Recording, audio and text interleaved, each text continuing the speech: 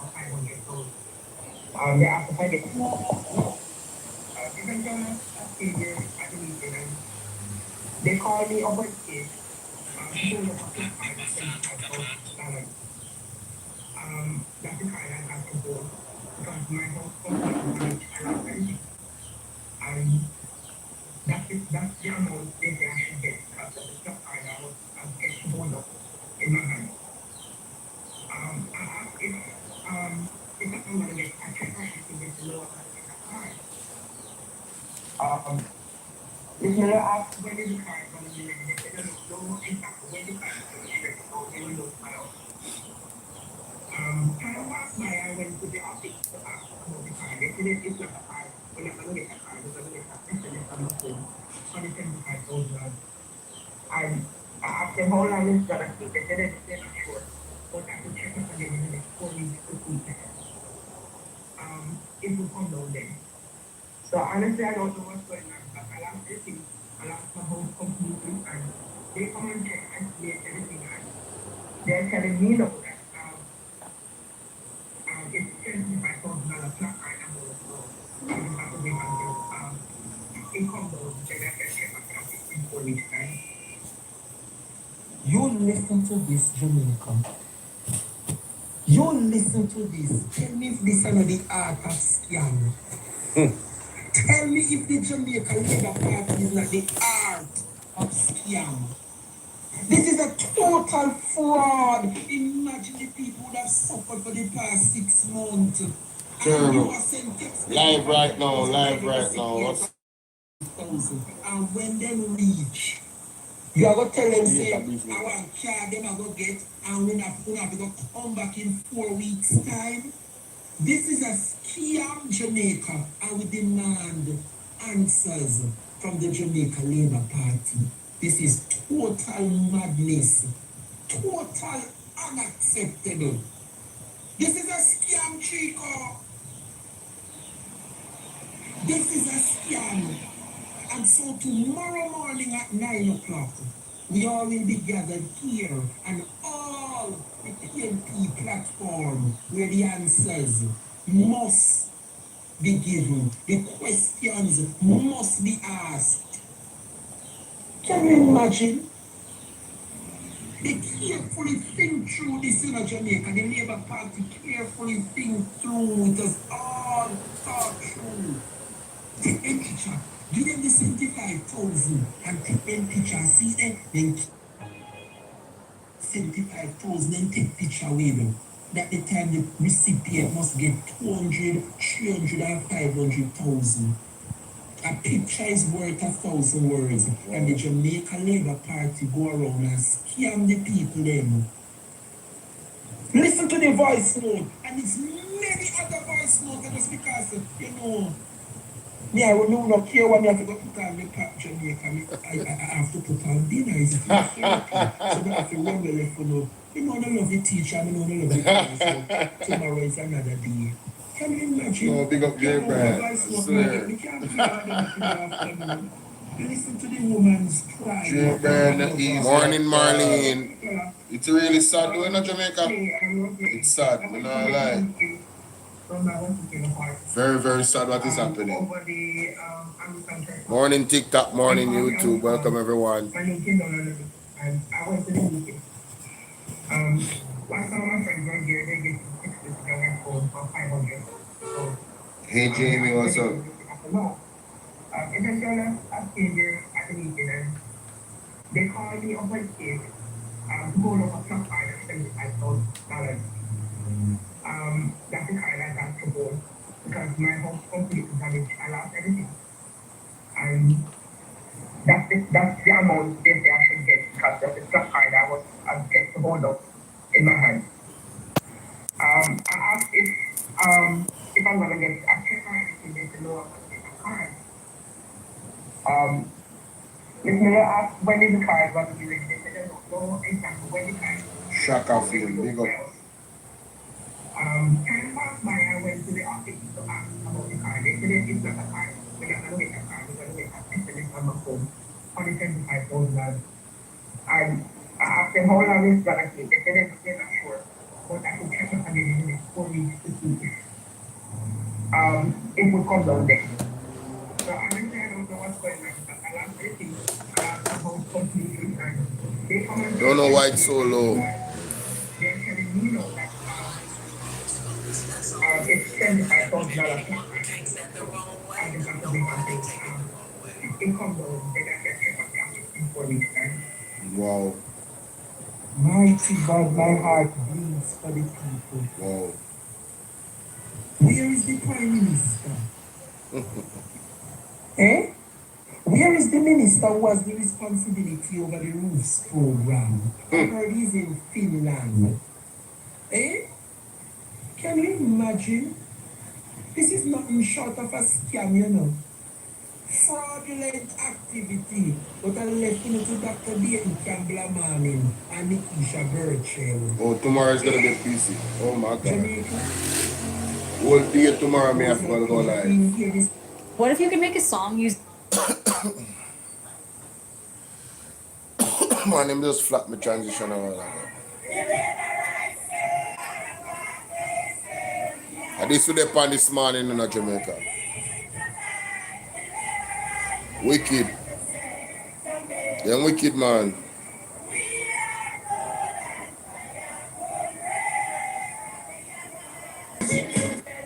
All and pull up. Earth Day Venus. What's going on, sweetheart? Welcome, welcome, welcome. Nice to see you, darling. How you doing? How you doing? Bless up, bless up, bless up. One of my day ones right there. Yes. You're going to hear all type of something. Yes. You're going to hear all kinds of lies. Yes. Here are the tactics used to try and buy you out. Here are the tactics used to try and frighten you away. And I only have to say one thing to you tonight, comrades. We are blood and fire comrades. And we're marching on to progress.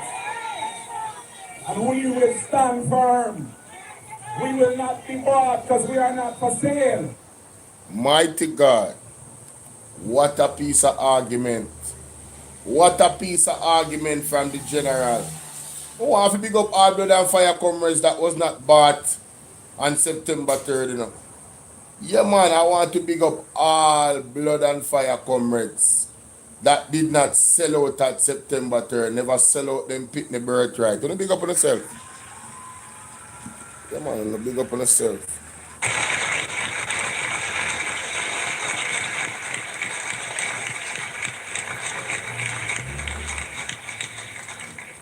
Yeah, man, big up all blood and fire comrades. We never sell out them future, never sell out them children. You understand? Big up on yourself.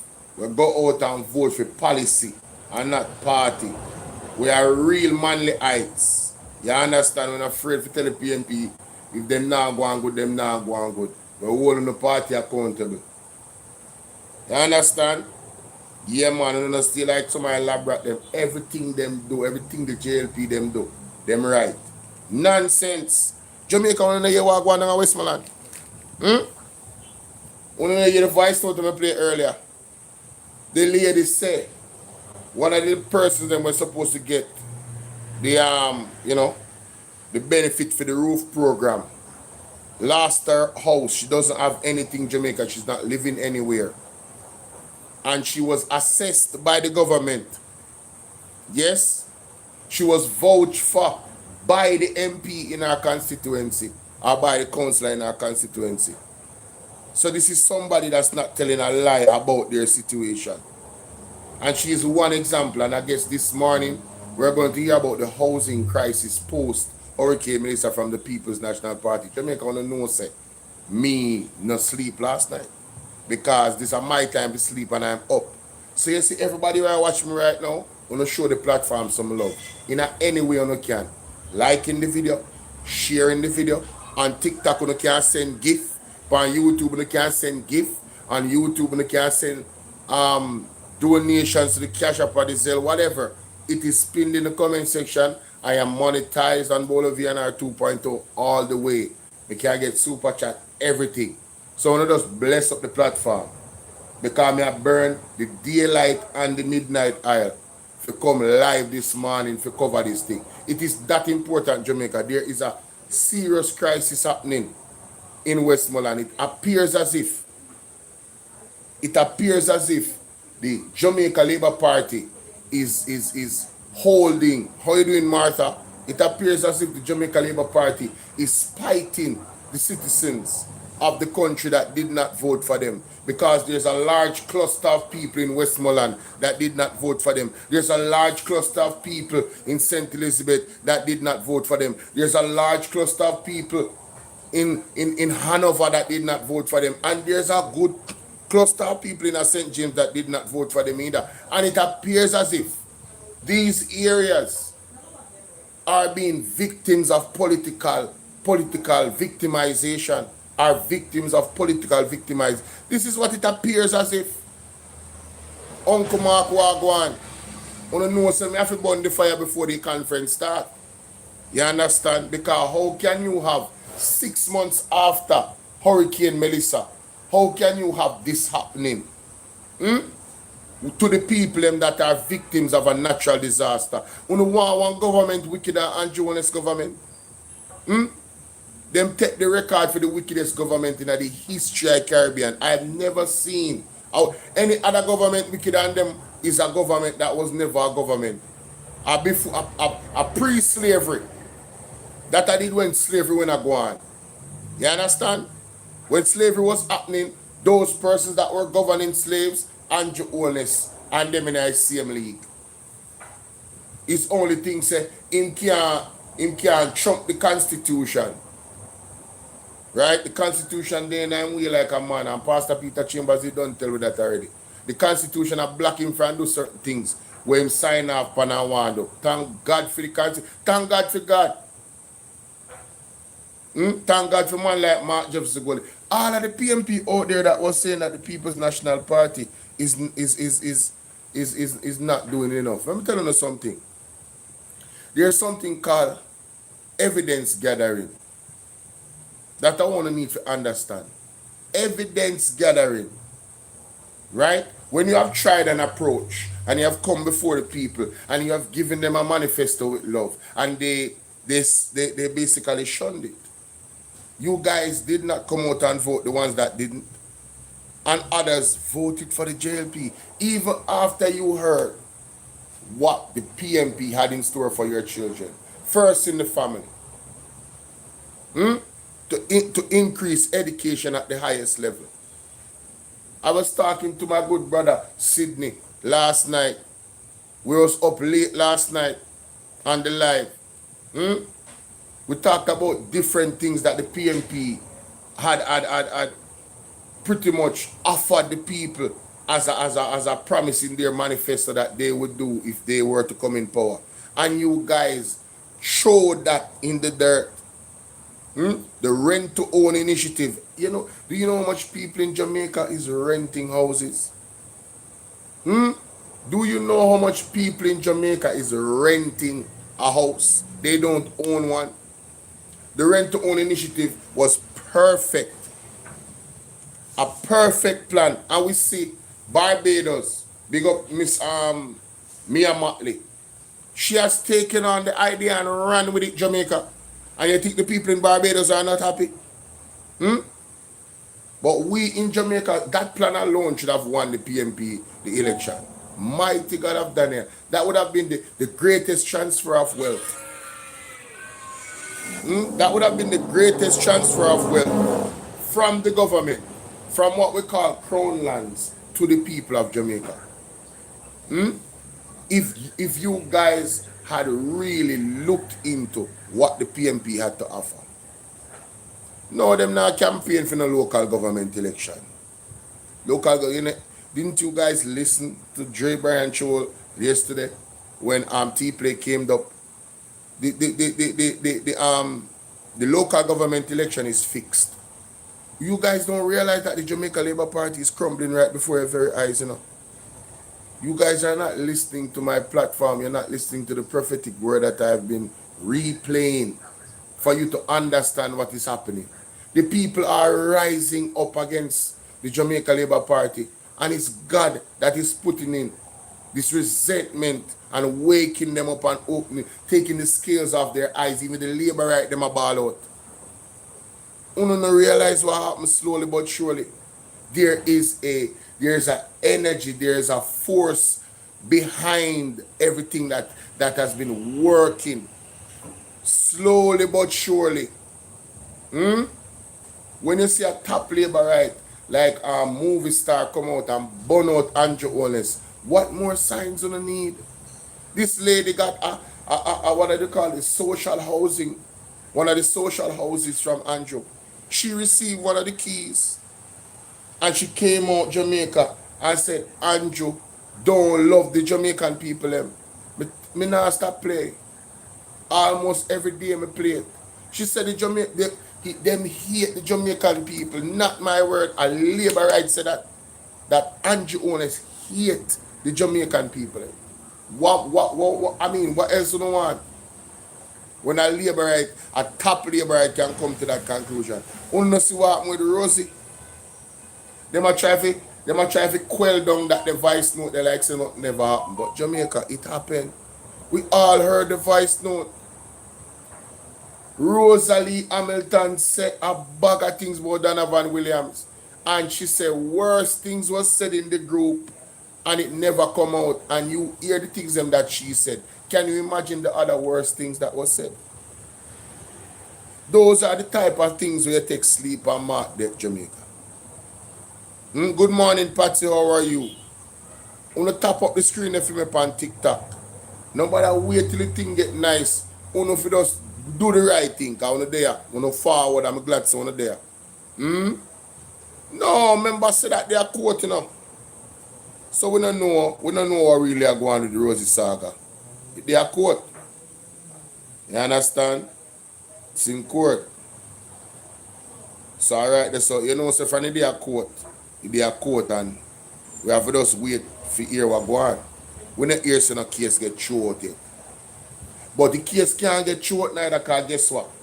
Ladies and gentlemen, everybody hear the voice note. This is a matter where the Integrity Commission have to go investigate. MOCA, JCF, JDF, everybody have to investigate that. Those claims that she made has to be investigated.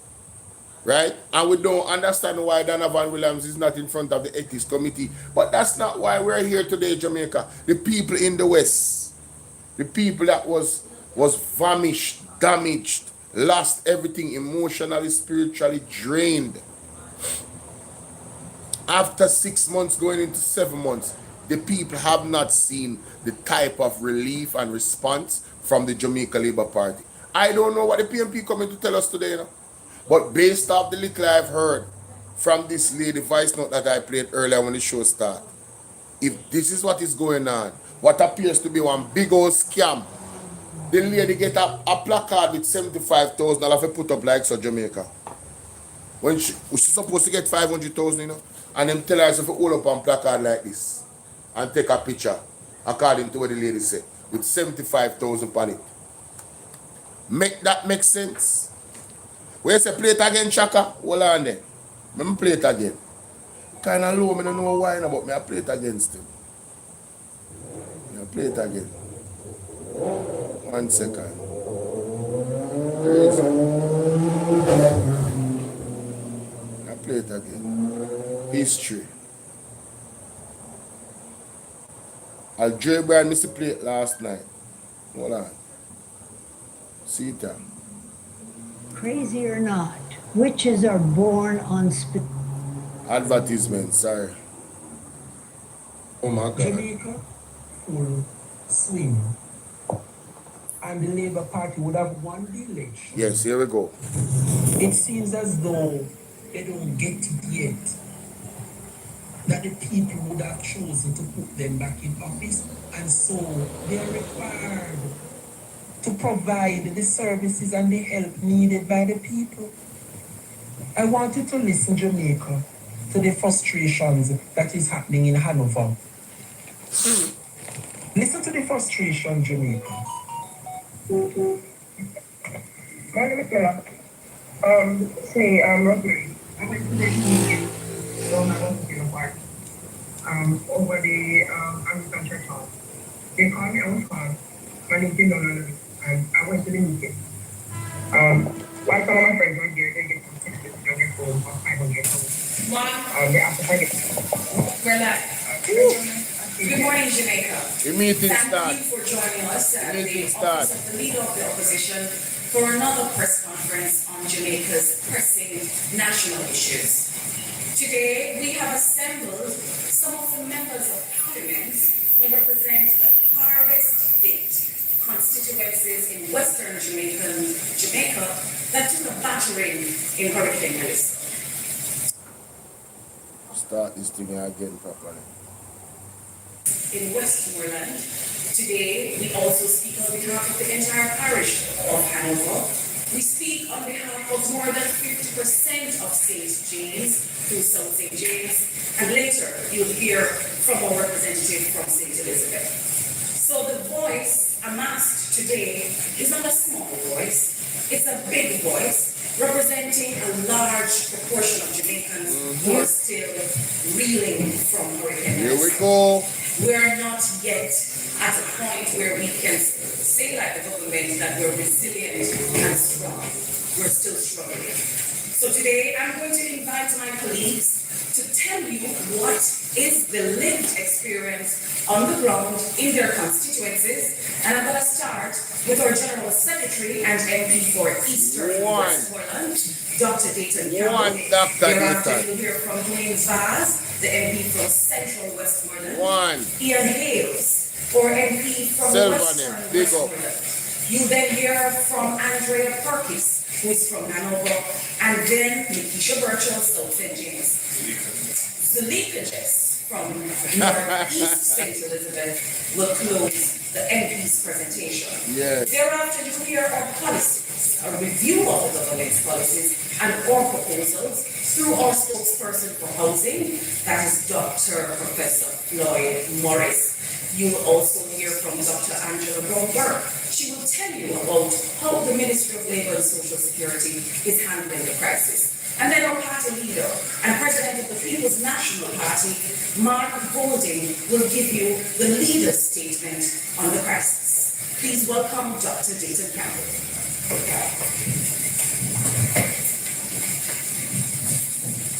Thank you very much, Nancy. Good morning, everyone.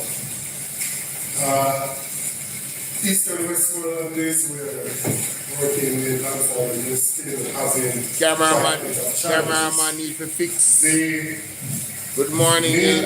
Elaine. At this point in time, I would say it's still around shelter. We have quite a bit of our constituents still residing in unacceptable conditions. I went to a community by the name of Habit recently with a group that was making a donation. And one of the residents spoke to the condition in which he's living. And what he has to do is use a tampon and the back of it to prevent some of the wind from coming is actually on the side of the brain. Wow. What? That's the reality as to how a person is asking living constituents. The roof program as outlined by the government has not benefited everyone that is affected as yet. I'm still hopeful that those who remain without any level of assistance will receive the assistance in due course. And the way in which it is structured is causing quite a bit of heartache because the fact that only selected hardwares were chosen has caused some of my constituents, for example, from Betterton, who have to go all the way to Savannah Lamar to get the supplies. Yes. They have actually spending about 80 to 100,000 in transportation. What? Just imagine that you're receiving the 500,000 because you're also speaking to this stuff. But because we need that Seneca hardware in Betterton or one else in the Eastern Westmoreland, you have to go all the way across the parish. The transportation costs to bring the goods to where they live. has caused them to be losing about 80 to 100,000 Jesus, please. Who don't want a wicked party than Labour Right Party? building material. For persons who were told that they could use this first $75,000 to other things like this, food fair, buy furniture, whatever it is, those persons have had to travel to Montego to the remittance companies to try and get the funding from those remittance companies. And that, Wicked. as you have seen in the media, has been nothing short. Wicked. I had the discussions with the Minister of Focus having at least one location in each constituency. Preferably if you could have one location for the hardwares in each division, electoral division. And obviously there are several other locations, companies that are there that you could use that will prevent these persons from traveling all that way. The second issue is that of businesses. To date, we've got some assistance through factories for businesses in White House. But the rest of the constituents, almost all of the small businesses were decimated. And those persons have not received any assistance at all. And that to me is also unacceptable. Because to get these persons independent, where they can fend for themselves and take care of their families, you would want to restore their livelihood as well. And those persons have not received any assistance. In terms of infrastructure, the roads were totally devastated in this country. And I heard an announcement of a post-hurricane road program for $1.3 billion. And 500 million out of it was to be spent in Kingston and St. Andrew. Right? And the area in which you have the major devastation, it was less than $100 million. We have not received any allocation for road repair in Kingston. What? Some of the areas are impossible still, and you still have areas where it is, as you see in the Bluefields, you have areas where there is significant compromise of the roads, which is also affecting even JP's ability to restore the electricity. And as I said to JP's, we have 7,912 total customers in the constituency. 4,073 customers currently have electricity, 3,813 customers don't. So roughly 50% of the customers in the eastern Westmoreland When I hear better now? don't have electricity 6 months. 6 months, approaching 6 months after the hurricane. I think more can be done. And two of the areas, Darlington and Letterton, it is actually a generator that is providing electricity to some of those persons. We're 150 million there. So we What are have you- far way off from where we should be. Wow. I will leave it at that because I know that farmers will go to the state.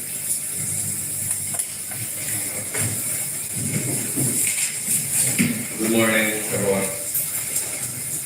Let me start with the roofs program. Because every single day we get numerous calls about what is happening. And even this morning on my way here, I spoke to 3 persons who had 3 different situations. One person was assessed physically. Allowing persons in her community was still have not heard anything, so wanting to know what's happening. Another person who called was You see, and not my assessed fault, that's physically, them fault. but they get came clear into the now. community, took her information, and get said clear they would now. come back. And no one has came back. And there was this other person who was not assessed any at all, but has been to the NIS office on numerous occasions and was told she just has to wait until they come into the community. These are serious situations that we're having because after 6 months, still not been able to pick up the pieces after such a devastating hurricane. And they are frustrated because they don't know what is really happening with regard to the government assistance. And this is the only substantial program that has been implemented. And the fact is the majority of persons have not been able to receive assistance. And even those who have, the assistance is still inadequate with regards to the type of damage that they got to their houses. Wow. Dayton spoke about the cash grant where persons have to travel all the way to Montego Bay, and that has been frustrating again for the residents who have suffered in Hurricane Melissa, because what they have gone through, they should not have to be going through this now to just to get the assistance Exactly. that they totally deserve. Yes. The shelter issue is also another major issue, especially at the Petersfield shelter in central Westmoreland, where we still have 41 residents, which include 12 children. I was there on Sunday and again yesterday to visit the residents to hear what they're saying. And the major issue they're having is communication. Because the fact is the government has made so many promises since the passage of the hurricane to them that has not been fulfilled up to today. Wow. The last thing we have heard is that by the 8th of May, they should be moving them to suitable locations. But they are disheartened because every time they hear something, it has not come through. So we're really hoping that this comes through. But the area that they have designated to put these houses, we have not seen much work being done in that area. So I'm really wondering if this May 8th deadline is actually realistic. Whoa. But I'm hoping and praying that it really works out. And another issue we're having is that, as I said, with communication, even with myself, the ministry personnel came down, toured the site, and not even the common courtesy to invite the member of parliament, who the people are calling every day, to at least have that part of communication where we can liaise and let persons know what is happening. And I think that is unacceptable. But what is really bothering everybody is the condition that the persons are living in. And when you visit the shelter, it's really disheartening. You really pray and wonder what will happen to these persons. But we're really hoping that this May 8th deadline doesn't pass. And we're also asking the minister to really think about the persons who left the shelter, because persons who would have given, they have given certain ultimatums to leave the shelter at different times. Not everybody stayed, some people left. But if you visit the communities, you see people under tents, literally, because they had to leave the shelter because they thought they would have been thrown out. So they left, but some of them are living in really deplorable conditions. Wow. So what I'm saying, the ministry has the information because you took the information from these persons. So if you need help to go and find them, you can also contact me because we know where they are. But persons who have left the shelter, we're also asking to remember them when the housing solutions are being provided. The road situation in central Westmoreland is horrible. And up to yesterday, we had to deal with a protest on the Hartford to Williamsfield main road where persons blocked the road because of the poor conditions. And we understand the frustration they're going through because every day traversing these roads, they damage your vehicles, they damage everything. And they blocked it yesterday. We have promised to do some temporary work, which we're starting today and tomorrow. But it is only a temporary fix, and that is from my own resources. Because at the end of the day, the resources that we're waiting on from the NAA to do patching will not come forth probably until a month or two, because we contacted the NAA yesterday. We heard that we will get a new patching program in the new financial year, but we were not able to get a timeline from them as to what date it will be done. And we have many other areas like this across the constituency where I know people are very frustrated about what is happening. And there's also a bridge situation because we had two bridges that were seriously devastated in the hurricane. That would be adding to one we had before in Fuller's Field. But in Frome and Grange, serious deterioration. And the Frome one, we have had two major accidents already. One person died in a bike accident, and then we had a head-on collision after. And in Grange, up to yesterday, a car fell into the area that has been deteriorating. So we're asking the government to move speedily on this because we have not been able to hear from them as to when some serious work will be done in these areas, because we did not see anything in the budget and we have been asking, but we have not been able to get a real response from them. And before I close, just quickly, electricity restoration. Most areas in Central we have gotten electricity, but we have had a lot of pockets in different areas where some sections have light and some don't. And we have been in contact with the members of the JPS, but what is really happening, as they are saying, they are short staff. I guess because the team that came to assist has left for the most part. So the local team is saying they are short staff with regards to getting the work done. So we're asking if anything can be done to improve the levels of service that the JPS has so they can go out there and quickly restore, because I didn't have electricity for 2.5 months and it was so frustrating. So to imagine being without it for 6 months, it is really unacceptable for where we are in this country, and we should have had that sorted out by now. But I'll leave the other issues to my other MPs who will speak soon. Thank you. Good morning. Party leader, colleagues, good morning. 6 months after Hurricane Melissa, the people of Western Westmoreland is still suffering. And how are they suffering? For those that who have been called by the ministry to collect a check, they're still, majority of them are still waiting as we speak. And if you do get a call to collect a check, most of the citizens from Western Westmoreland have to travel to Montego Bay. Not in Westmoreland, but to St. James. For those that had the little shops on the corner and do a little commercial activity within a lot of our communities, they haven't gotten any assistance as yet from the government. And it is causing some hardship in the constituency of Western Westmoreland. Look, if the story should be told that 6 months after a hurricane, you would be still waiting from your government to get a level, some kind of assistance, one. And two is that when you leave your home, I think there's no other parish now which have a garbage pile up than the parish of Westmoreland. Something has totally happened since the hurricane where we can't get the garbage in Westmoreland to be collected. So when you come out of your house, you enter the bad road. When you enter the bad road, you're running into garbage. Something has happened somewhere. And I just want to say, look, if the government chooses to neglect the parish of Westmoreland, all the tax-paying citizens of Westmoreland, I haven't received a list from government as yet in terms of who got damaged, who received checks, who's still going over Montego Bay. I haven't received any of that as yet. What? In terms of JPS and the constituency of Western Westmoreland, what the hell is going on? I'd probably say around 85 to 90% of our citizens have been restored with electricity thus far. No communication with the We're having MP? a problem also. I think within some schools you have school attendance under decrease because of what is taking place with the parents. For the farmers in Western Westmoreland, I don't think there's 2,000 coconut trees living in Westmoreland, period. What? And for those that used to go on the roadside, sell a little breadfruit, sell a little coconut, just to make ends meet. You have no breadfruit tree anymore, and you don't have no coconut tree anymore. And this is leading to a level of, in certain areas, you have increase in criminal activity. I want to appeal to the government, look. You have 3 members of parliament from Westmoreland. We're willing to work with the government. We wouldn't want to come here today and have a press conference to cry out and bawl out for the people of Westmoreland. We're willing to work with the government. But 6 months and still waiting to get a check or to get your garbage pickup or to get your road fixed is unacceptable in any modern society.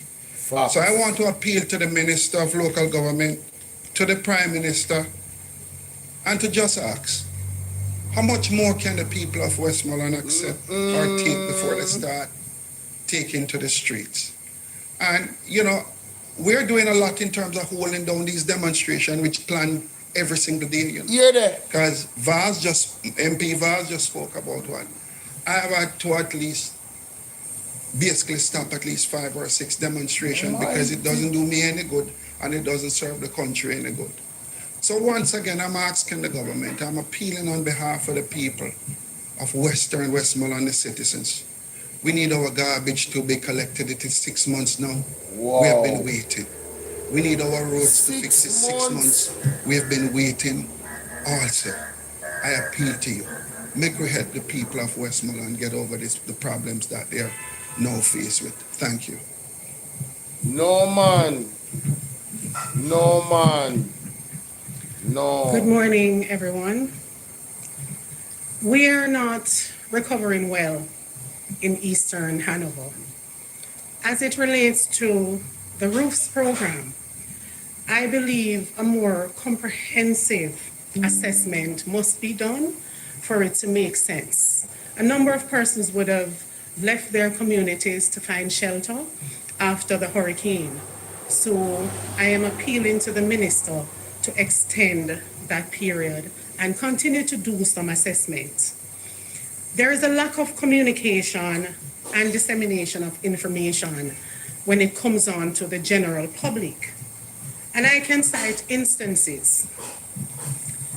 Miss Angela from Claremont in Sandy Bay Division went down to Lucy to the launch of the Roofs program. She posed on stage with a $500,000 check. You can find her picture on the Prime Minister's page. Miss Angela's home fell to the ground. Her shop fell to the ground as well. But let's focus on her home. Miss Angela received $200,000. Miss Angela went to the office in Lucy, the NIS office in Lucy. She was not helped. There must be a better way. There has to be a way to assist persons. If an error is made, there must be a way for it to be corrected. It can't be, we can't help you, nothing can be done, go to your Member of Parliament's office. Another situation with regards to the roofs program, a lady from Chester Castle, she lost her cell phone. She went to the office, she got no help at all. That lady turned up to my office in tears. We must do better. As it relates to the schools in Eastern Hanover, all 3 high schools have been damaged. No work has started. Jesus. At Nokolva Technical, we have students from grade 9 to 11 attending for 5 days, grade 7 to 9. They're alternating 2 days, 2 and 3 days weekly. Mount Ward School does not exist anymore. What? School is being kept in a church hall. Oh my God. Hopewell High, no repair has been done. Merlin Otti, no repair has been done. I am appealing to the Minister of Education to come on the ground in Eastern Hanover and do it with urgency. She hasn't been there? We need your attention in Eastern Hanover. My God. With regards to the shelters, we still have 19 persons in shelters in Eastern Hanover, but we are deeply concerned as the hurricane season is around the corner. Very and much over so. 90% of our shelters are still damaged. Very much so. Road rehabilitation is not happening. Jamaica, when I hear this, I want to share up the live. Horrible road conditions in Eastern Hanover before the hurricane. Spark program and patching 3 roads in the constituency is simply not enough. Again, our roads were very bad before the hurricane. Yes. Places like Milestone, Jericho to Cascade, Maryland, Cash Hill, Ramble, Flint River, through Cold Spring to Woodsville. These are areas that need urgent attention. It is not fit for daily commute. As it relates to electricity, most of the constituency got back electricity. We only have a few areas in Chester Castle Division and 1 area in Hopewell Division, Woodsville, that is still in darkness. We have noticed a trend in Eastern Hanover, and I must highlight this. We're on the ground. We know the areas where most of the citizens would have voted for Jamaica Labour Party. We know the areas as well where they would have voted for the People's National Party. In areas like Bessie Baker and Axandas, Pumpkin Bottom, those are strong JLP areas. Beneficiaries have received their monies. Mighty God. I am asking you, Minister, what about the other areas? What about the people in the other areas? JLP area get money and regardless of PNP who area they now get voted money in for, the Hanover. they are The still people them in the area them. waiting. When Hurricane Melissa came, it did not knock on doors inquiring about political affiliations. It didn't. Before it disseminated, families were displaced. We have persons who still have tarps on their houses. I am asking you to pay attention, Mr. Prime Minister, to all of the people of Jamaica. I am the Member of Parliament for Eastern Hanover. What a disgrace. I am not the member of parliament for the citizens in Eastern Hanover that What a voted for the disgrace. People's National Party. Mm, I challenge you, Mr. Prime Minister, hear that? and his cabinet to do same and take care of the Jamaican people. Thank Mighty you. God. No, man.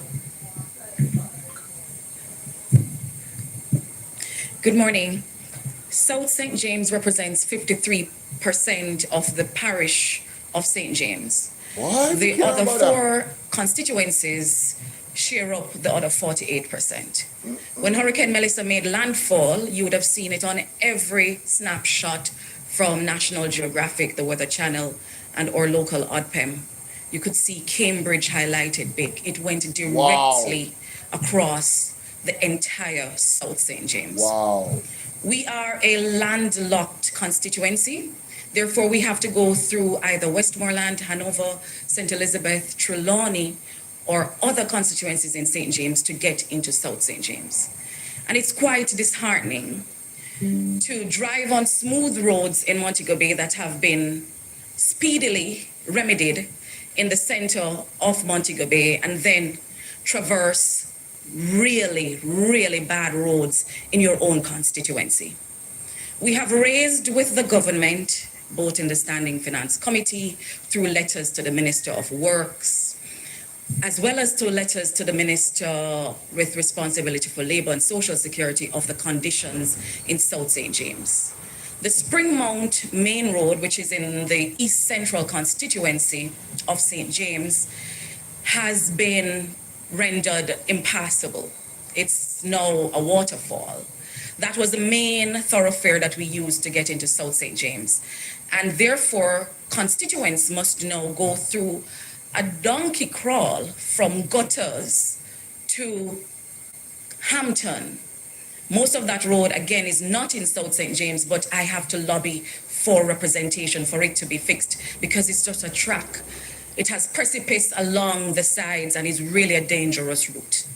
The residents are threatening to block that road again. Wow. And we're asking for some attention from the local government to this road immediately.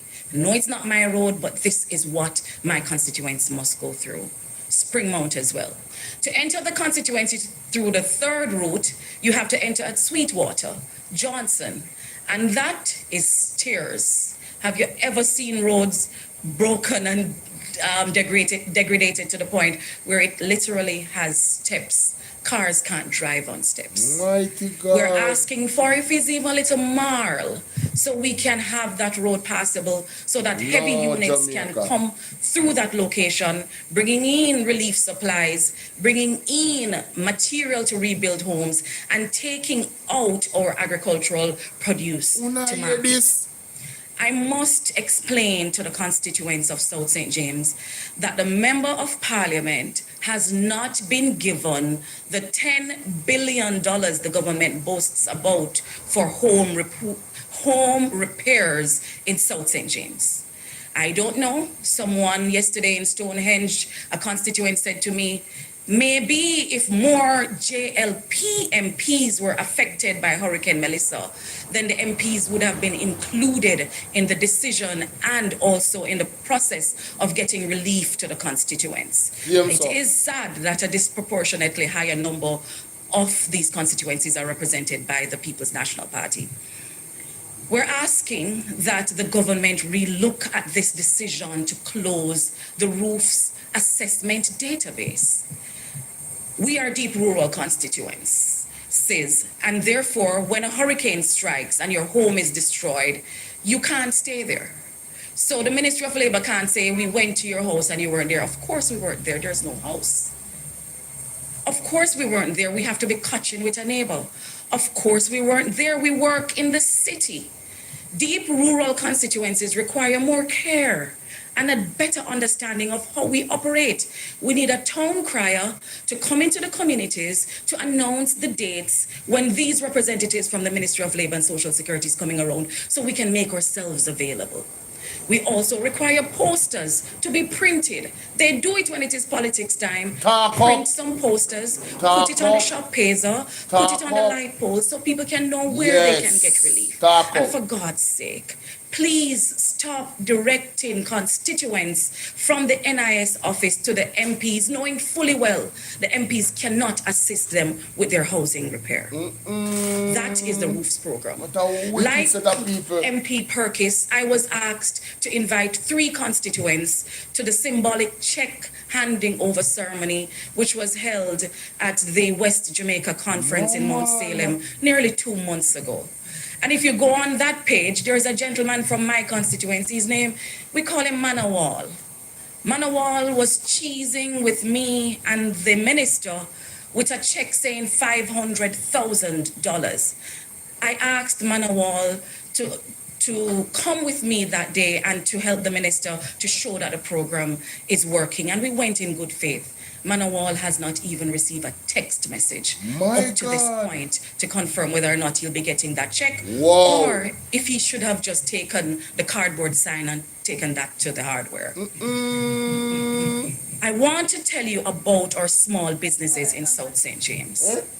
Our small businesses, they come to me, our shopkeeper, or contractors, or hairdressers. They say, why, the house might be fine, but business stop because we have no roof on our business. Our stock was destroyed. Whatever the storm didn't take, people came and took the rest. When I tell them that the government has not announced any economic assistance for businesses in one of the parishes that has been so badly affected, they say it's liar telling. Because how could a caring government not think about the resuscitation of the economy of a constituency that has been so ravaged by this hurricane? Talk about our farmers. Our farms were wiped out. We are the farming constituency in St. James. Exactly. We feed Montego Bay. We also contribute to the Falmouth market. The crops were destroyed. We're expecting that a constituency like South St. James would receive a lion's share of any fertilizer, any spray, any seedlings. We've had some trickling of support where agriculture is concerned, and we're surprised that other constituencies that don't even plant corn, yam, tomato are getting big agricultural inputs and not so much South St. James. Finally, I want to speak about the education and the slow pace at which we're restarting in South St. James. So a number of our schools have received letters from the Ministry of Education indicating that they have been approved for sums for the repairs of their schools. Grossly inadequate in a number of these instances. But the biggest challenge is that we are seeing from these deep rural constituencies, contractors and teams of outsiders that we don't know, taking camp in our communities, and they are the ones doing all the work on these properties. I implore of the Ministry of Education to understand how the culture works within these communities. You must have a local liaison working with these outside contractors who understand how the wind blow. So if they put on the roof this way, the wind go take it back. You also have to work with the local communities to secure their buy-in. Makes sense. You don't want to hear, say, you put down 50 length of steel and you come back tomorrow and it's only 10 because they don't feel like they're a part of it, so they work against it. We're asking you that we do not choose to come here and complain to Jamaica. Yes. We've waited almost 6 months Facts. because we were giving the process Time. the time to work. Yes. But our constituents are Talk losing about it. their patience. Talk reasonable, no, But when Jamaica. Jamaicans are fed Reasonable. them block roads. Reasonable. Reasonable. Reasonable. That reasonable, Jamaica. morning. That There reasonable. are 3 critical issues that have been affecting the constituency of northeastern St. Elizabeth since Hurricane Melissa. The first issue has been adequately ventilated by my previous colleagues, and that has to do with the issue of housing.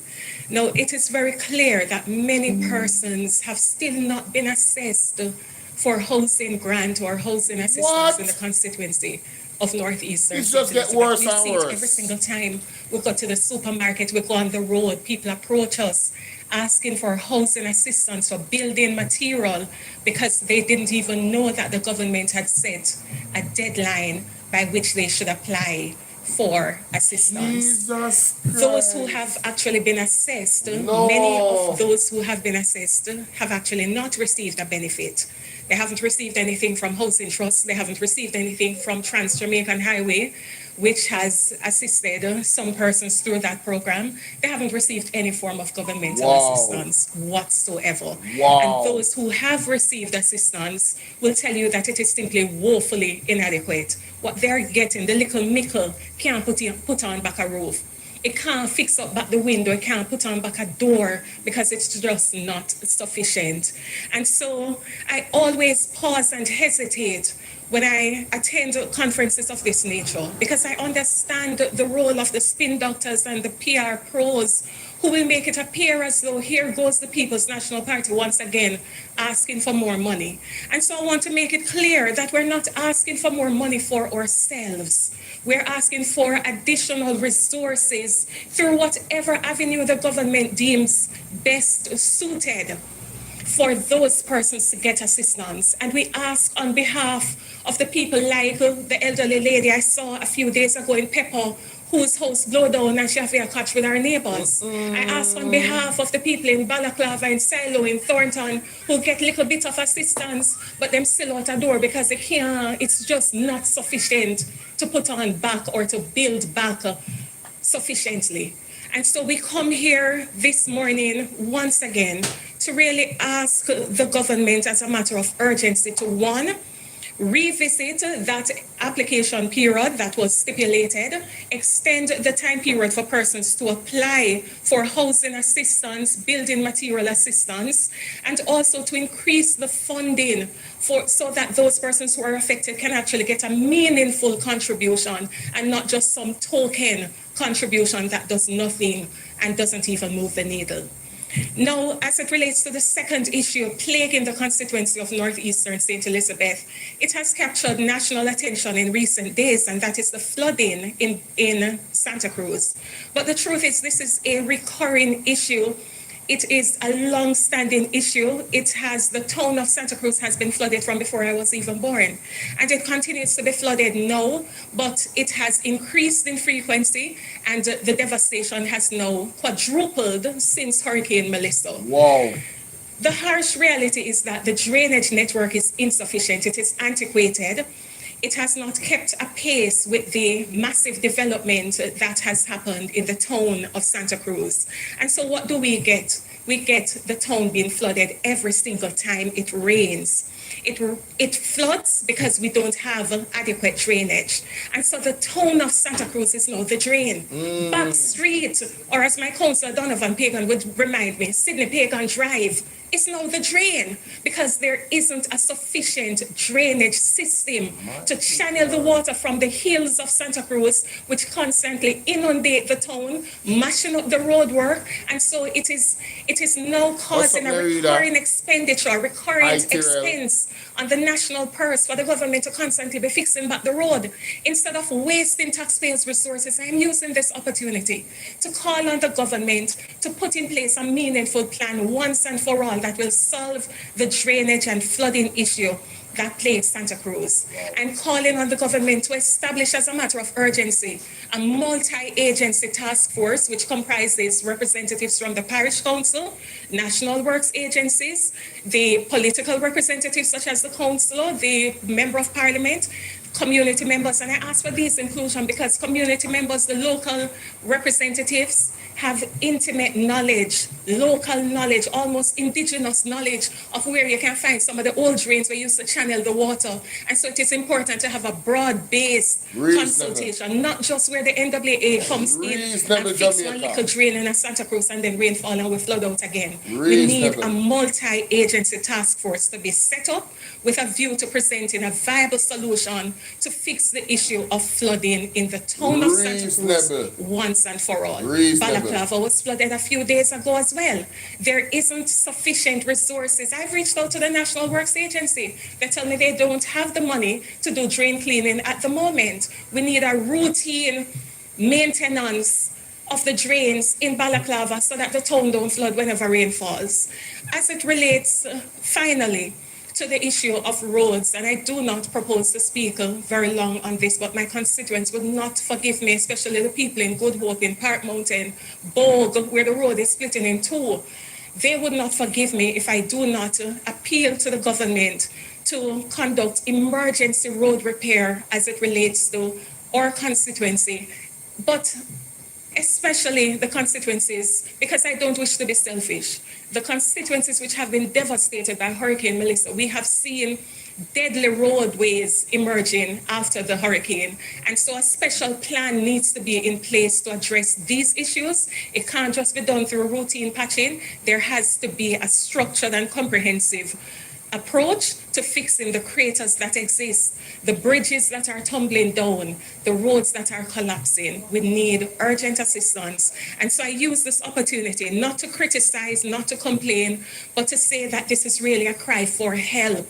This is a cry for help for the people of northeastern St. Elizabeth who have suffered devastation following Hurricane Melissa. It is a cry for help, for urgent housing assistance and building material to be provided to those who are still without a roof 6 months after the hurricane. It is a cry for help for the business community, the residents of Santa Cruz who constantly are flooded with very little rainfall, which disrupts and brings business and economic activities to a halt. It is a cry for help for those along the Lacovia to Burn Savannah main road who are fearful of being washed away like how the water washed away the bike a few days ago. This is a cry for urgent assistance and intervention so that people can actually build back better. Thank you. Wow. Jesus. This is a lot. Me not tell no lie. It's worse than everything when we did think. Good morning, ladies and gentlemen, no, man. Colleagues, party leader. My colleagues have spoken passionately about the challenges they face. One of the thoughts going through my head as I listened is that we need a government that ensures that there is a plan so that elected members of parliament don't have to rely on a hope and a prayer. 6 months after Hurricane Melissa devastated communities in Western Jamaica, there are just too many families who remain stranded in the ruins, not just of their homes, but of a recovery system that has failed them miserably. Today, all of us you see here, we are standing with those affected communities, urging immediate government action on systemic shortcomings, recovery gaps, and the urgent need for transparency. The official reports indicate that over 25,000 homes were damaged and 15,000 families displaced. The Ministry of Labour, through their roofs program, and in terms of what they're doing, the failure that we're seeing is therefore simply unacceptable. What is clear is that the processing grants on the roofs has faltered badly. The majority of affected families, as you would have heard, are unaware of their status and actually have no reliable system like a dedicated hotline or an online portal to ask questions or get updates. Terrible. And so the request, the ask that there is a system that allows individuals to actually come forward if they have not been assessed is one that is real. But first, they also have to know they have not been assessed, because the minister assured me that they don't have to be there on the ground to be assessed. And therefore, if individuals came into the community, I am going to assess if I live in that community. I am going to believe that I have been counted. If there's no way to determine who has been counted and who have not been counted, then it means that there's a big gap that should rest on the conscience of a government that has been elected to take care of its people. The current system being used, as you would have heard, create further distribution barriers, forcing rural residents to face long trips, as you would have heard, multiple visits, each costing money and time that could have been better used. These issues don't affect one parish, but the story is the same across several parishes, which therefore points to a systemic breakdown that real families endure every day. What is now clear as well is that the broader recovery also lags way behind the promises that were made by the government. In fact, many of us would have remembered that they committed at least 12,000 homes by January for grants and 2.5 billion in aid. Yet, we are learning that only 3,200 grants have been delivered, with 70% of the affected parishes still awaiting meaningful assistance. By any measure, by any yardstick, this is woefully inadequate. For those who have been assessed and have actually received grants, there's also still some clarity that is required. So, for example, how does a family whose house has been totally destroyed end up on the list of those getting $70,000 rather? How do they get on that particular list and not on the 500,000 list? How do individuals who live in a community, a yard with several houses, see their neighbors receiving grants and cannot get a response from the ministry, from the NIS office, from the parish office about where they fall, if they do, on any of those lists? And I suspect that for many of those, the issue of clustering is something that needs to be looked at. The issue of our ministers having an understanding about how everyday Jamaicans live and what constitutes a household becomes also something that we have to look at. This morning on the news, I heard a statement from the minister saying that they are only giving one grant to a household. And that's fine if that were to be true, because others will tell you that it's not. But let's assume that that is true. Then the question becomes, how do we define a household? And from everything that I'm picking up from the ground, some households have been made invisible by the system that the government is using. Whoa. And I'm being generous. Because others would say that some households have been made invisible because of the politics. Mighty God. The public has not been provided with explanations about the shortfalls that we are seeing.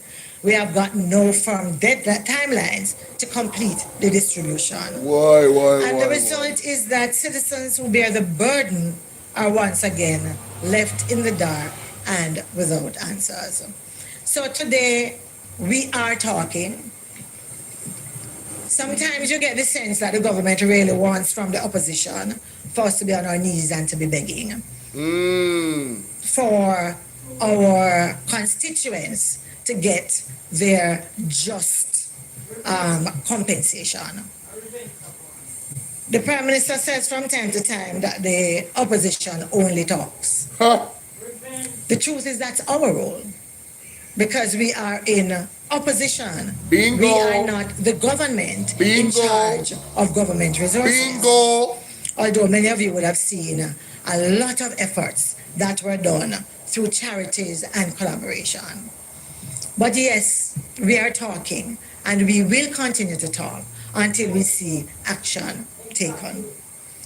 Let's talk a little bit about the We Pay system, which was launched on January 30th with the National Payment Corporation of Jamaica for $500 million in disbursements, but which is obviously nowhere ready for broader rollout.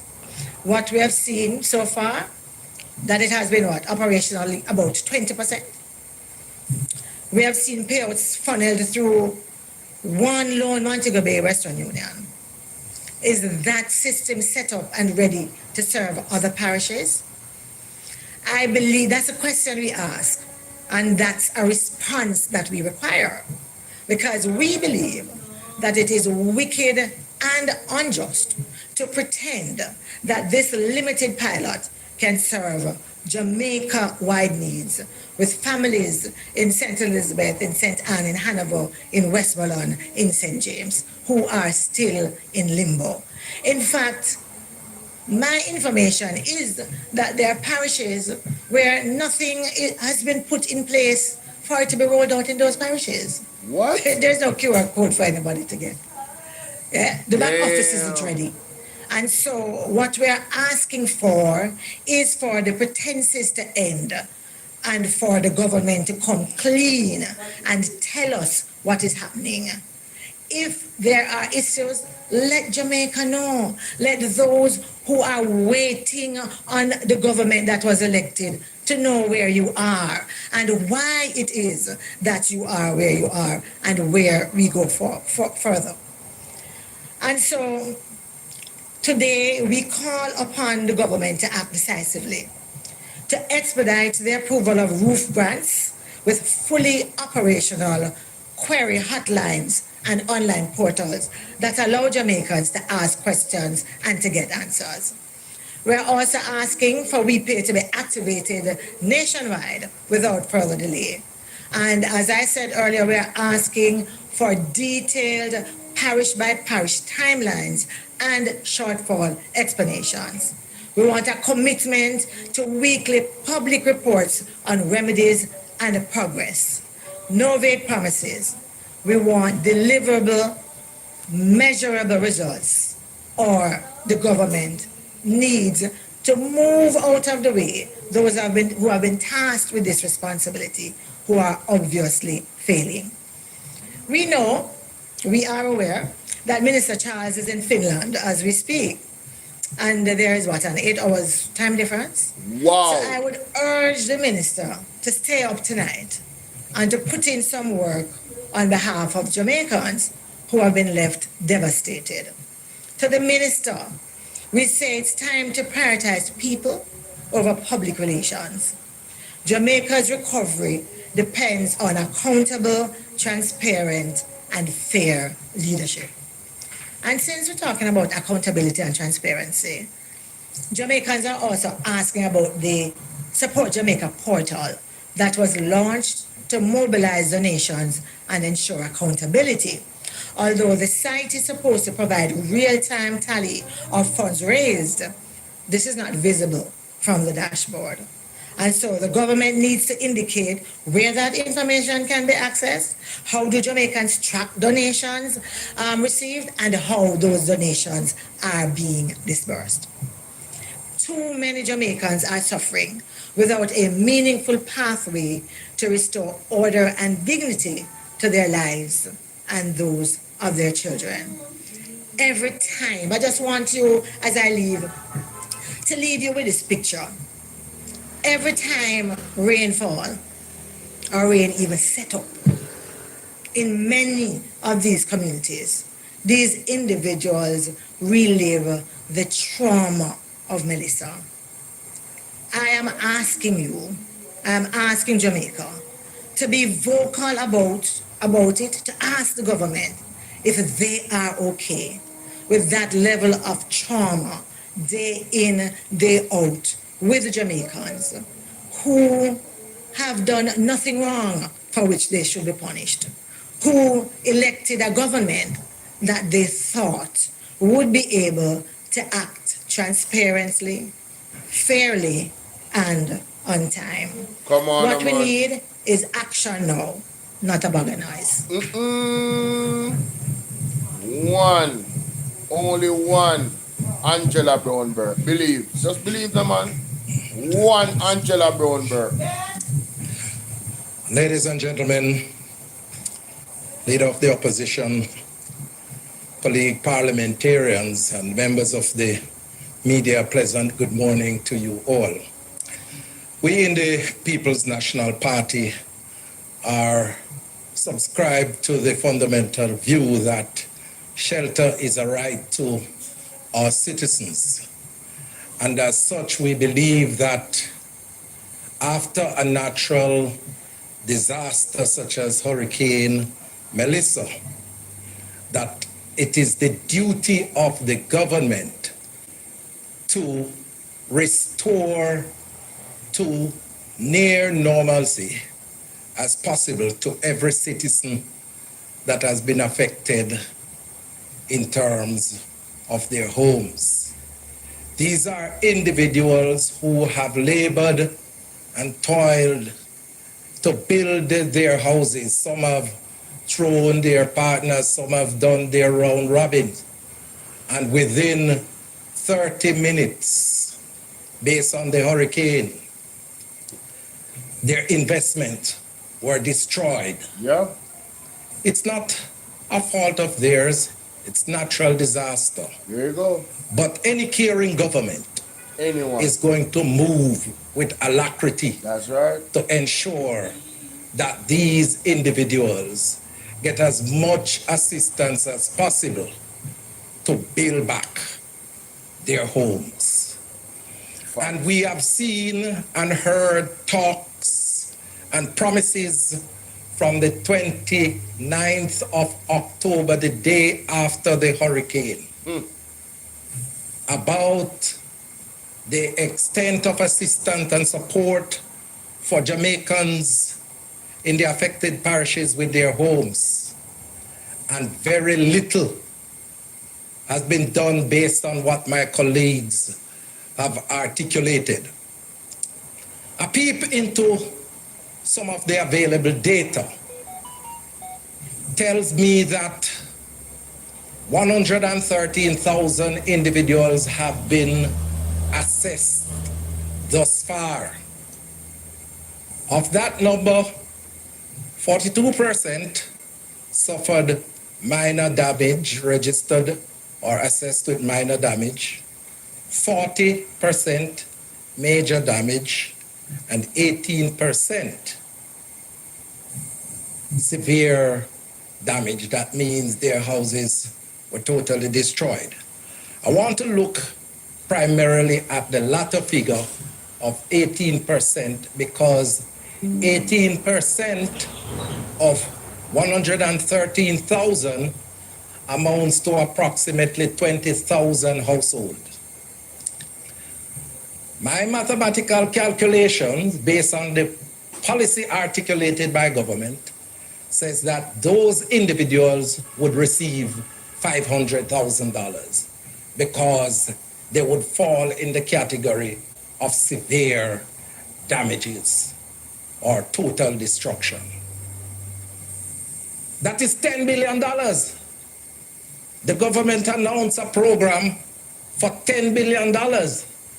So that means the 20,000 individuals who have suffered severe damage would have eaten up all of the funds allocated by the government. Whoa.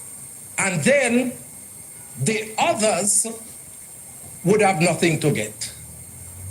And so we have heard a whole lot of figures being bantered about by the government in terms of how much they have raised in the history of Jamaica.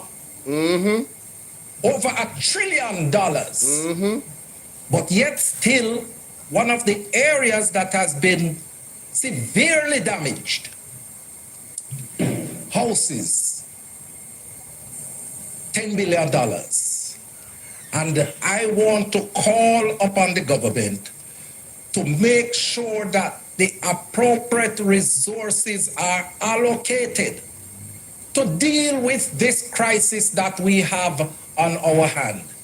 Because if we are talking about building back better and restoring to normalcy our people where shelter is $10 billion is not going to cut it.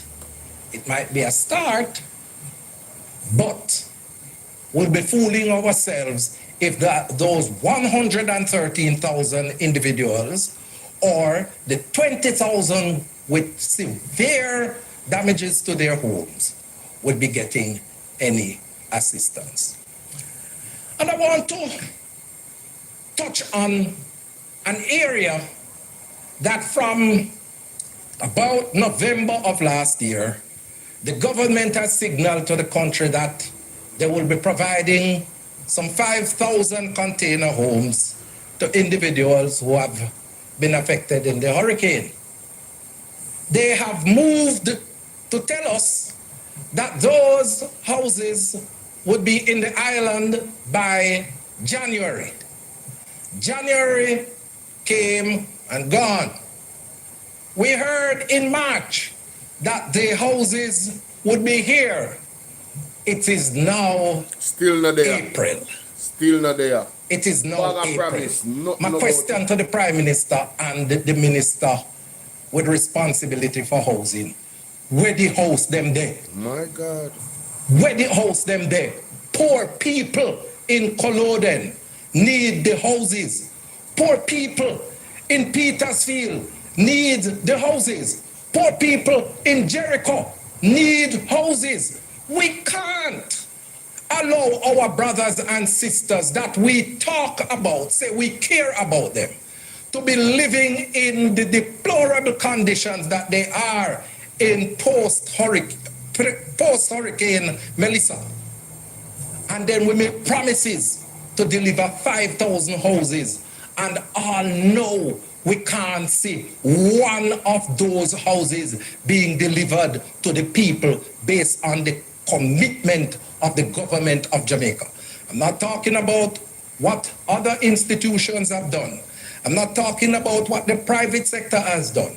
I'm talking about the specific program that the government has said that they are going to be obtaining 5,000 container homes to deliver to the people of Jamaica that have been affected by Hurricane Melissa. We need to know where the house them there. And finally,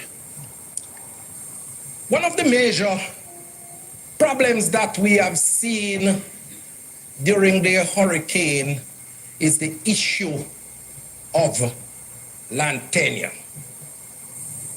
And the government said that it would address it during the recovery effort. Because a lot of the houses, especially in Westmoreland, were built on lands that were leased by the people, and so they couldn't build a permanent structure. And we know what happened with that and the hurricane. I want to know from the government, in this post-Hurricane Melissa recovery effort, what measures have been put in place to ensure that when a man gets the $500,000 check, they don't build back in the same situation that would contribute to them seeing their houses being destroyed? It is the duty of the government to ensure that the people get access to land to build back better than before. The leader of the opposition, my leader, had committed to ensure that we free up some of the lands and make the land available to those individuals who were living on government-owned land, to make sure that we create an access mechanism for those individuals by changing the requirement, the time frame in which individual could apply for those land in terms of tenureship. We want to know, where is the government on these issues? Because if it is that we don't take into consideration land tenure, we are not going to be building back better, and we are not going to be building back stronger. I say to the government of Jamaica, come forward, come clean, and tell the people of Jamaica the truth. Thank you very much.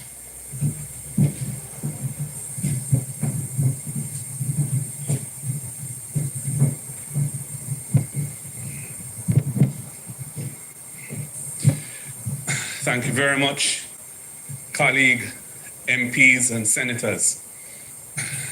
Ladies and gentlemen, members of the media, those listening in, I thank you for joining us this morning on this important discussion on the state of play in Jamaica in mid-April after Hurricane Melissa hit our country on 28th October 2025.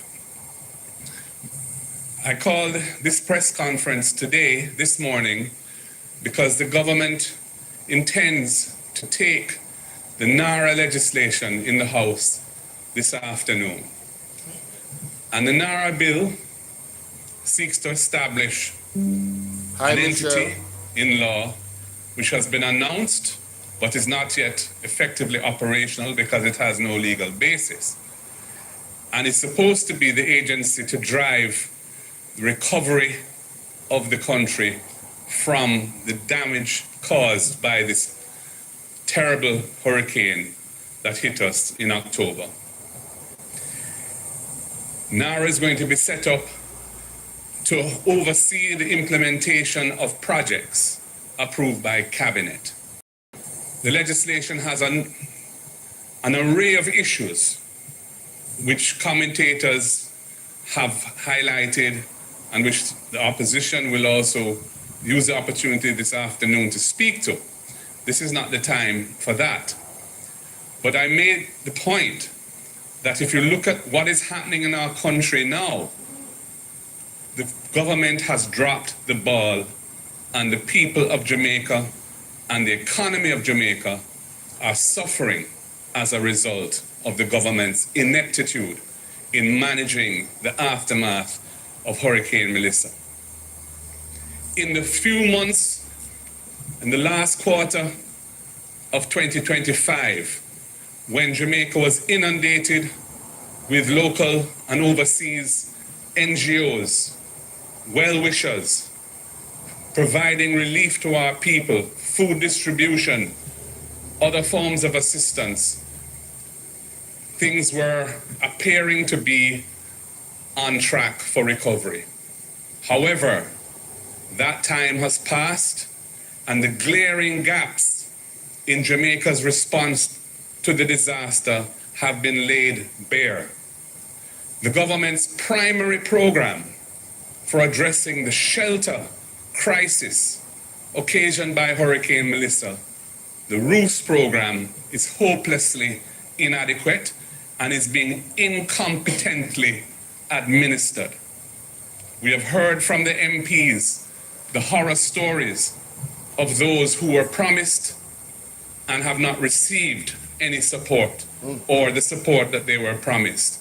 The difficulties of access, the lack of comprehensive coverage of people who are in desperate need of help. Tens of thousands of Jamaican families are living in a post-Melissa environment where they lack habitable shelter in which they can rebuild their lives. This is a deplorable situation which ought to be the focus and priority of the government at this time. Yet, in his budget presentation, the Prime Minister didn't speak to it at all. At all. And if you look at the design of NARA and its focus, that is not what NARA is being established to tackle.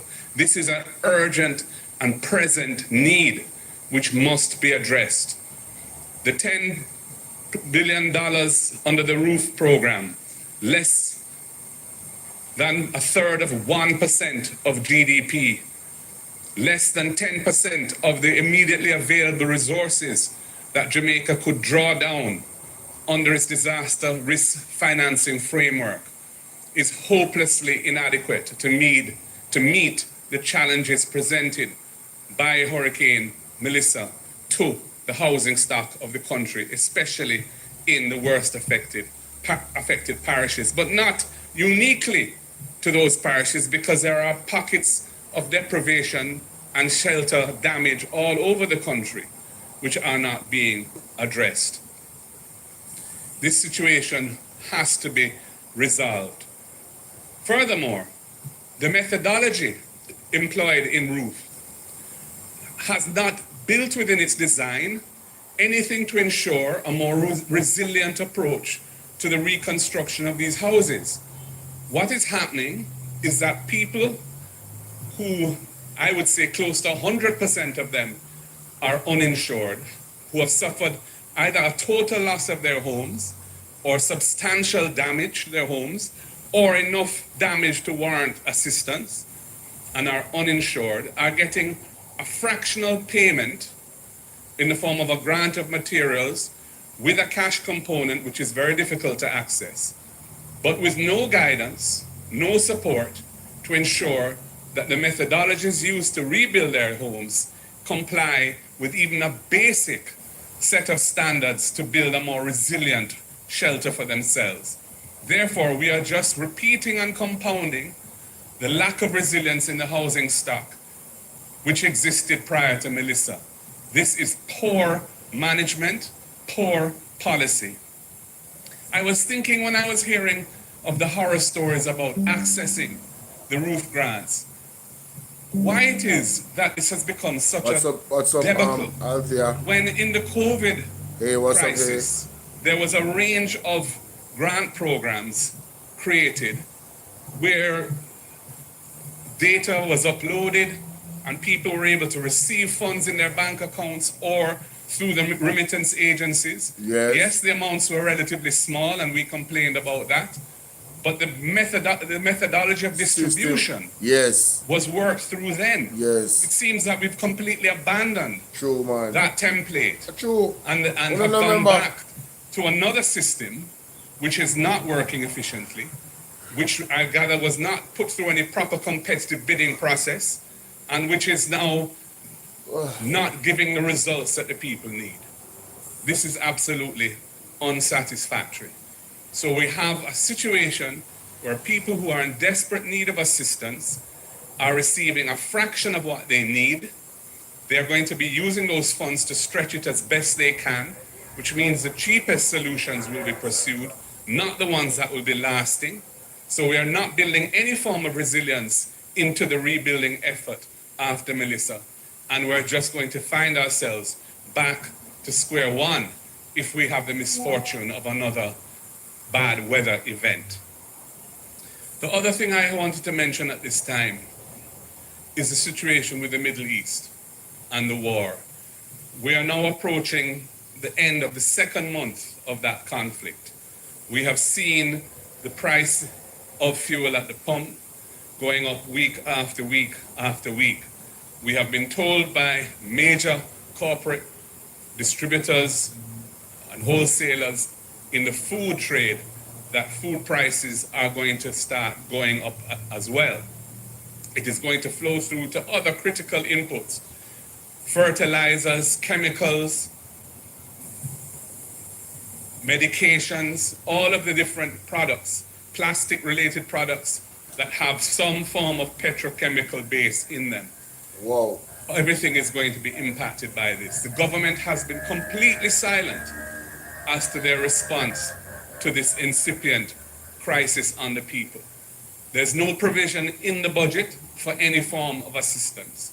We heard from Petrojam that it has cost them, I think, $5 million US to mid-March from not having passed on the full dollar impact of the increase in oil prices that they have been incurring. But they have been making losses for the last few years, so they're in no position to finance that form of subsidy, and they're going to be depending on government for a bailout there. There's no bailout for them in the budget. And you know, the last PNP administration had the foresight of entering into an oil hedging program to protect Jamaica from what we are seeing now.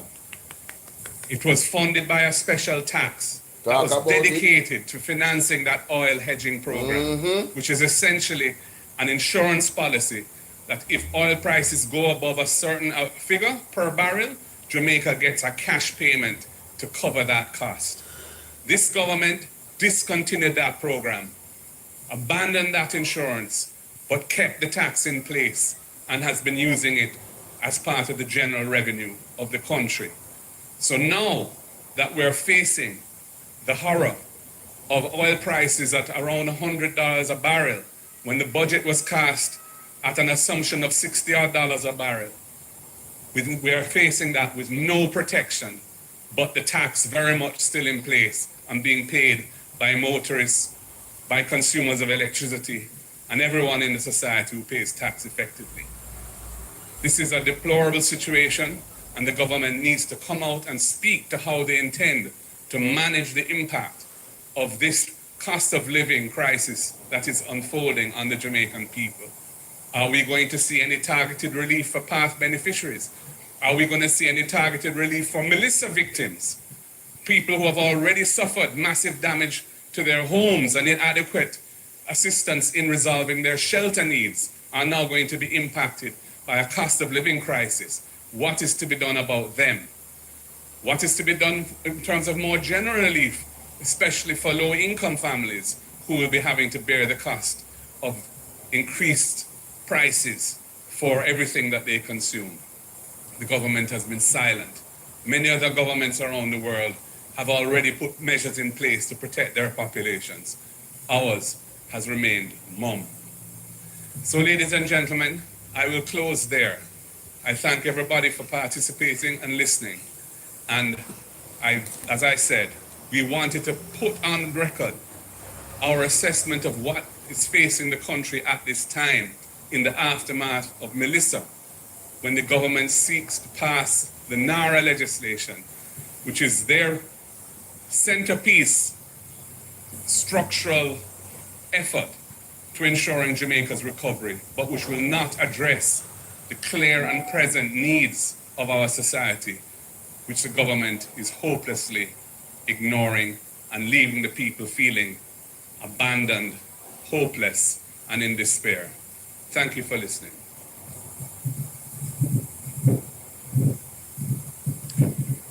If you visit our website at www.pnpjamaica.org, under the Hurricane Relief portal, we had an expenditure of all the monies we've raised to support families in distress as a result of Hurricane Melissa. It's a full accounting of both revenue and expenditure. Therefore, we are living up to our standards of accountability. When you hear that ocean wide, don't come ask PNP about no money, hurricane money. Go look on the website. We will open the floor for questions. Thank you very much. If you are online and you wish to pose a question, please use the raised hand icon. We will acknowledge you. When the mic is open, please state your name, the media house you represent, and proceed with your question.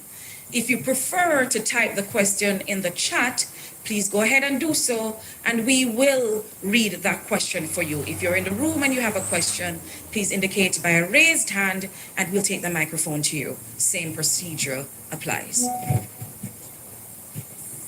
Morning, I'm Jamila Maitland from TVJ. It's as if the members of parliament were completing each other's sentences about the roofs program.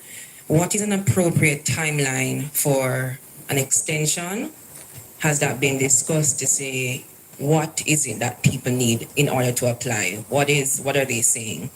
And two, the senator gave a breakdown of the damage assessment, right? With the 18% almost eating up the entire budget.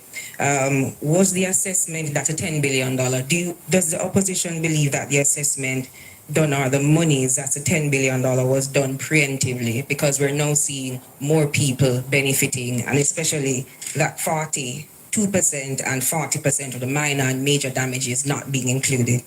And if I can squeeze one more in, at the Petersfield High School, that's where majority of shelteries are.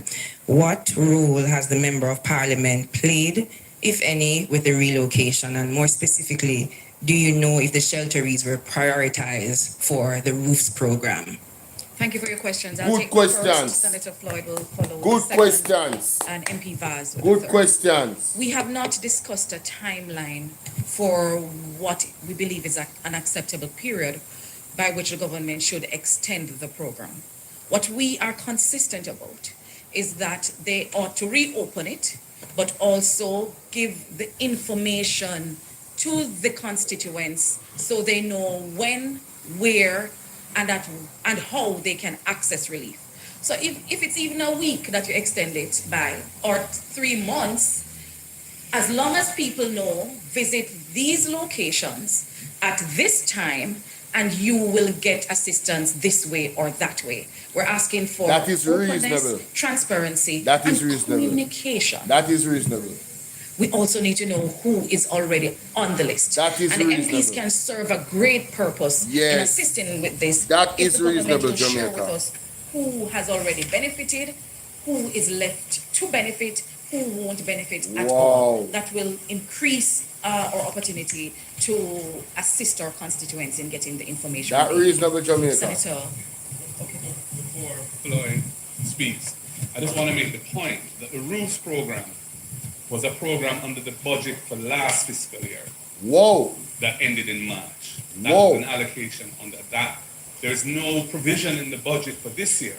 Whoa. For, as I recall, any extension of roofs. But the truth is that roofs was inadequate, is inadequate, needs to be extended because there are huge unfilled and unmet needs which must be addressed. There are persons who didn't, especially elderly people or more vulnerable people, who didn't know about the program at all. I get messages from people, I got one this week from an elderly lady living near St. Anne's Bay, saying she don't know nothing about this roof thing and her house popped down and she's getting wet every time it rains and she's suffering. I'm sure Mighty there God. are many cases of that nature. So it needs to be reopened, it needs to be funded, and it needs to be made accessible through information being disseminated through channels which have been shown to work in the past, where people can access the information, and where people who don't know what's going on can find out what's going on. That was totally lacking in the roofs thing. I mean, I have sent WhatsApp messages to the minister asking how the cash component, which was announced that you could get a portion of the $200,000 grant in cash, $75,000, how you access that, because people in my constituency who got damaged and got assessed went to the hardware and couldn't access the money. He told me to get back to me. Twice I asked him. I just checked disappearing messages. That's all gone, but I haven't received a response. And that's kind of typical as to how they operate. Wow. Wow. Okay. All right, thank you.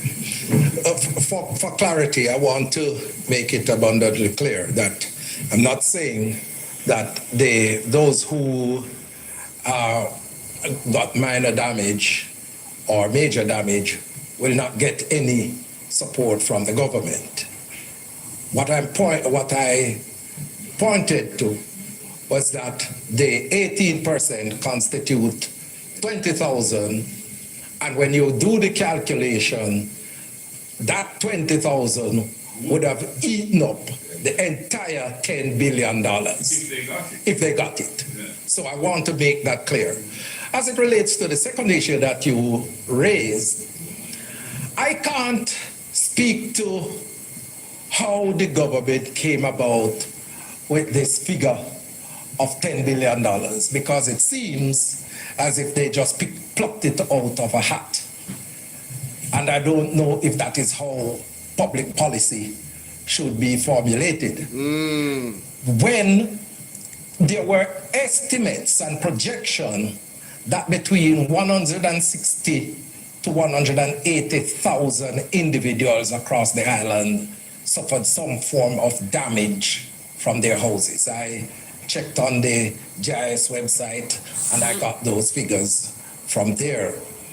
So if it is that those were the projection, and a part of it is that 25,000, as my colleague Angela Brownberg pointed out, Dr. Angela Brownberg pointed out, 25,000 of those were totally damaged. The government should have had a better indication, using its own numbers, as to what would be a reasonable figure to use in order to start up this program. And then my leader pointed out the amount of monies that the government has said that it has mobilized internationally. And it has said that it is the biggest amount of funds in the history of Jamaica. But when you look at the amount that is allocated to housing, which is one of the biggest areas of impact from the hurricane, and only $10 billion has been allocated for that, it means that somebody is short-sighted, and it is not Floyd Morris. Mighty God. Before Dwayne addresses your last question, I just want to add one other point. MP Dayton Campbell, Dr. Dayton Campbell, pointed out that small businesses, which proliferate Jamaica and are really the backbone of the economy, have received no real support since Melissa. Many of those businesses suffered severe damage, stock wiped out, the structures that the businesses are conducted from damaged, some destroyed, and so on. You're not going to have the economy returning to robust levels or achieving. I can't say returning because we haven't had robust levels of growth for a long time in this country. But you're not going to see the economy bouncing back the way it should unless there's a program of support to stimulate activity at that level of the economy. That should be a priority. When you talk about 6.7 billion US of resources that you're trumpeting that you've raised, and yet you're spending 60 million US on housing when the housing stock of the country has been perhaps the biggest asset class of damage, largely uninsured. That shows that to me a lack of care and concern and poor policy judgment. What are all these resources going to be used for then? What about the infrastructure of the country, the terribly damaged roads that are preventing people from conducting business, preventing JPS from reaching communities to restore light and making our farmers suffer and our people suffer? There should be an infrastructure restoration project being rolled out now and a housing program being rolled out now. These are critical things. Small business support program being rolled out now. 6 months pass. Time come to see some progress in this area. The people need it. And you're already seeing the signs of social dislocation with people starting to block roads in various parishes and so on in frustration. As the cost of living happens, you can only expect that people are going to be more and more frustrated. Well, it's a very serious situation which needs to be addressed. And the next hurricane season is almost upon us. And that is how we're going to be entering it, with our house not in order at all. In many different ways, not just physically, spiritually as well. With regards to the disaster in question this about country, the priority of the roofs program for the residents at the shelter, who was at the shelter. They were promised that they would be prioritized, but there is no evidence of that. And for the persons who are currently at the shelter, none of them are actually on the roofs program. They have not heard anything about that. They weren't assessed because, again, with the concern about going out in the communities when persons aren't there, if they were at the shelter, they didn't know when their persons would have assessed their community, so most of them were not assessed. So they're not on that program. And based on what we are seeing so far, as I said, there is no urgency with regards to getting those persons in at suitable accommodation. From my standpoint as Member of Parliament, what we can do, as we have been doing, is to lobby for these people on a continuous basis. From the government standpoint, we have not gotten any sufficient resources to relocate anybody because the funds we got cannot offer relocation services. It's just basically to provide some material for some persons, and that's from last year. And it was a maximum of 100,000 for each person. So you will understand that's a drop in the bucket for what needs to be done to repair or to rehabilitate a house.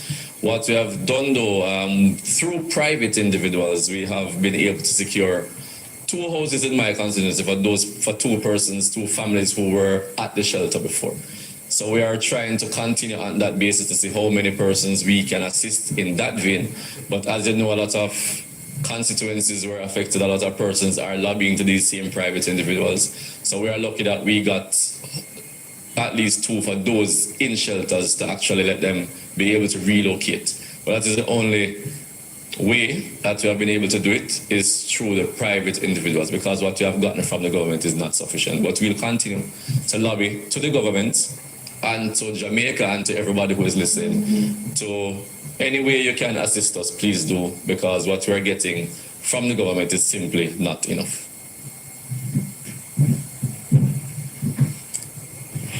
Just a quick follow-up for MP Vaz.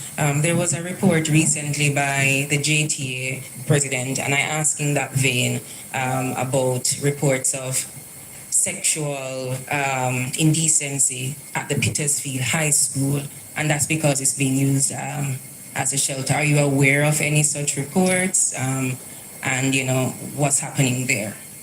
Well, up to yesterday when I was there were persons from child services who were there to investigate. I don't have much information because we are awaiting the investigations before we make public comments on Then let's say I'm not sleeping now. Just to make sure I'm up for this. I just want to make one point. I'm glad that MP Nikisha Birchall mentioned that on our website you can find an accounting of the cash and kind that we were able to raise for Melissa support and how those funds were expended. And if there are any questions on the details of that, they can be directed to our treasurer, Keisha Anderson, who provided that accounting.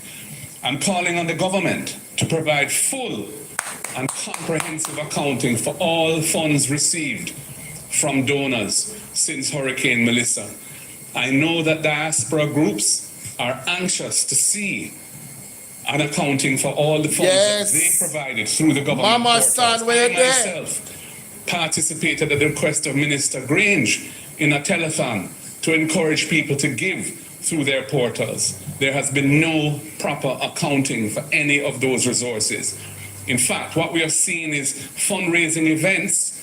I can think of one in Florida where funds were routed through a US NGO with which a minister of government has an association. Mighty God. I can't see how that was an appropriate way for handling hurricane relief, where the government of Jamaica is part of the promotion of the event to raise funds. And I hear the Prime Minister's up in New York. Yes. To beg more resources from the diaspora. Jesus. I hope that whoever is there will demand of them, of the government, of him, a fulsome accounting for everything that has been received so far and how those funds have been utilized. Mighty God. And I would just close my little intervention now by saying what you can see from the way this government is operating is that they're in la-la land.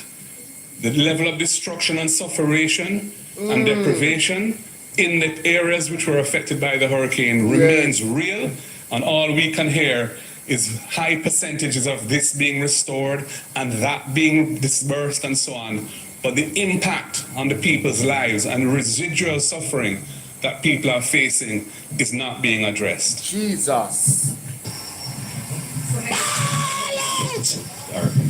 Morning again. Jesus. Liver and Barrett, the Gleaner, thanks. Dr. Campbell indicated in his presentation that in relation to transportation costs and so on, eating into the roof grants. It look like Ocean Wide no come at this press conference because they would have asked questions long time. With the ministry TVG and the Cleaner, me say. About having those hardwares being more centrally located, or at least in each division. You did not indicate, Mr. Campbell, the response you got from the ministry or the minister. Hey, good question, my boss. Two, I've heard all the MPs speak about the need for the extension of the roots program. Soon come back. Hold on.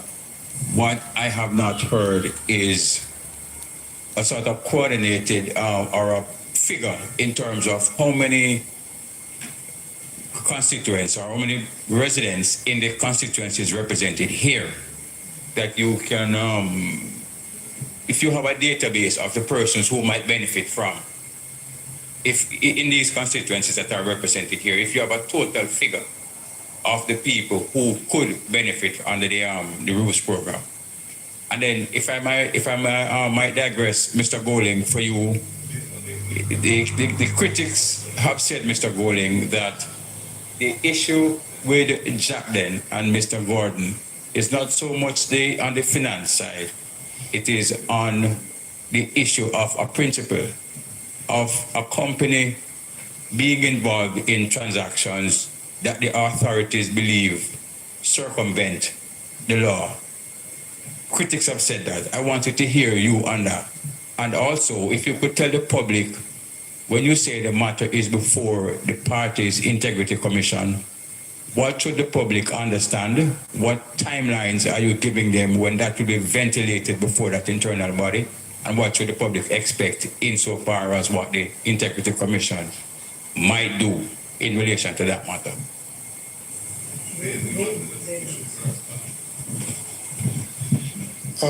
Thank you, Laverne. I'll address the questions about what this press conference was called for, but I see you've gone beyond that. Yes, my first message on that topic to the minister was on February 25, 2026. He didn't respond to that. I sent a follow-up on March 2, 2026. Didn't respond to that either. I spoke to him about it in the lunchroom at the Parliament, and I asked him the question at the Standing Finance Committee as well, when we were examining the budget. And he said that they would look at it. This is Minister Pernell Charles Jr. that we're speaking about. And it is obvious that just based on how rural Jamaica is structured, and I know that MP Burchell was at pains to communicate that to persons, that rural Jamaica is much different from the urban spaces. You may have somebody that lives in the constituency and they live 2 hours away from somebody else within the same constituency, or even 3 hours away from somebody else in the same constituency. So if you're coming from, say, Berkshire, which is way up on the northwest border with St. Elizabeth, and you have to go all the way down to south to get some material, easily you can see it will cost $80,000 or $100,000 to transport it. If you were, however, going to a hardware in Darlington or in Betheltown, then you would save significantly and you'd be able to get more material. And the problem is, and I think Dr. Morris said it, and the leader as well, the problem is that based on how it is structured, most people are being called upon to just build back board houses, which is putting them in a very precarious position should another event take place. And we know that something else will take place. We hope it's no time soon, but eventually it will. And if you are not putting persons in a position for them to build a proper structure, then you're going to have that problem. The second issue is in relation to those who should benefit.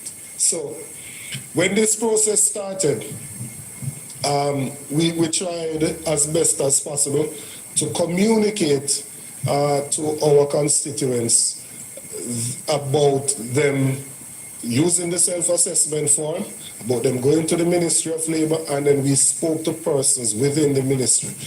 A few of the chief technical directors were responsive, I must say, at least to me, and we were able to submit the communities to them for them to go to the areas. What we do not know, which is what the complaint is, if we haven't gotten that final list to say that in your constituency, these are the numbers of persons that were assessed, these are the persons that are severe, these are the ones that are major, these are the ones that are minor. And it links back to the point that Professor was making. If the allocation, the severe category would use up all of the allocation and they have given to persons who have minor and major, it simply means that everybody in the severe cannot benefit. because you would have exhausted the funds, right? So that is a problem that we are having, that you have persons who have been totally destroyed. They were assessed, but they have not received anything. And those persons are still living in inhumane conditions. Wow. And so the appeal really to the government is to just have a heart, man. Think of these persons that, but for the grace of God, it could have been any one of us, you know. Wow.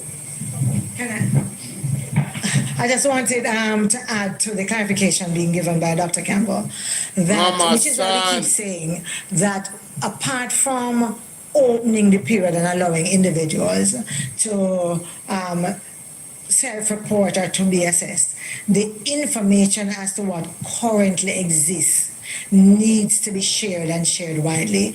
You would have heard MP Ian Hales say, although the minister said that every MP has gotten a list, that he has not gotten a list.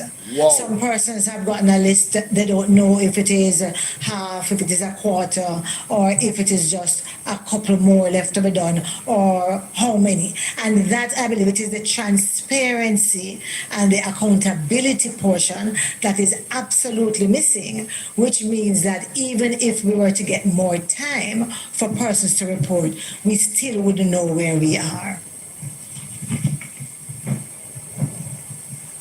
Yes, on the matter you raised, Laverne, as it stands now, the Auditor General's report focused on University Hospital and their administrative weaknesses and issues arising therefrom. So there was no direct judgment as to the conduct of anyone else. However, we know what has taken place so far. It was in that context that I thought it appropriate, especially since there are ongoing investigations, I think, by the Integrity Commission, that the action which has been taken should be taken. In terms of the, and I mean by us on our side, in terms of the Party's Integrity Commission, that is an internal body that advises the leadership of the party on matters to do with ethics and integrity by, they can investigate within the parameters available to them. They can at least dispassionately assess what happened and how they feel it should be dealt with. So, you know, that is what will happen there. I can't give you a direct time frame for that. And they report to me as party leader. And based on what their findings are and what their recommendations are, I will then consider the situation in the light of that. But that's essentially an internal party process, which is going to be, it's being pursued and will help to guide my decision-making going forward. But that Integrity Commission was set up under Portia Simpson Miller and has helped the party. And for example, they vet our candidates before a candidate is approved to represent the party, whether at the local government level or at the national level. They have to go before that committee, submit a fulsome fit and proper report and a face questioning on that before a recommendation is then made to the leader as to whether or not that person should go forward. And so it's been a useful structural innovation and assists in matters such as this as well. No, the man, I don't think... Okay, we'll take our final question from online. I don't think he didn't have to answer that Siobhan, question there. please unmute and go ahead. Well answered. Hearing you well.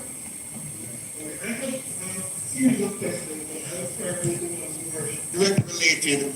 The Prime Minister is, as the opposition leader suggests, is going to take the NARA legislation this afternoon in the House of Representatives. What is his recommendation as to how NARA should be used to address the concerns he's raised regarding housing? And my other two questions are in relation to Mr. Golding's Integrity Commission filings, because usually they would have been made public around October or so in the newspapers, but that was not done in relation to the 2024 Integrity Commission. Do you have an understanding as to why there's been a delay, as suggested by from the Integrity Commission? And secondly, in the matter of Dennis Gordon, the This are suggestion germs, yeah. is that Mr. Gordon could have potentially breached the Customs Act in terms of making a false declaration. Do you still stand by your suggestion that he has done nothing wrong or he did not break the law in relation to the Jacqueline matter? Me know that these are germs that could help himself, you know. About Nara. What is the recommendation Mr. Gordon could put forward in terms of how NARA can be used to address the housing concerns? NARA has been established, as I understand it, to execute projects that Cabinet approves. And in the Prime Minister's budget presentation, he identified a large list of projects that the government wishes to pursue in years to come. Bypass roads, moving communities from one location to another, to free up lands for redevelopment, that sort of thing. So that seems to be the main purpose of NARA. We've heard others, like the Minister of Justice, saying he's hoping that NARA will build some new court facilities. I think these STEAM schools that the government is intent on building, these STEAM academies, NARA is going to do that as well. I don't hear anything about NARA being used to address the current issues facing Jamaicans in the aftermath of Melissa, the current infrastructure challenges that are making life and recovery very difficult, the shelter challenges that many thousands of Jamaicans continue to suffer in. The only program for this was roofs, and roofs was scoped inadequately. Its design was defective because it didn't have any resilience built into it or anything in it to ensure a more resilient approach to housing construction. That was absent from it. So there are clear gaps, and I don't think NARA is the answer for those gaps. I think those gaps just require a focus of the Cabinet on developing a program to address those things and rolling them out quickly and identifying how they will be funded. This big envelope of resources available to the government should be, in my opinion, used to deal with the things that are clear and present needs of the country, so that the country can settle down, so that the country can feel restored and ready to move forward again, rather than being in a post-disaster situation for a protracted period of time. There were two other questions. One was for, what was it, Dennis? Oh, you'll recall last year that there was a protracted period when the Integrity Commission didn't have certain personnel in place as a result of the tenure of existing officers coming to an end, and there was some kind of impasse that delayed the appointments of their successors. And that, I think, has caused some delay in their operations. So that's where that is. I can't comment any further on that. Thank you, Mark Gordon. All right, so continue to engage with the People's National Party on our Facebook, Instagram, TikTok, and Twitter platforms at Jamaica PNP. Thank you very much for joining us this morning. Have a good morning.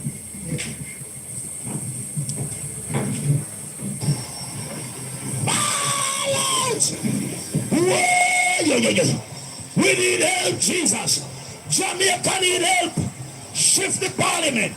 Shift the election. Shift everything. Remove them out there. Take out the cockroach. Take out the thief. Take out the criminal them. Take out the thief them. Take out the murderer them. Take out the gang leader them. Out of parliament. Take them out. From Portland. Take them out. I hear Portland. Me I go to Portland. Why me I travel to Portland? Take out somebody. Man or woman. Jamaica, what a prophetic word from the man of God. Take out somebody, man or woman. The woman surely went. One eye is at Buchanan. No, ladies and gentlemen, the little germs them from nationwide. Me love all Mark Golding did. The little germs them from nationwide, Jamaica. Come and ask the man about Jack then after the man just ventilate the issue a while ago and deal with that. What a set of nasty. Hey, me say I don't like a bone in the boy them body. Him man just hurt my spirit. When come the man, him never get the memo. This conference is about what, Jamaica? About the housing program. The crisis. The man asks one question about the housing program. Then he asks one question. Oh, sorry, I must see Mama on this. He asks one question about the housing program, and then he asks one question about Mark Golding's statutory declaration. Can you imagine? A member from Oceanwide, the little germs, come and ask for and Mark Golding. Hey, me say the boy, hey, me say I don't like the boy, no man. Yes. Every single time Mark Golding come do a press conference and send this dirty boy. Yeah. I don't like him, you know. I mean, I know him, and I'm saying I like him, you know, man. Him man voice hurt my spirit, brother. From me here, the man start talk, me hear demon attack. Yeah. You know, see, hold on now. You know, see how Mark Golding deal with it. You know, see how Mark Golding answer him. He don't answer the question already, you know. Him no look for him. Me say, me dey for my life and somebody say, I bet you say that boy that ask Mark Golding more than his garden. How many times the lady could have said so? I ain't the so good boy with me more. Like him not hear the man say, the man done making statement already and make it public. As far as he knows, to his knowledge, Dennis God no broke no law. Yes. You understand? And the man asked the question because them asked him a couple times. The man say, why isn't anybody asking about the other companies? One of the company them buy, I'm glad to the PSC meeting I come right after this. By 2 o'clock. Ladies and gentlemen, I will be live again. Mighty God, yes. We're going to go into it. But I am saying, right? Why them not talk about the other two companies them who own them? The fact that them buy things and sell it back to the UHWI. To the hospital. Yes, and Mr. Garden pay the money where them say him owe. So what is the problem?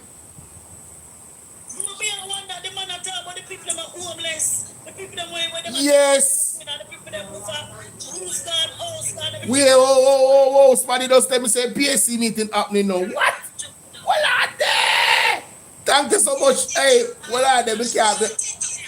What are they, Jamaica? What are they?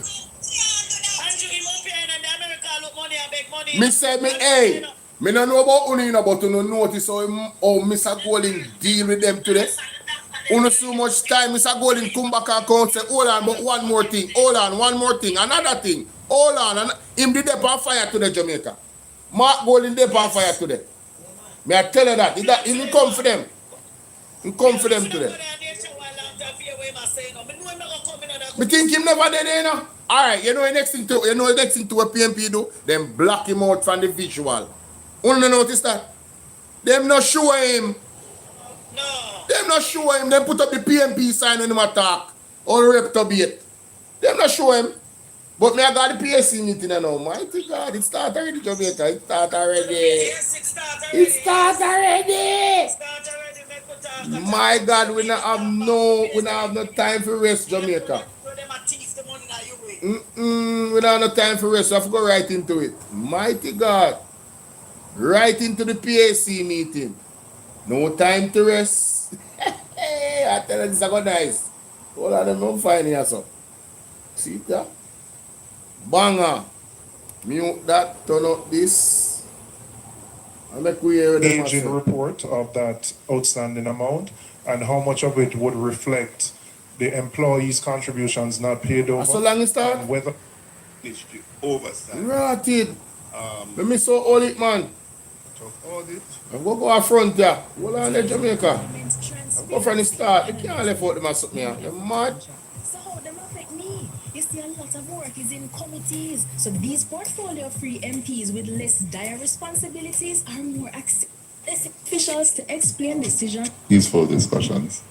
And beyond that, we are come here to this meeting of the Public Accounts Committee.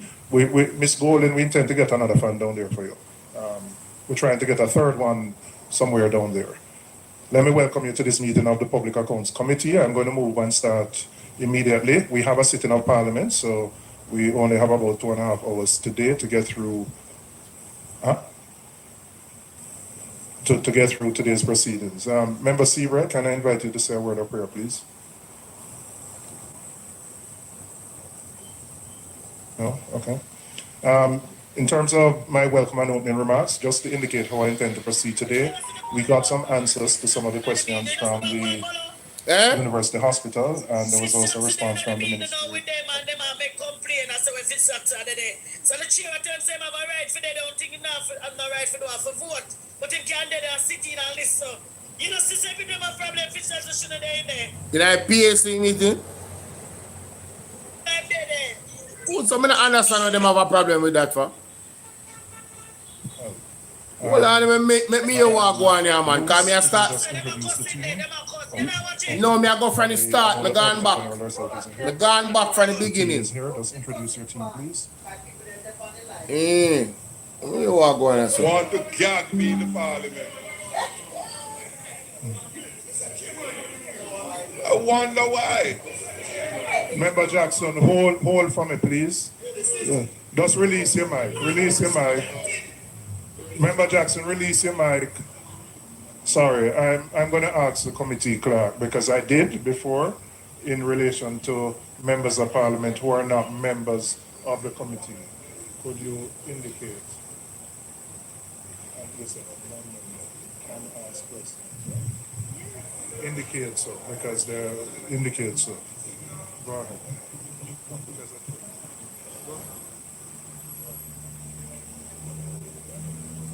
Yes, non-member of the committee can attend the meetings. They can ask questions. They just can't vote or have any input in the decision making. Yes. So the rules then they and they still like watch the germs them. How they eat Mr. Fitzroy so? How they eat him so? With the permission. Is that, wait, is that, wait, I'm asking a question. Watch out. Is that, Mr. Chairman, with the permission of the members of the PAC, or is that unilateral decision by the chairman to invite anyone? Because if we knew that, then we would have probably invited some of our members. What is, please explain to us, is that a unilateral decision? Or is that a decision that should be made by the committee members? Yeah. I'll be guided by your answer. Yeah. It would be with the permission of the committee, but the committee does not need permission. A member, that's over the years that I've been here and it has been practiced. No member has needed permission to attend a meeting. They just need permission to participate, and they can't make any form of input in terms of decisions. Look what them make the meeting about. Them are some real waste of time in Jamaica. And so, Mr. Chairman, members, and so, Mr. Chairman, what I like order. And so I would want to find out, is it the permission from us, the members, in advance, or to just allow someone to come in and then ask for permission and vote on that to find out if that member can participate? Okay, the member can attend the meeting. In order to participate, the permission of the committee has to be sought by the member, and the committee has to give their consent for the member to participate. Right, so that permission was not sought, Mr. Chairman, by you to ask us if the member of Parliament can participate.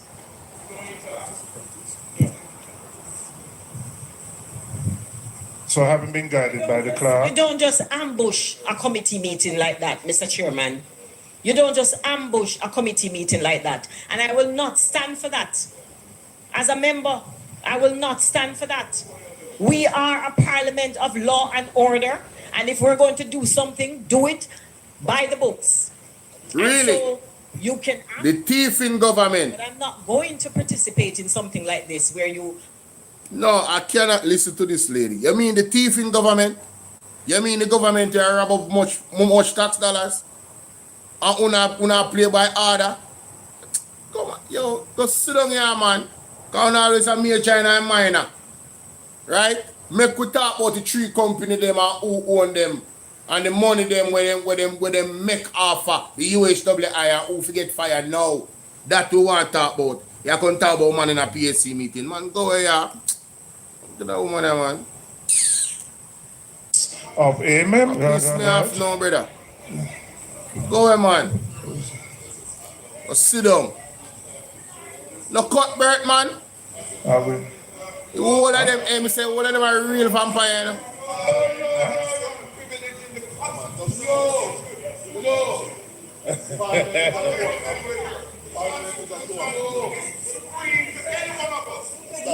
So, Mr. Chairman, you have to bring member checks here to mash up the meeting. All right. You just leave there.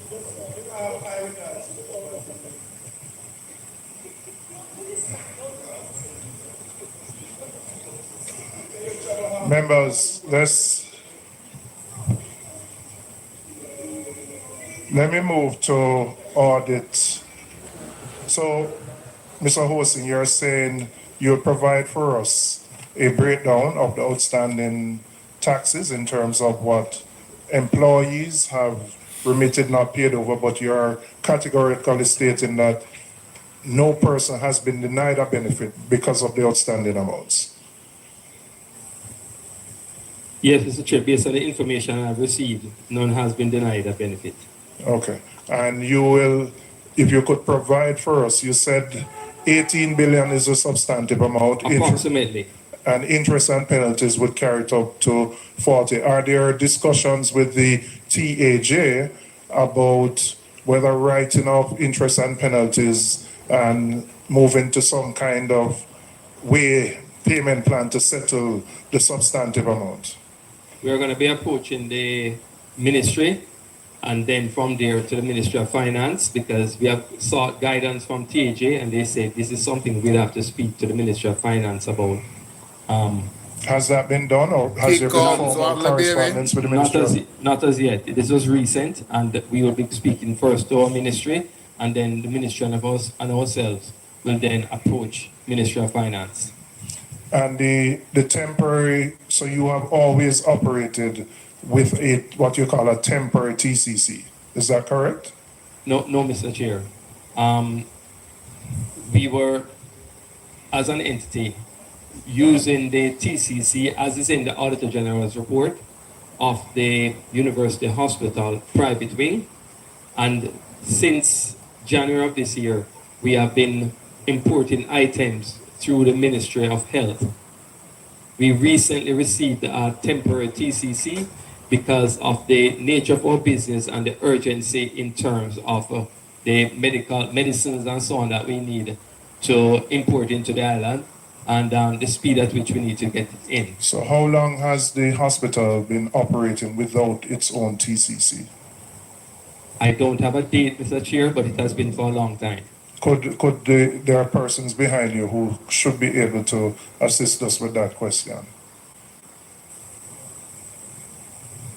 The persons are here, but they too don't have the information as to when was the last time we had a TCC, and but it has been several years. So, so let me understand. Without a TCC, does that prevent the university hospital, for example, for importing items on its own behalf? Yes, Mr. Chair. So would that give rise to the use of the tax-exempt status to be provided to third-party companies to import items on behalf of the university hospital? My apologies, Mr. Chairman. I was a little distracted by some... Members, please, But if you please. can repeat your question, My I'll attempt to question answer. is, without a TCC, can the University Hospital of the West Indies import items on its own behalf? No, Mr. Chair. Okay, so it is very important to find out how long the university has been operating without the TCC. And my follow-up question is, given that you are unable to import items on your own behalf, would that give rise to the use of the tax-exempt status being provided to third-party companies to bring items in on behalf of the university hospital? Rotted. No, it should not. It should not. Under no circumstances Okay. should the hospital use its tax exemption certificate to import items for any party, third party, even another ministry or anything. It must only be solely based on the requirement. It is supposed to be only for the use of the hospital and items purchased by the hospital. All right. How long has the hospital been using the TCC of the private wing of the UHWI for? As I said, Mr. Chair, I'm unable to say how long. It has been several years. I can get that date for you. And Yes, provide that's it. important. Yeah. And I can also, as I said, I will do that. Okay. Member Cuthbert Finn, then Member Brown. I just wanted to point out, I'm very happy to know that no citizen of Jamaica will be denied their NIS or NHT benefit. And as you stated that whatever was in arrears were paid up, is that? No, we are current. You're and we have been current. current for some time now with the payment for NIS and NHT. What we are behind in is the income tax and the obligations by the hospital itself in terms of education tax and so on. Okay, because Mr. Chairman, even though we're speaking here about UHWI, I know that this is something that has occurred right across Jamaica where there are various companies robbing the Jamaican people and not paying over the NIS or NHT. And then, when these people become, pensionable or older, they're not able to receive, they go to try to buy a home, they're not able to receive their NHT. So I'm happy to know that the citizens of this country who were employed will not be denied their benefits. Thank you. Member Brown? Chairman, I just wanted to, in the issue of the misuse of the tax exemption status, could the Director of Procurement, Senior Director of Procurement, walk us through the procurement phase from when the need was identified at the hospital for that good or goods? Walk us through the phase from that stage right through to when the customs broker actually starts to enter the documents into the system, the Akisuda system. Yes, as it relates to the procurement unit receiving a request of purchase requisition, meaning the need has been identified. That information is logged on our in-house web portal. Yo, them man put me to sleep, yeah, man. The way the man say question, them man put me to sleep. I go back here, man, and fast forward this, so we can get some understanding of what going on. Because me interested to hear how this thing really develop. Let's gather here today in Parliament at the discussion related to the Lewis. Yeah, that me combo. Recorder all, Principal Auditor. Public Procurement Policy Officer. If I bring the mic closer to you. Tap it and say, turn it on. I don't know if it's on. Thank you very much, Chairman. To my right is Mr. Skipping that, me know you know introduction. Get to the meeting. Legal officer, chief legal officer. All right, thank you. Told in the audience, we normally are used to seeing younger persons, students, but I'm told this is the RSVP Club, which is an exclusive social organization. As you now, because we have minutes page, but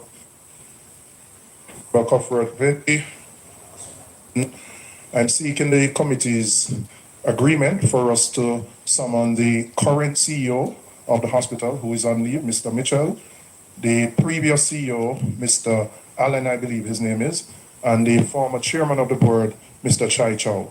So I'm asking members for their agreement for that, so that we can have many of the questions that we have answered at this committee.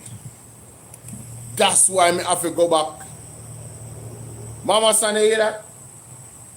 So, Fitzgerald Mitchell, we are hide. Come to the front of the class. Here. Fitzgerald Mitchell, we are hide, going up on vacation. The next committee meeting, them supposed to come to the front of the class. Because of them alone can really answer them question. And the man when they don't know can't answer the question. Man can't answer nothing. But watch now. The man I got even further. The man I go for the, you remember the man where they did it before Fitzgerald Mitchell? All him, them I look for to, you know. If you come and committee meeting, you know. So you know, say it's a come. No, I'm not hide him, I hide. Remember, say him did fire him, you know. But the issues them when they are the UHWI is so far back. Why them, you know, why them don't want Fitzgerald to ask a question? No, them him have to come in. Them are summon him.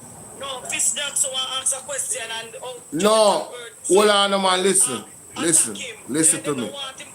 Yeah, but listen, them are go off of the rules, them are the committee. You understand? So me not a problem. Yeah, he's there. Them not should be mouth. Them not should be mouth. Them not should be mouth, you know, them can't should be mouth. It's the asking of the question part and participating part. Them have to seek permission from the entire committee. That's what me I understand. And he never get him get the permission as I'm gonna ask the question, but she know she probably know what Mr. Jackson want to ask them and them not want the man living here. No, she never know about it. That she has said. She never give no. She have to be a part of the process because she a part of the committee. You understand? You know, she not get to vote. No, if she not get to vote, that means the committee never vote. Cause everybody have to vote. She never know about him again. No, man, you have to listen, mama son. Listen, me, no, man. The lady explained it a while ago. You have to move past that. Him never get no permission from the entire committee. He just come there and ask questions. Yes, and that she has said she never know about that. So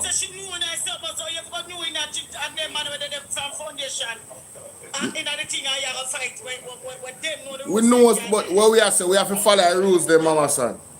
The rules of the committee. No, we have to follow the rules. We. Because we're a lawbreaker in a party. We have to follow rules.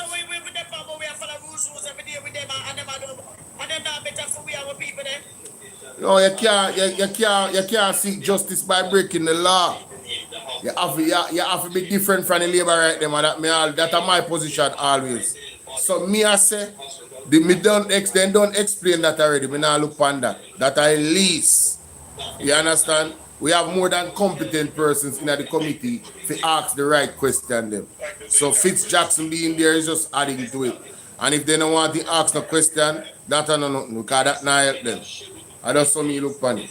But me I continue. Indeed, Chairman, I would second that motion. I agree, Mr. Chairman. Okay. Committee clerks, I'll ask you to write to those three individuals, the current CEO, Mr. Mitchell, the former CEO, Mr. Allen, and the former board chair, Mr. Chai Chow. I'm loving it. Loving it. Call them up, Julian. Call them up. I'll ensure that the answers that were provided to the questions we asked are tabled so that the members of the media can have access to them. And I'll start by going through the answers provided by the university in audit finding, key finding number 2. So this is, members, this is the document that I'm starting with, and we can just go through those answers. So this relates to the non-compliance with the GOJEP portal requirements. And there was also, and I'm jumping a bit, but there was also a document from the Ministry of Finance related to the GOJP portal requirements, which was that printed? Okay, I know it was sent via email. Ms. Blake, you have that as well? Because you sent that, and then we can go to that.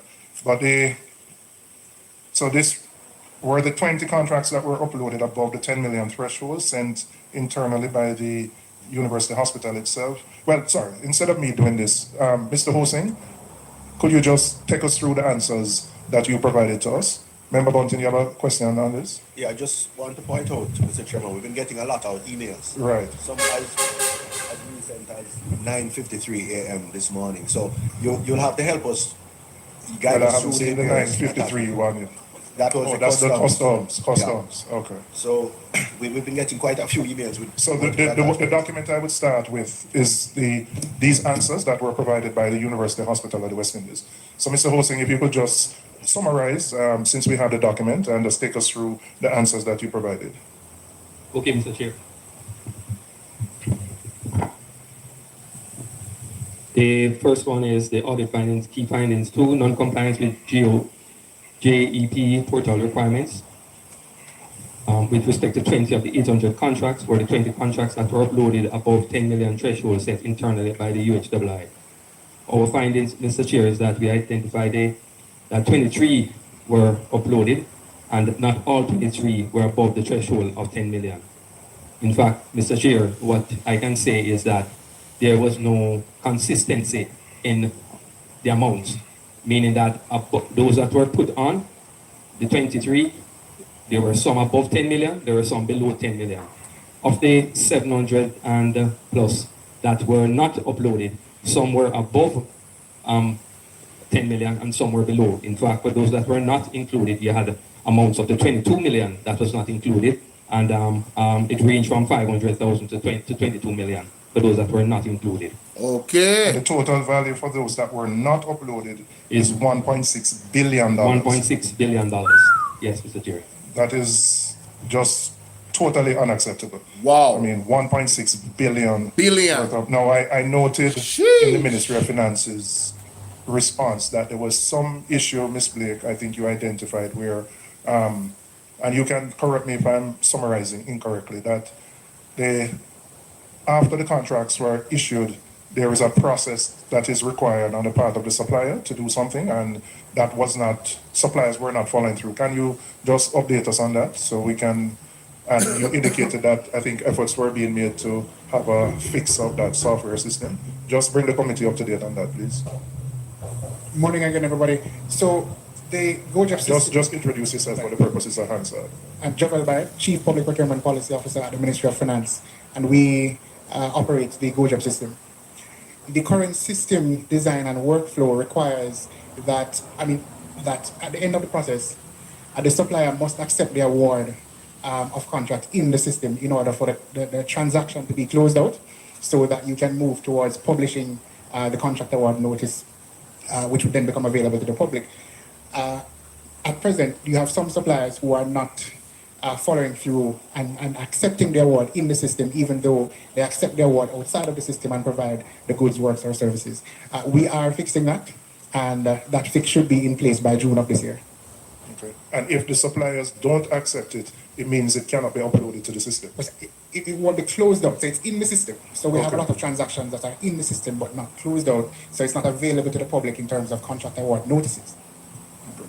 Well, that's clearly a flaw, because we shouldn't be depending on the supplier. Once the supplier has gotten their contract, their primary business is to execute on the contract. They are not necessarily going to be focused on closing to. Member Seaver? Just a quick one then, Mr. Barrett. So the response indicates that the procurement activity was not uploaded to GoJEP, largely due to, I guess, inconsistent use, limited awareness, slow adoption, probably of your ministry circulars and guidelines, rather than deliberate non-compliance. That's the impression I get. So can you clarify whether this reflects a transitional capacity issue across the broader public sector at this time, particularly in relation to training and rollout of GoJEP, and outline how the ministry has since moved to strengthen training, monitoring, enforcement to ensure that there's full compliance across the public sector. Right. In some entities, there may be a capacity issue. But from the Office of Public Procurement Policy's perspective, we are constantly providing training, and we operate a customer service and advisory unit that is readily accessible and available to procuring entities to guide them through the process. We have manuals that are available to practitioners to go through, videos to go through, to show them how to do what is required. And so there isn't a shortage of training material for procuring entities, but I do understand that the complaint from some practitioners is that they're doing a lot, and they don't always have the time to upload the transactions into the system, especially for the ones that are not done through the system.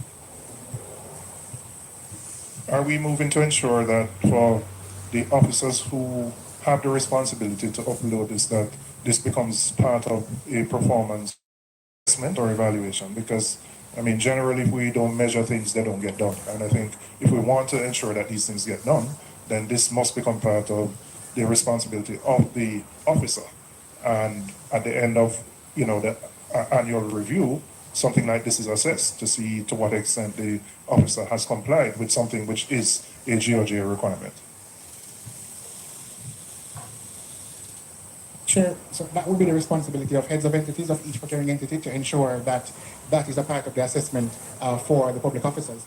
But from a system perspective, one of the fix that we intend to roll out is to have the system generate a certificate to say that you would have completed the transaction in GoJeb, and let that certificate be a condition for payments for contracts, so that you must ensure that you complete the procurement process in the system before you can move towards making a payment on a contract. Whoa, okay, that's good. That's Member Brown and then Member Copper. That's good. Thank you very much, Chair. But I wanted to start with just responding to, clarifying a point raised by Member Seabright. I believe I heard the last time we met Mr. Barrett that the ministry issued a circular in 2023 reminding the agencies about the requirement of uploading all required contracts to the GOJ. So apart from training and the issues, there was, in the midst of what was happening, there was a reminder that was shared by the ministry. Was that the case? Just keep on your mic. That is correct. So the circular would have been shared across GOJ to heads of entities, and from time to time we continue to do continuous training, and we invite practitioners to participate in those training sessions. Again, we operate a very active and responsive customer service and advisory unit, which is available to procuring entities to guide them through the process. Generally speaking, the circulars are widely available on the Ministry of Finance's website. They're also available on the Office of Public Procurement Policy's website as well. Thank you. Just for clarity as well, I note that and this was raised last time we met as well, and stated here in the response that the university hospital determined that their threshold for uploading would be 10 million.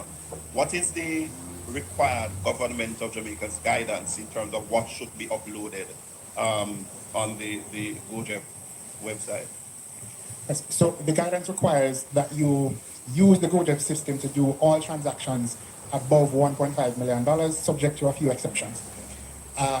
Between $500,000 and $1.5 million, the guidance is that you don't have to use the system to do those transactions, but you have to manually enter that information in the system. So it is encouraged that you use the system for those transactions, but recognizing the potential inefficiencies in using the system for those smaller value transactions, the requirement is that you manually upload the information afterwards. So I cannot speak on the $10 million threshold that was set. All right, but you are stating that it's 1.5 as it relates to the guidelines from the government of Jamaica.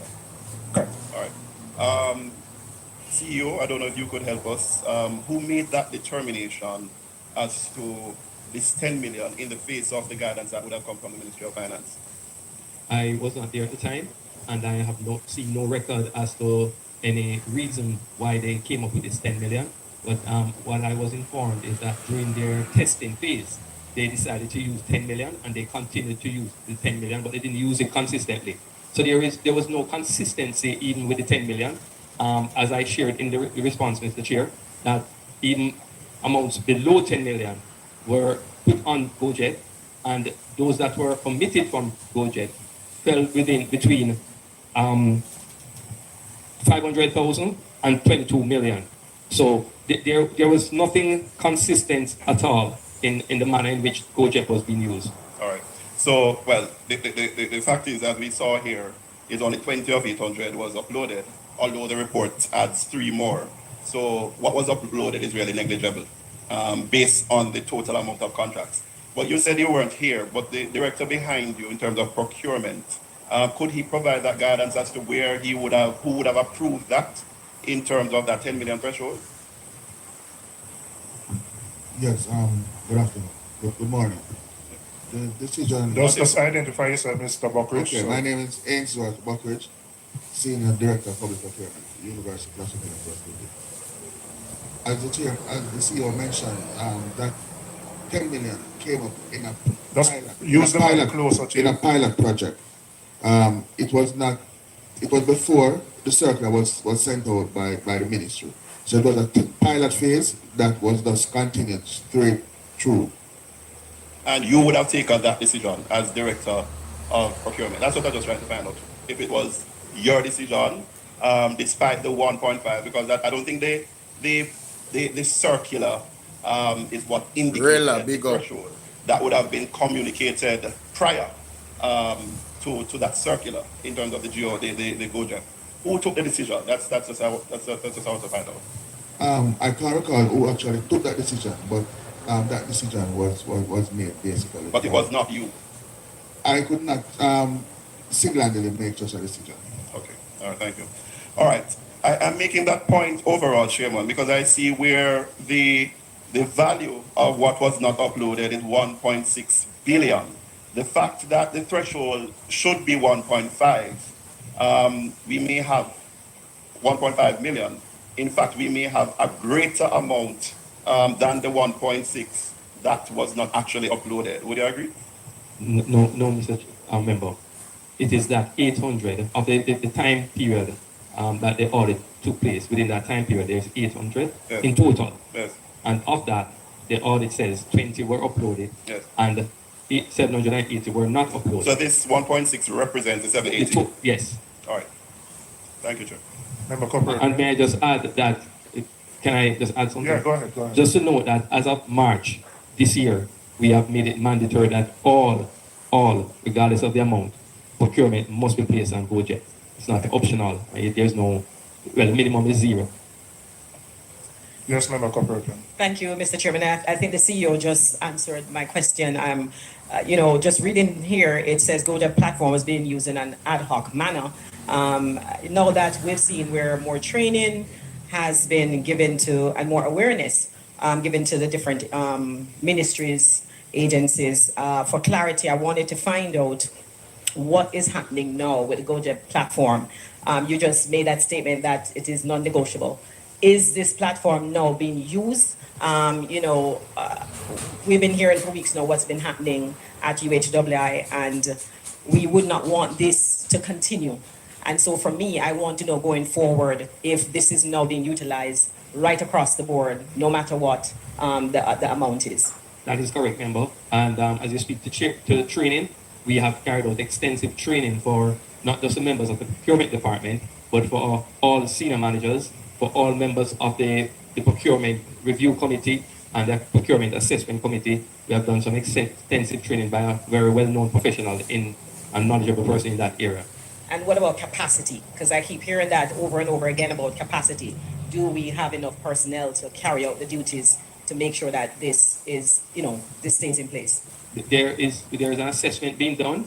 There are 1 or 2 positions that are vacant that we are going to fill, but we want to ensure that the department not just fill position, but make sure that they're, the persons, the entire operation is working efficiently and effectively, and making sure the persons in the positions are in fact required, necessary, and will drive efficiency, as you said, going forward. So what we have tried to do is to stop all that was happening that was not consistent with the government guideline, as well as what would be the most efficient way of operating. So we're looking even at systems to put in additional IT system. The chairman spoke earlier about, the last time, about ensuring, that certain technology is in place. It's not in place. Yes, it's not in place, but we are looking to put that in place.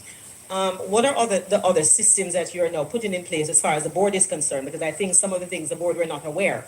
Are there things being in place now for the board as far as, to find out exactly what is happening, the reporting mechanism, what is happening with that? Well, as I said, that the assessment and the implementation is now taking place. And so when that is finalized, we can certainly send something. You get the likes up to 50,000 guys. Let them know exactly what are the things that we're going to be doing. But the board has set up a committee to look at the whole entire thing to see what we can do to improve on the reporting. Because the board certainly has to will be given greater oversight of what is happening there for sure. And is there a timeline for that, for this assessment to be completed? Okay, so as I shared, there is a committee separate to look at review of the staff based on the audit general report, who should be held accountable and what action should be taken. And then separate from that should come in by the June. And also by June, we have various persons looking to see what improvement we're going to be actually contracting someone to do a full procurement assessment, a very well-known professional. Obviously, we'll have to look at, because we're going to go to tender, and we are putting that terms of reference and the tender document together now as we speak, to go to tender to have that reviewed by an individual or an entity out there that can qualify to do it, who is qualified to do it. Thank you, sir. Thank you, Chairman. Member Siebert. Thank you, Chairman. No, the GOJEP issue clearly speaks to implementation capacity challenges during a transition, as is normal in many public sector administrations throughout the world. And clearly, the real focus now should be on ensuring full and sustained adoption of the system across the board. And I've seen that work has been done. So to the permanent secretary, given that the UHWI cited insufficient training, limited awareness, and so on as key factors behind non-compliance, can the ministry advise what targeted procurement and GOJEP training programs have since been rolled out or will be rolled out, whether there is no requirement for continuous certification and so on, for procurement staff across the entire public health system? So we'll have a recurrence. We do not have that issue in the Ministry of Health itself. Yeah. And we do have continuous training in procurement. For the regional health authorities, they from time to time need strengthening, but they're encouraged to take advantage of all the training opportunities by the Ministry of Finance and other agencies that provide these training.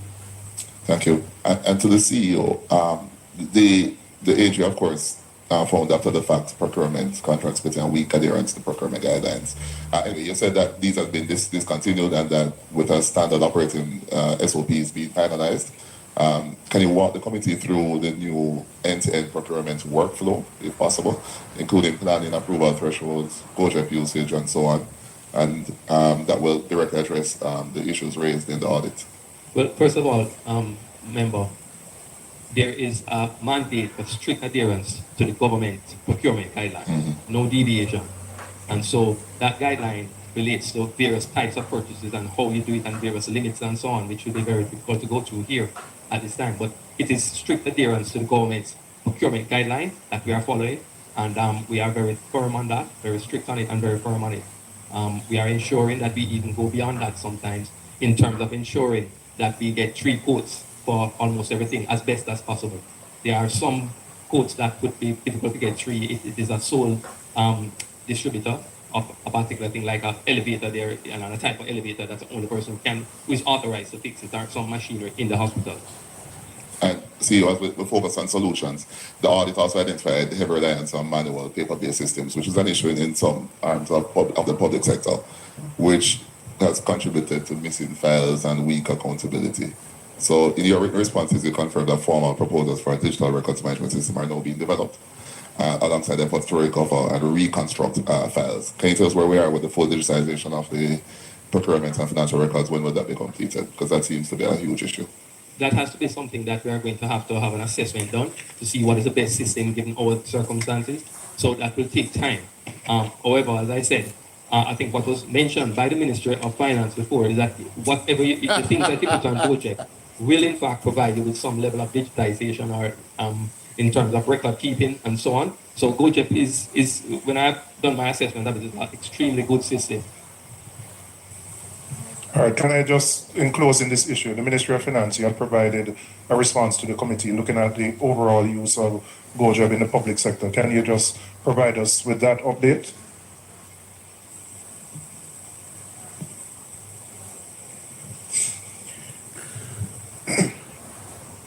All right, so the GoJEP mandate came about in 2022 by way of a guidance note from the Office of Public Procurement Policy, which was followed up by circular number 18 of 2023, which outlined that effective August 1st, 2023, all procuring entities will be required to execute procurement proceedings via GoJEP as outlined in the guidance note. There were some exceptions, which includes procurements in situations of emergency or extreme urgency, procurements of a value between $500,000 and $1.5 million. However, those transactions, though executed, though you're permitted to execute them outside of the system, you are still required to manually upload the information in the system afterwards. The procurement of utility services, supply of electricity, supply of water, you're not required to use the system to procure those type of services.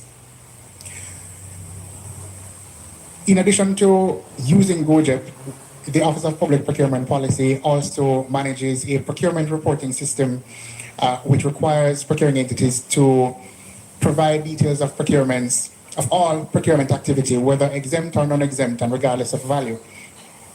And this was also outlined and reinforced to procuring entities in a guidance note in 2022 as well. Now, in terms of compliance generally with the requirement for use of GoJEP, we assess what procuring entities tell us based on the reports submitted in the PRS reports, because in those reports they will tell us whether or not they're executing their procurements using GoJEP or not using GoJEP. Based on the PRS data that we have, it is indicating that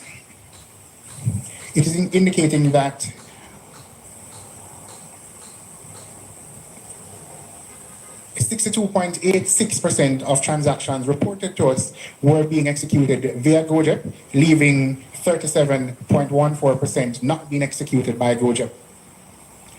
Now, let me ask you, you have any way of independently verifying, apart from what the entity sent to you, whether what they're saying is accurate or not? Good question. Not at this time. What is required and will be enforced going forward is to ensure that we get the procurement plans from the procuring entity so that we match their transactions against what their procurement plans say. But at this time, we're not able to verify apart from what they say. But separately and apart from the PRS reporting system, when we look at the number of transactions in the GoJEP system itself, since the mandate, we're seeing over 94,000 transactions which have progressed to the contract award or evaluation stage, which tells us that there is significant and substantial adoption of the use of GoJEP to do procurements.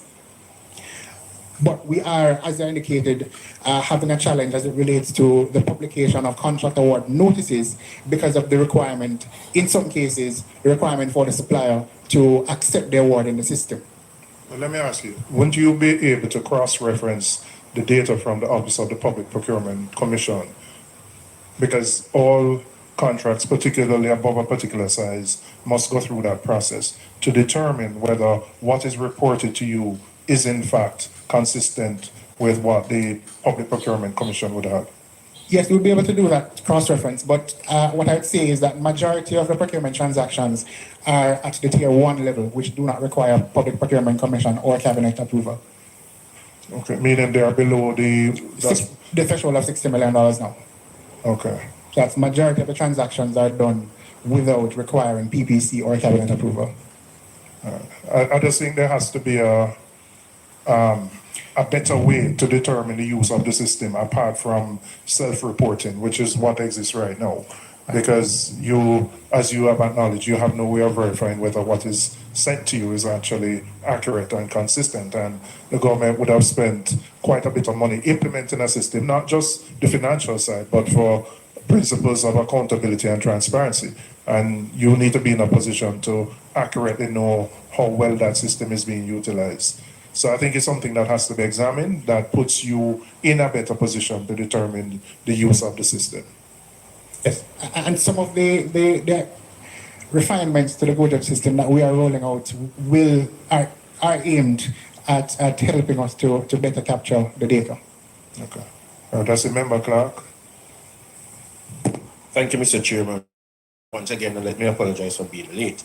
I'm looking at a document, Jamaica Custom Agency reference number PAK 252-601141, assessment letter. It says that custom... Wait, hold a second, member. What, just in terms of order, what we're doing first is we're dealing with the questions that were answered by Yui, and then we're going to get to that, but we're just going through in order what the hospital has answered. Okay, Mr. Well, we'll Chairman. get to that, yeah. Member Bunton? Thank you, Mr. Chairman. Mr. Barry, could you just explain based on this? But listen me. But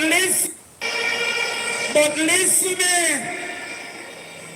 Big up the government. Respect. But you see me? The truth is just the truth. I have to respect it. Our country now run right. Our country now run right. All who believe me, must have blank say blow. Country now run right, Jamaica. Country now run right. So jump is gonna be used now, mandatory. They're making these promises of these systems being put in place. I don't want to think about that in the comment section. See? For the people in OBS, we can come over to YouTube for my other live stream here. I can end that one. Alright. End that. Plug out this. Turn off the Bluetooth here. Connect it to my phone. Turn off that camera here too. Different things may go on and now on the computer. Use that phone here to touch some more of the PAC meeting. Let me see Bluetooth and Bluetooth. Turn off that. Right. Connect that phone here. So I'll go on with this meeting here, so.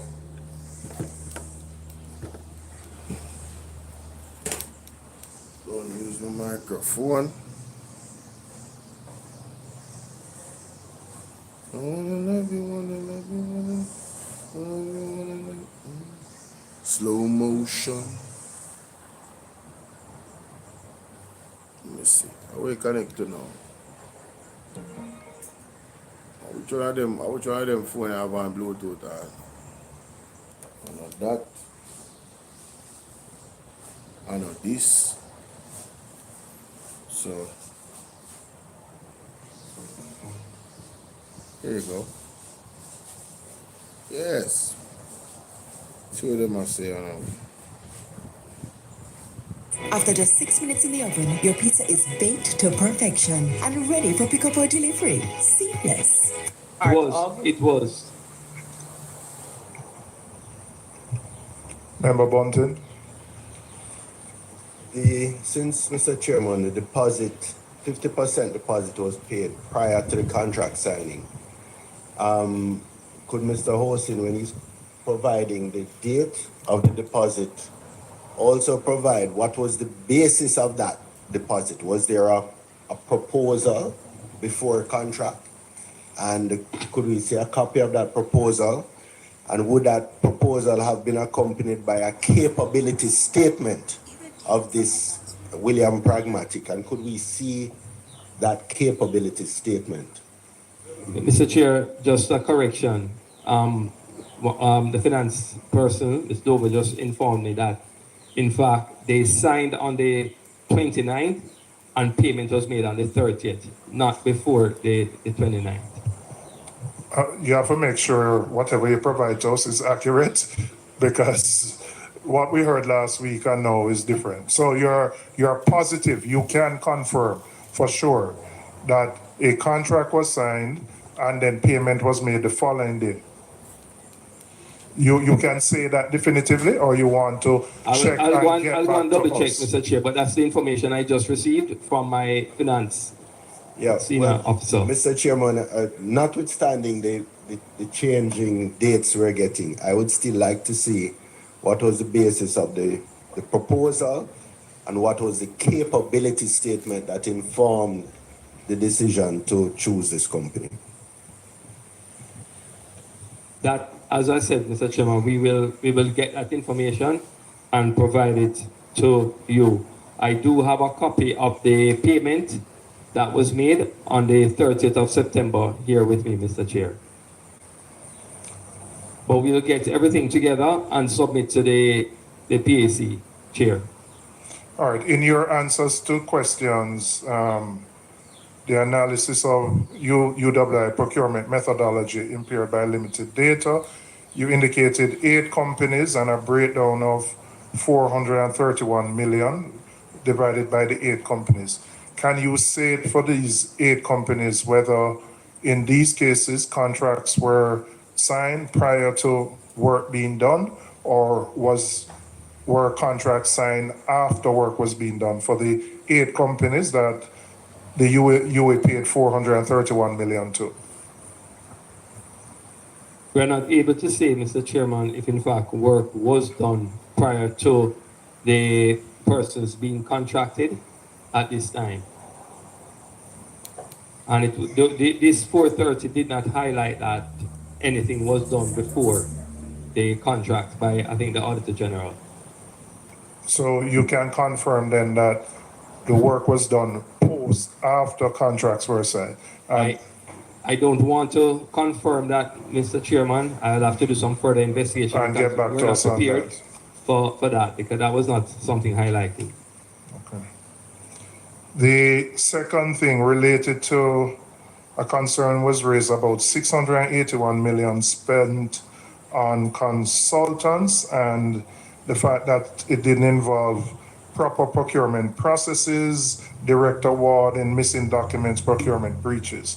We have a breakdown of the $686 million among 6 companies.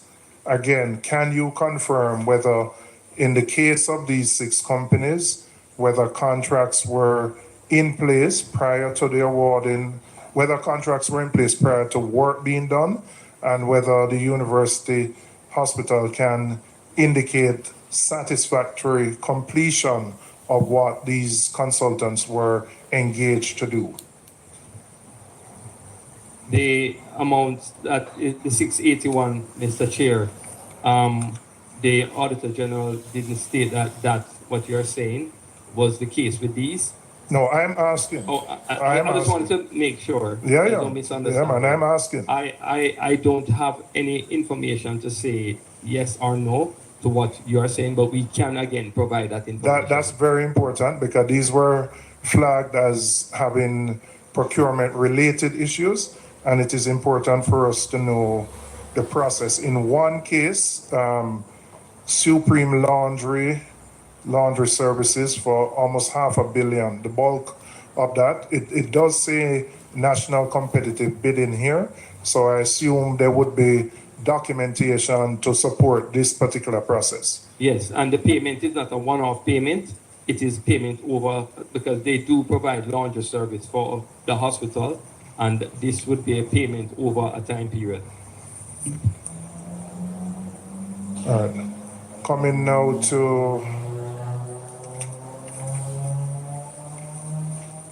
there were a number of other services provided, coming to that total about 1.4 billion. These these seem to be standard, in some cases, medical gas, LPG, etc. In the case of, for example, medical gas, and I think IGL is listed here. I need to build a camp. Darn, not enough wood? Let me go get some more. No, stop. And you'll see from the information to your right on that chart, the date of when it was expired. And what happened is that even after expiration, payments were made based on services provided. And are new contracts in place for these providers? Because obviously you need gas on a continuous basis to run the hospital. So once we must know the date at which a contract is expiring, and you would put in place a new contract so that the service can continue. Not in all cases. We are in fact in the process of having approval, going through the approval process for contracts with some of these persons, but not all of them. We have current contracts in place for. Could you say which ones the process has started for the renewal of these contracts? I think there are about 8 or 9 companies that are listed here. The security contract is being processed and is to be submitted to cabinet along with dietary services to cabinet. Okay. Also, the maintenance one is out. Ground maintenance is out for.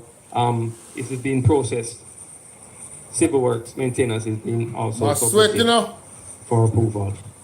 Can I have a related question while not from the documentation? I understand the university hospital just built a new car park. Can you indicate what the process is for the payment of funds for people who park in the car park and how that is managed by the university hospital? Okay, let's repeat the first part. That there's a new car park which has been established at the university hospital. I want to know what is the process by which payment is made from persons who utilize the car park and how those monies are managed by the university hospital. Okay, so the funds received, there's a ticket that the person will receive when they enter the car park, and when they are exiting, they will pay based on the schedule of payments, based on the number of hours that they would have stayed in the car park. And those funds are then used in a part of our general funds that we receive from various places. Who was collecting the money on behalf of the university hospital? When somebody comes into the car park, who was collecting the money? Currently, the security guard collects the funds. We are in the process of establishing a payment area where a UHWI staff member will be the one to collect all monies from the car park. And that should be in place by sometime in May. We are working on getting it done quickly. So what is the system that the university hospital would use to reconcile, for example, 100 cars came in, payment would have been received for the equivalent? How is that reconciled? It is based on the records in terms of the slip the person received and what the person paid. We are auditing. The fact is that there is a serious concern as to how strong and robust that system is. And that is why we are changing with haste to have the funds collected by our normal receipting system that we have at various points in the hospital.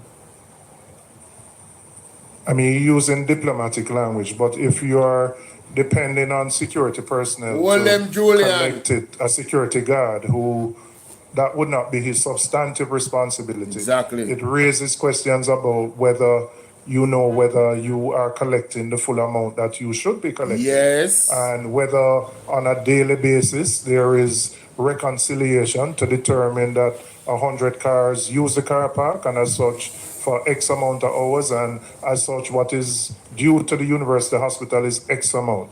It sounds to me like that system doesn't exist and you're now moving to put that in place. Is that correct? That is correct. I was going to say party shop, but I don't want to disrespect people who One operate Julian, Russell, big up and do yourself, so my very brother. well Respect every locally time. and internationally. Hold But on, man. I must confess, Hey, shout out to Russell with the 20. Salute to the big homie Bolo. Checking in on player. But you need to come and get your big head, baby mama. She's still acting crazy, man. Russell, you a mess, bro. Listen, bro, I ain't got nothing to do with that, sir. All right, thanks for the 20, man. Hey, shout out to the Cash App, man. Shout out to the Cash App, the donators, man. Big up Russell, man. Always support. Salute, Russell.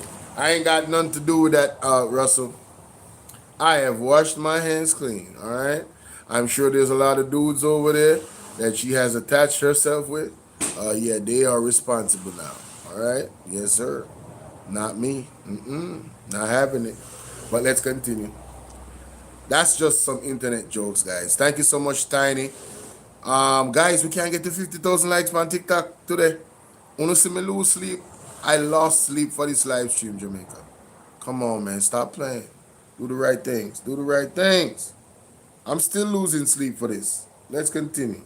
I mean, it beggars belief that in this day and age, we couldn't have a better system just to manage something like this. It is just symptomatic of the broader problems at the university, that you could have a car park without a proper system, and you have no way of determining whether you are collecting the full amount of money that you should be collecting. Madness. Member Brown? Thank you. Just two final areas I wanted clarity from. Senior Director of Procurement. 64% of the contracts, as was outlined by the Auditor General in her findings, were either through direct awarding or direct single source or direct awarding. Who took that decision? May God help us with you, DJ. If it is single source or direct, you have a threshold that will determine that. No, based on the responses here, you have 24 million, 29 million, 43 million, 400, well, the 499 million, 63 million, 24 million. Is that, who would have taken that decision?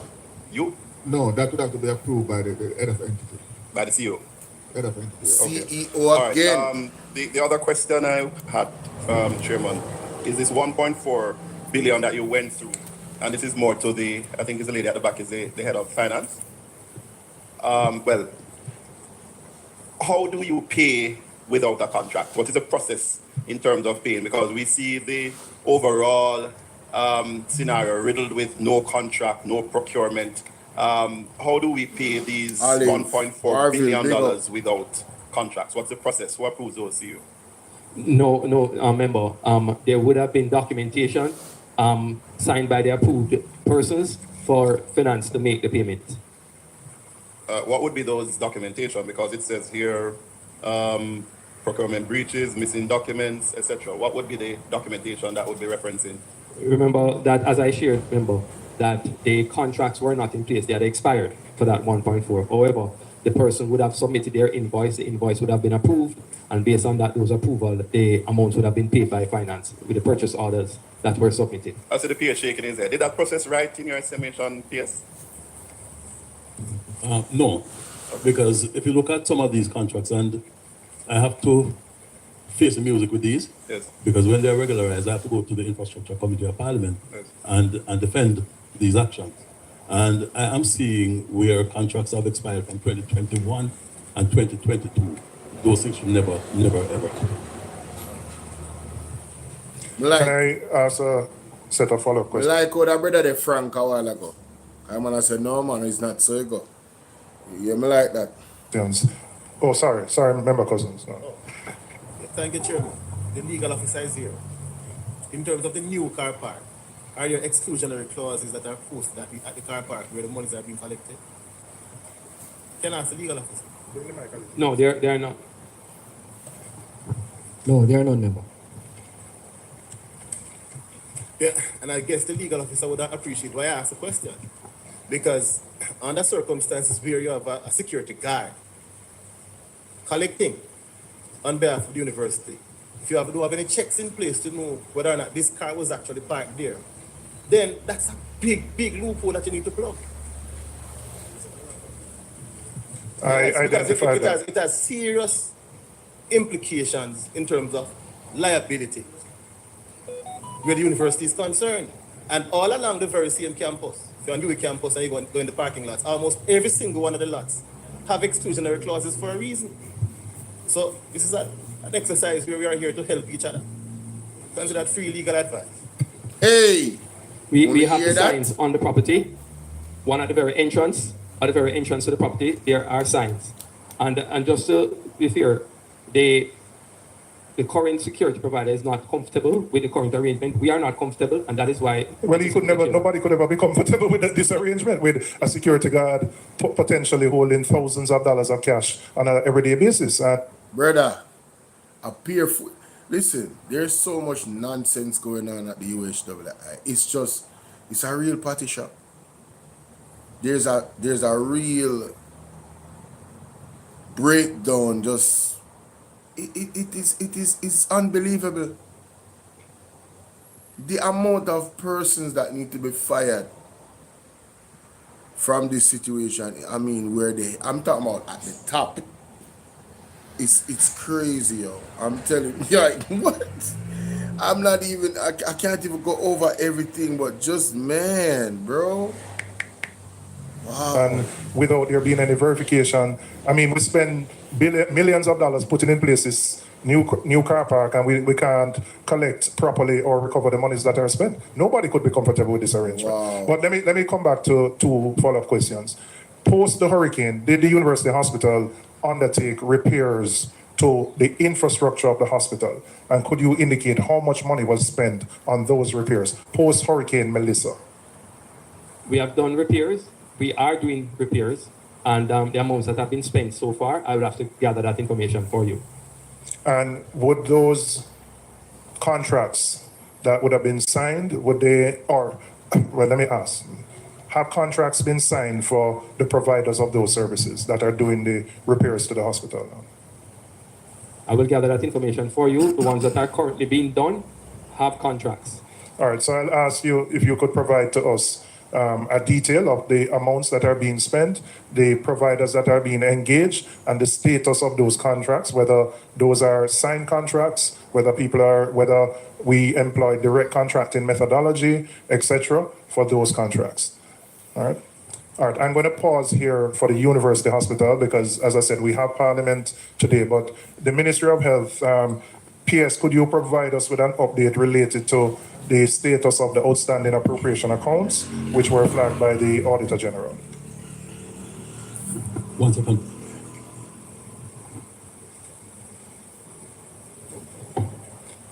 Mr. Hosting, I know you're rushing to leave. I soon release you. Oh, you're switching the teams. Okay, all right. 1 second. Mr. Olsen under pressure now. Because I signed off 1 year, 2018, 2019, just this morning. So I don't want to mislead you, but we would have submitted 18 of the 25, and we would have completed all the capitals for all the outstanding years.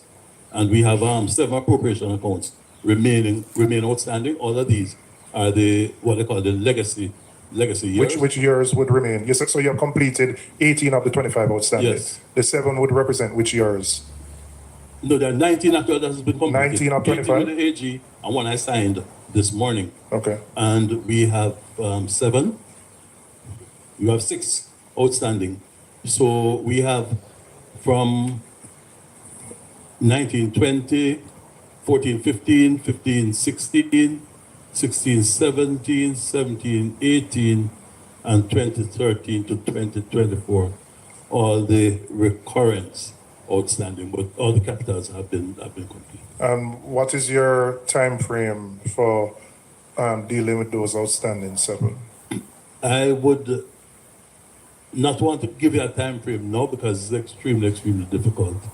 I'm working with the Accountant General to help us to reconstruct the system. But I can assure you that we're working on it night and day. Okay. All right.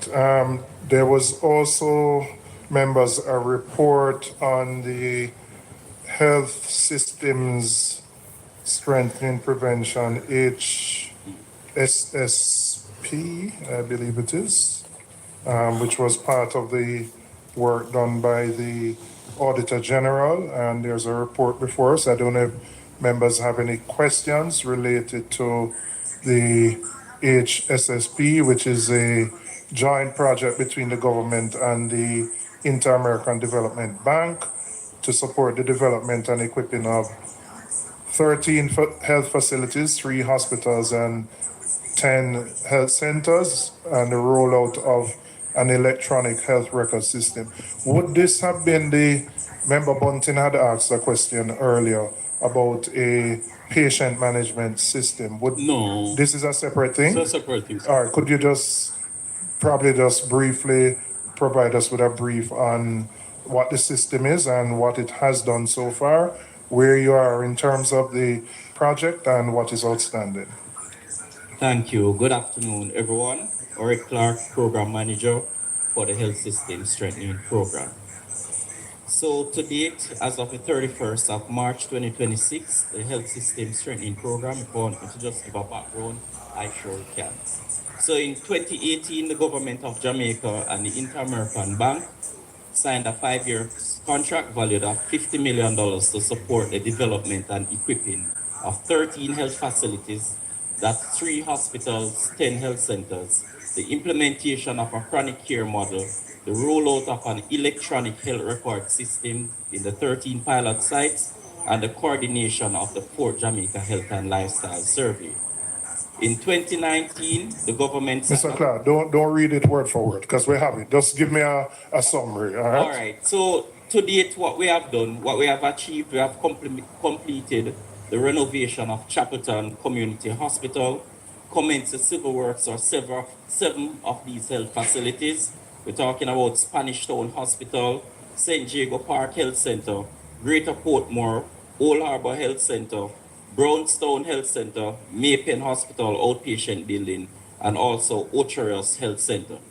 We have also commenced the procurement process for the consultancy for a design firm for cost assisting with tendering and post-contract supervision for the remaining 3 health facilities. We have also completed the implementation of an electronic health records in the 13 facilities, completed the implementation of a managed network services in 96 facilities. We are piloting the chronic care model in 5 sites and also executing the 4th Jamaica Health and Lifestyle Survey. So that's the updates for this project as where we are now. All right, thank you very much. I noted in terms of the Maypen East Health Center, no suitable land has been identified to date. Has there been any progress in terms of determining a land to do this facility? Find the perfect hotel for you on the Booking.com app. It was swampy and could not be engineered to fit the purpose for which it was intended. We're actively looking, we're speaking to people in the area to see whether or not they can point us to any available land in Maypen East that we could put this health in. Okay, thank you. Members, are there any questions for the Ministry of Health before we wrap up here? P.S. We are going to reconvene in 2 weeks in relation to the University Hospital. We had indicated that we have asked the current CEO, the former CEO, and the board chairman to be present to answer some of the questions that the team has not been able to provide answers to. So our next meeting date is going to be the 28th of April. All right. Members, there is a matter. Yes. In the invitation that they will sending out to persons or entities to be present at the next meeting, I would humbly ask that customs be presented to. I have no issue with that, members, that a representative of Jamaica Customs Agency be asked to come to the next meeting since there are a number of issues that have been raised related to the tax exempt status. Members, there's one matter in AOB that prior to the proroguing of Parliament and the last election, there was a dissolution of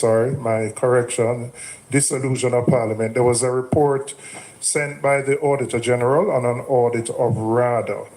I'm asking the committee to support the resubmission of the report to Parliament so that it can be considered by the committee. Because Parliament is dissolved, it doesn't carry over. So it would need to be resubmitted to Parliament for us to be able to review that. Can I have the support of the committee on I that? endorse that, Chairman. Okay, thank you very much. Can I have a motion for the adjournment? Member Seabright, seconded by Member Jackson.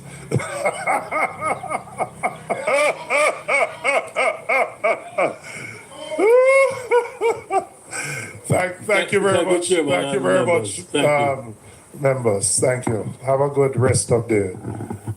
Hey, when you hear how Julian Robinson laugh, a real rich dog laugh them, you know. And that's how you laugh at you. Big up in general.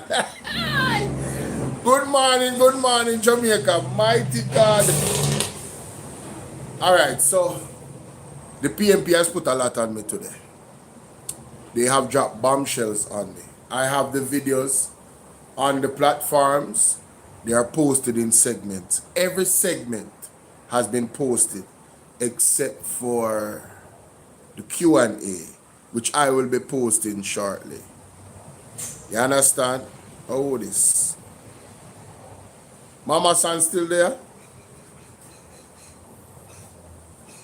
Mama San? Arville? Arville. Oh, Arville, I press when I come up, but now, sir. Okay. Arville, where you say? Yeah, I say. Me there, man. Yo, me say, the man have a rich dog laugh. If you ever hear your father talk, you don't think I spit in the eye. Oh, real Santa Claus, General thing. Yeah, man, no, man, me know, me realize, man. Genuine, man. But you see the type of man there still, you see? Me like to read people. Judah Robinson is somebody for your rampant. I want no nonsense. I want no nonsense, Smaddy. Nonsense person. No nonsense. Very disciplined. No nonsense. He's not a man for your rampant. I want brother. He's a brother who will give you one look and you understand what time it is. Just the look alone. Yeah, man. And that type of man. I mean, no meet him ever. But me watch and observe people countenance and them. You don't understand? Yeah, that I pride myself in. It's a skill with me have. Atu, what's up, Atu? Thank you so much, Atu, for the gift. Him father, you know, he's an international judge, you know. What? Oh, then that's why the man answer, brother. Man father a judge. International judge. Father is an international Derval, where you deal with? Backside there, sir. Him father sit on certain cases. Which country him there now? In travel, man. Oh, so that means him probably one part of them world body there. Yeah. Interesting. An international judge. Wow. That's interesting, man. Derval, come up now. Join the live now. That's why you see him old. That's why you see him behave so. Alright, if you notice, when PNP did a rule in at the time and they come out with the phone scandal business. You notice when P1 come on, it was very low.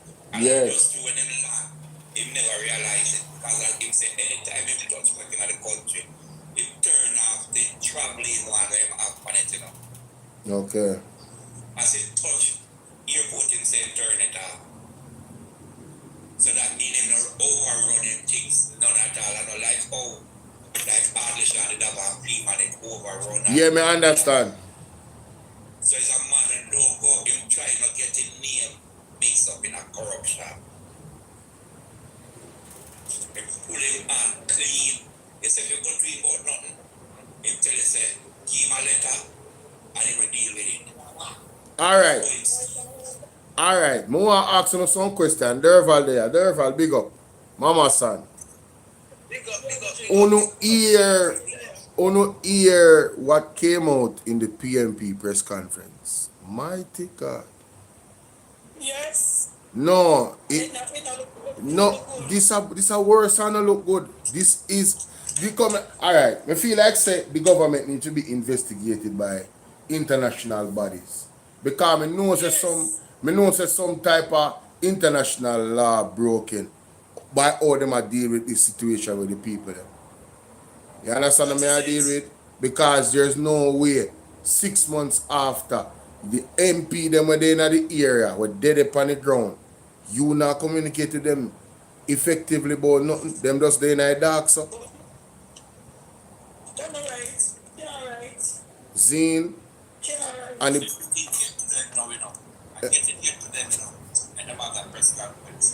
yeah, because you see, nobody can say that the PNP this is for clout, you know. Where I say Derval? Yes, but the first one said, good afternoon, my uncle, good afternoon, my mother. Bless up. Good afternoon to everybody in the comment section, moderator, Bolo on the app. That is yeah, it. Man. More said this Bolo. Me, you, my uncle, yes, and my mother, yes, son. We have preach, night and day, we preach, sleepless night.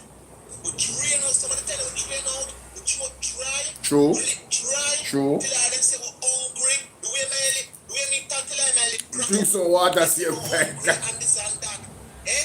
So I tell them, we don't drink no water, and the people are still not here. And look here, everything we say, me not praise myself, you know. I will not praise ourselves, but we are saying, and we bring the revolution, and we bring the truth to the country, for them know what one. You understand everything what we said? Talk at the press conference today. You understand? We've been saying this. Facts. The government do not give the MP them no money. You know, give them no money because look here, I can't see me drive this up. The road for done, and under the road can't done. If Maggie don't go and back it and fix the road don't fix. My and God. Me tell my member of parliament said, me get on a board, me tell him said, don't spend the more money to get back it again because the government don't go near back it again. Don't go in there, save the money for your grandpa to them. Yeah. Messy government give on fix the road. Well, we never talk about them, you know, we are talking about the people who are still in the country there. Still not getting assistance. Still not getting no. People still not getting that evil. I promise you now. Yo, may I tell you, man, when me hear Marky G say one elder, hold on, Derval. When me hear Marky G say one elder lady from Sentence Bay call him this morning, you know, brother. No assistance in no house, brother. Nothing, brother. I think, no, man. No, this can't work, Bridget. Them have violate some human rights law or something, brother. There's no way they cannot treat the people them so. And them gonna foreign gang and look more money again. If they are foreign, them up here. If they're in New York, I look money. I to them a labor, I come to the two labor, I talk to me to the and to the New York. I look money. If up here, beg money. I'm saying, yeah, beg the money for. And you don't thief out much trillion from the poor people them. Where's the money where them get for the people them? Where the money they there? Mighty God. I'm greedy, them greedy, them are wicked, you know, them greed and them wicked to the people. I'm big up my brother Andre. Big up my brother Andre. Yes. Hey, brother. All we are talking about, all know we know. The Labour government don't give the house, all know to the Not even one house. Not even one to say yes. Let them look good. Down to Chief Curry are do better than them. Mighty God. Down to Chief Curry are do better than them. Chief Curry not permit them to see me now. If I never weed the blagger, the people my country dead for hungry, you know. If I never weed the blagger, Yes. Yes, are true. Are true. dead for hungry. You understand? I weed the blagger, take for money.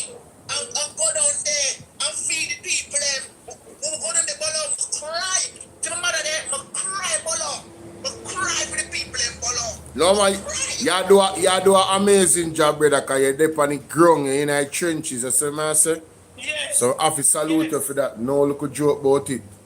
You're out there in the street, you do an amazing job.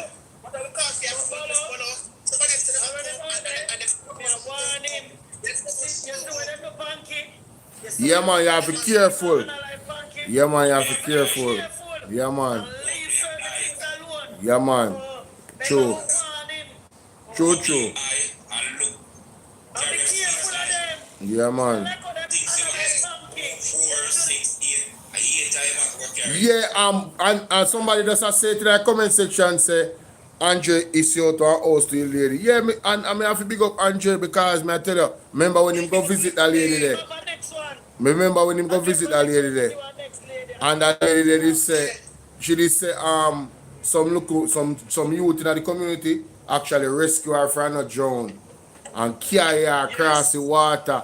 You see me I deal with, so she go through a lot, and you know so them thing that it have traumatize anybody, especially an elderly woman. So you know say she probably had a flashback, PTSD about all certain things.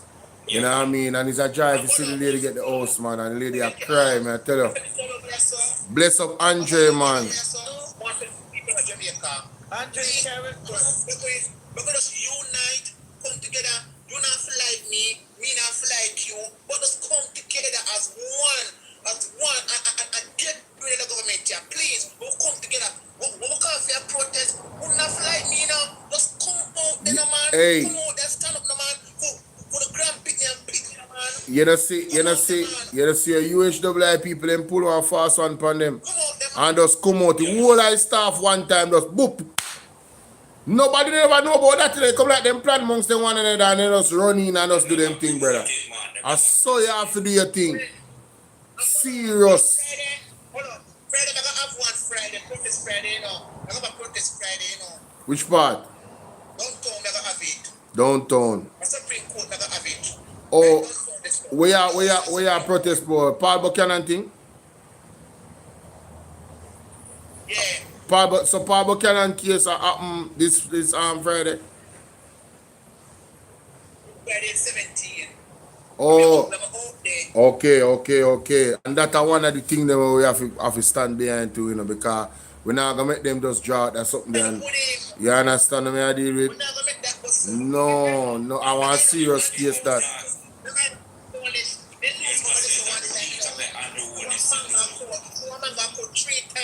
Three times man got caught and then get back to seat. But no, and once we not stop to get over this. So what is this?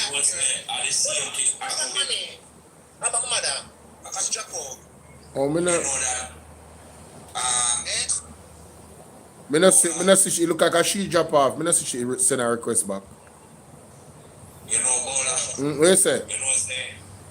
You know, the same thing Andrew when he said do in a 96 and Yeah man, I see him when he win for seat, man.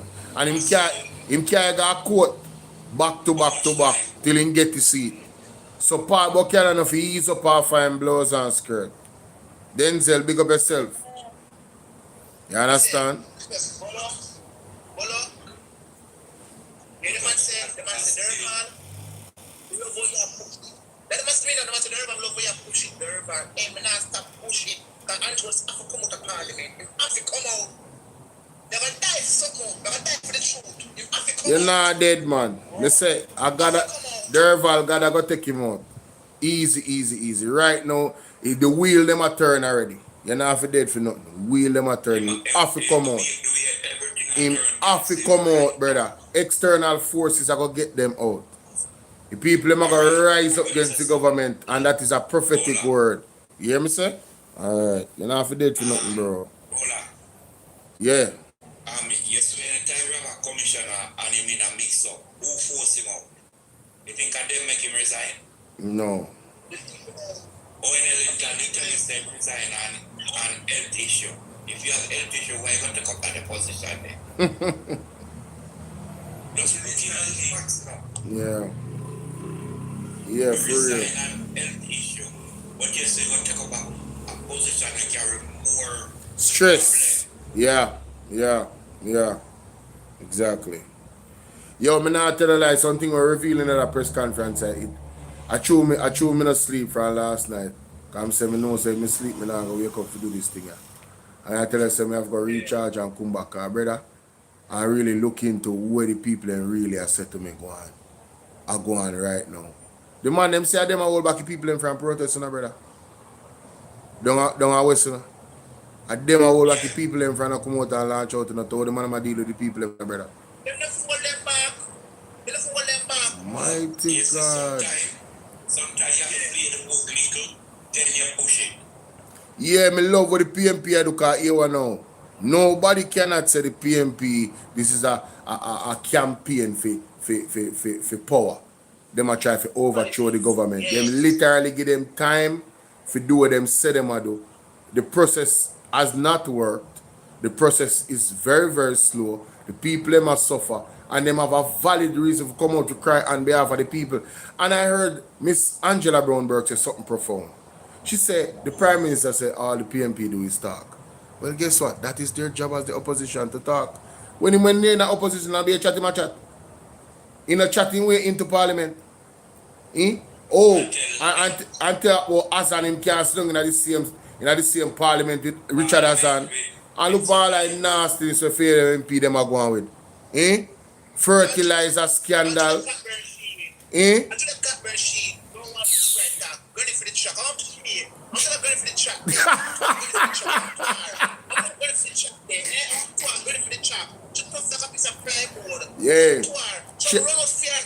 Hey, Mr. Shaw, that biggest hypocrite them.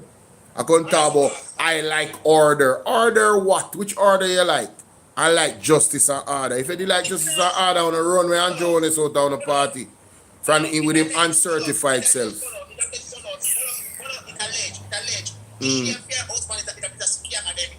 Mighty God. Mighty God.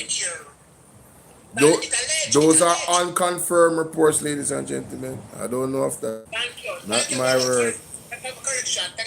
Not my word. No, yes, sir. I say alleged, you know. But I'm just reaffirming that I have no knowledge of these things. But would I be surprised if something should come out in the future? I would not be.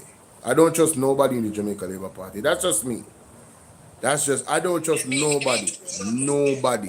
If you can support Andrew Honest, if you can support an uncertified leader, I don't trust you. Stand behind him and fight for him, I don't trust you.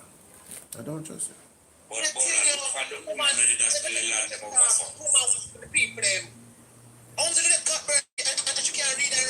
She a waste of time still, you know. She a distraction, you know. She a waste of time, in general. I tell her that straight. Even when I focus on she. I people them we are suffer down Westmoreland, me I talk about and Hanover and St. James and St. Elizabeth. You know, Nikisha Burchell says step there in a road, like step. A road is no longer a road, a steps there in the road. So you can walk and go down in one next step and one car can't drive on it. What kind of madness is that?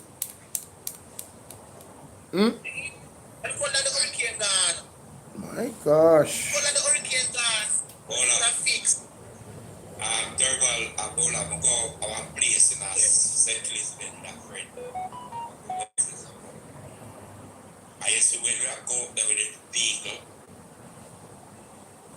If we never mind shop, the vehicle would have run after. Stop and take off something at the bottom and make the people take it. Mighty God. Wow. You hear what I say? Wow. The truck nearly turned over. That's what a serious thing, man. Serious thing. People are so far. And when you go so and they know you attack. And guess I'm telling me I was a strong LD area. Yeah. But listen to me now, Bridget. Going back to the road there. If a man sick, you know, and living at them place where them road condition there, you know, or him reach at the hospital in time. When the road them stay like that. Oh, me not really think people really think about certain things, you know, brother. I want dangerous thing I go on in Jamaica, you know, brother, with everything in a one, all of it is just chaos. Yeah, man. All of it a chaos, brother. If you don't have good road, the people them can't reach a hospital. Alright, a fire truck need to reach. Somewhere we are burned down. With them the road, how it a go down there? Because remember, so when you go up, you know, the weight alone can turn over the fire truck, you know. Mighty God. I don't know, but it's like what Durval said. You not have to like me. Yo, but we can come together on a common ground. The conditions that the people them is facing in the country, it have to stop, brother. We can't continue like this, brother. We can't continue like this, brother. If you man them deal with the elder them so, how them are gonna do to like we? We are stronger, smarty. The man they not know hard feel vulnerable, bro. Alright, so people, you have to tell me say people still not get assessed. Elder people and most vulnerable lose all them house. And nobody not can assess them, bro. And the man them a lack of the assessment thing, them people them never know nothing about it. Hey, you know hear much thing the people them talking in a PNP meeting. Blouse and skirt.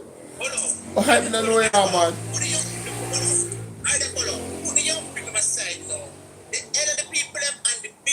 Yes. Yes. Yes. Yes. Yes.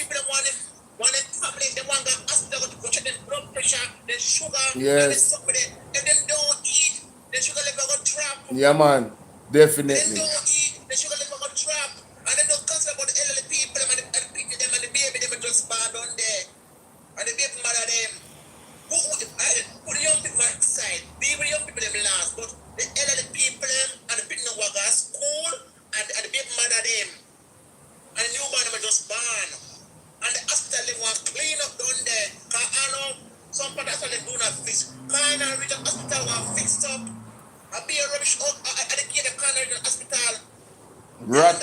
Rat and beer teas.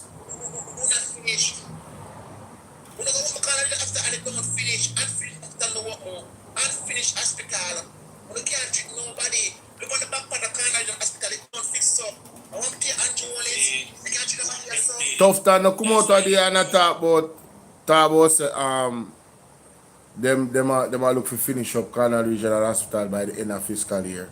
So him say, but we know so that a PR. We know so that a PR.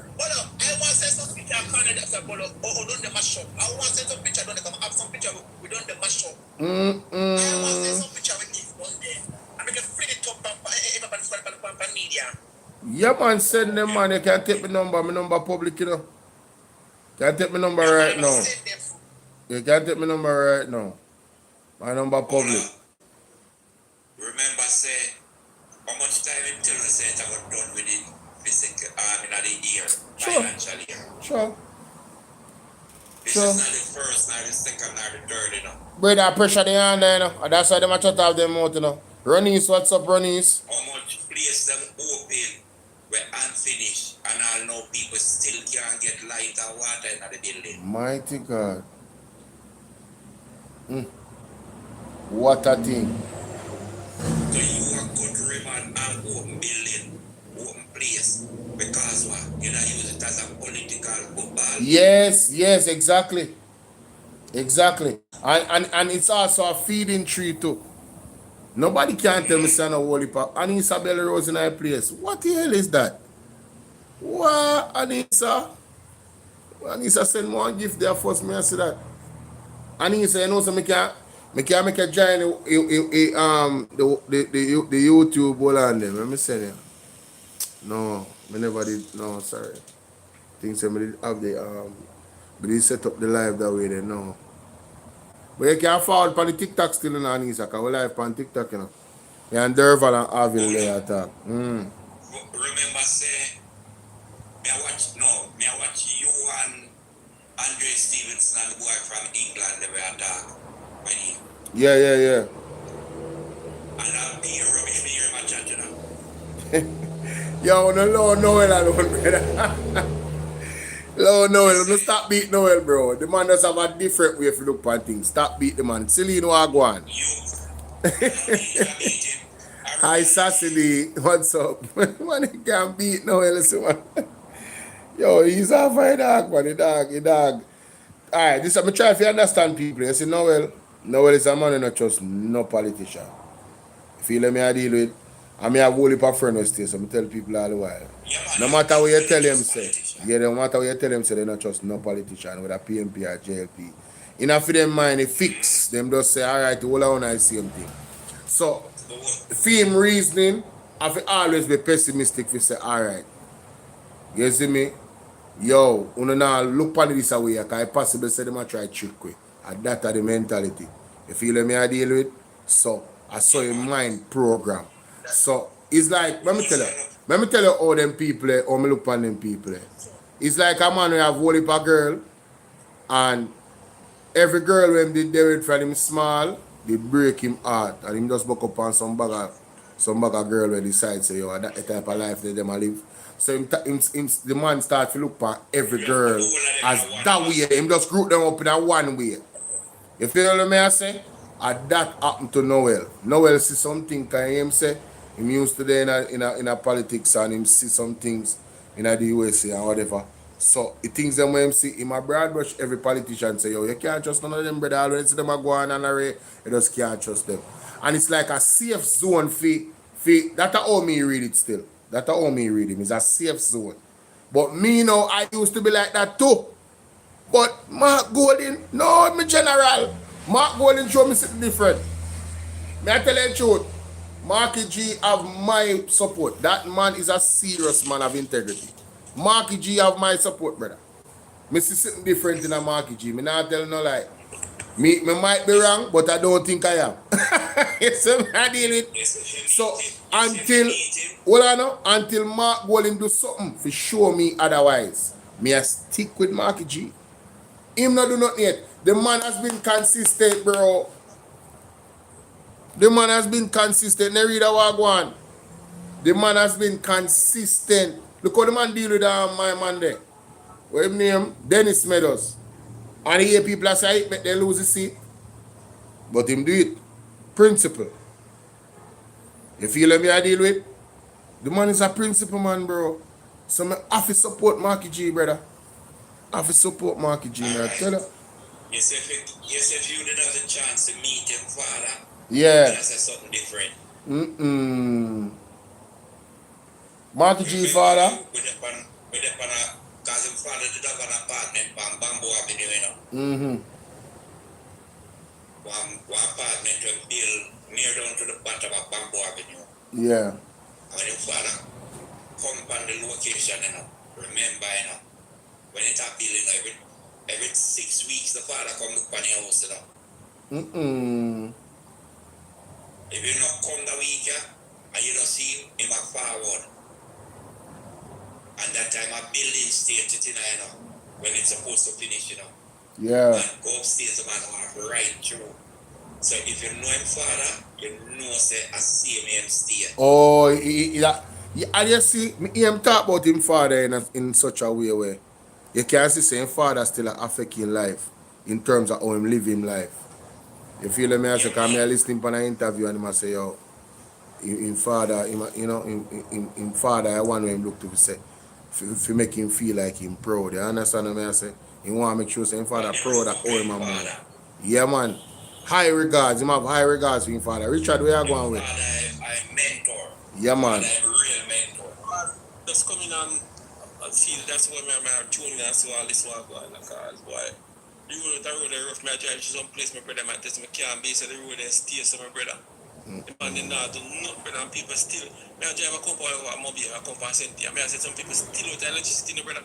And when they take home money, I give people, they still not electricity, I know, brother. Yeah, that me I say. So when I sent you a Westmoreland and they take home money, and they say by February latest, I know I'm here, brother, come here, brother. Yeah, Still up, you know.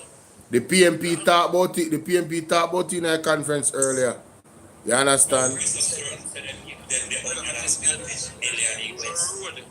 can't drive comfortable, brother. You can't drive comfortable. When I drive a Subaru, I come out and say, boy, I say, brother. I Subaru, I say, they could roll and link it the left, right, and sit there, brother. I don't know who I got blessed a country. I not get better, brother. Not get better. Look on the main road. Look on the road. Look on the Alabama, the road, still over the ears in Alabama. I'm going to a place like I go towards a place named New Orleans. A crazy thing, I said, the people really. Alright, make sure somebody say water wash down, water come flood out with this and wash some dirt on place named Charlie Gell and Carnapo. 3 days ago, brother. The dirt went up on the road. Or what 3 feet to 2.5 feet thick on the road, brother. A snow. Come clean it. A snow. Brother, you know? I say, you need a Charlie Gell and Carna something there. Real quarters. And a real quarter square. Dirt and on the road, 2.5 feet. No one truck now go clean the place, brother. Like so clean that for the road. Thick. When we like I elevated there by the elevated, brother. Look, but this is like a joke. That's what authority I do. I mean, I talk again one next my life. One time, a place at Black Over Bridge. A little old man and him and his son go over there, and the old man alive. And me, the MP, which man can't tell me no good. Come and say, boy, man, call authority to put up some rail at the bridge. And no. About 4 months now, I'm not seeing no readiness in nothing the bridge, still walking, brother. If you walk and stumble or anything, you drop right in the black river, right in the water, you know, nothing for hold it, brother. And the man talk, I'm in the see them doing the NW, nobody talk about me now, walk one and go through the talent, say you're licking with it, you're lying, something. Pure foolish, brother. Them are going to ask you to bring evidence, bro. Anything you can go say, they're going to ask you to bring evidence. If you look, me have something that I love video, brother. If you go up and work, I love video, everything we do, video, love video. And she said, this is going in the country. Because I can tell you, brother, any parish you come from, believe it or not, you know. Just tell me parish, I can tell you how your parish inside out, brother. Everywhere in Jamaica, you know. Yeah, travel, you drive around the place. You travel, brother, so I know this, no man, I'm going to talk foolishness. Alright. Me don't move, you know. And the man tell me, say, boy, Leroy Clark, constituency, a capital. I'm sure me tell you some place in shut up, brother. Mighty God.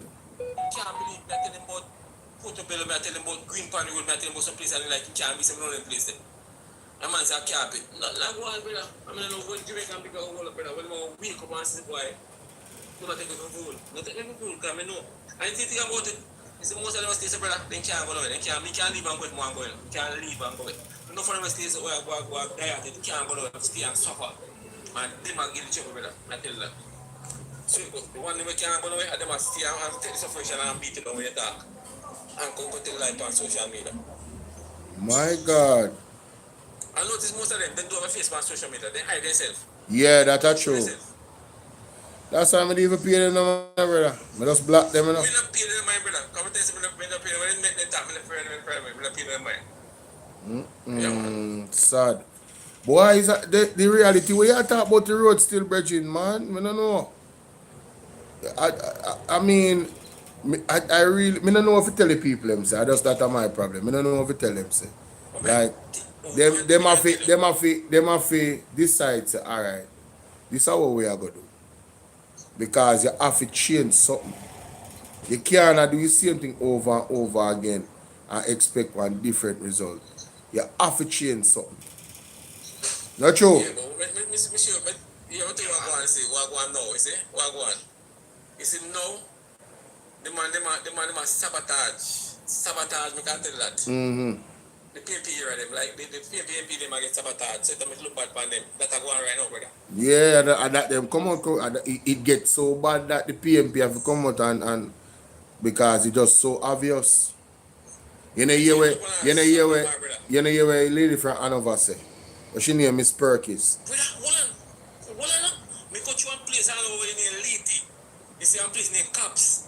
We drive to a place named Liti, go Manchester, before we reach to Anchorage and go to a place named Liti and go to a place named Caps, brother. And come back and we can't be place in Jamaica State, brother. They say they have one juvenile center named Caps. The place take bad, I know, brother.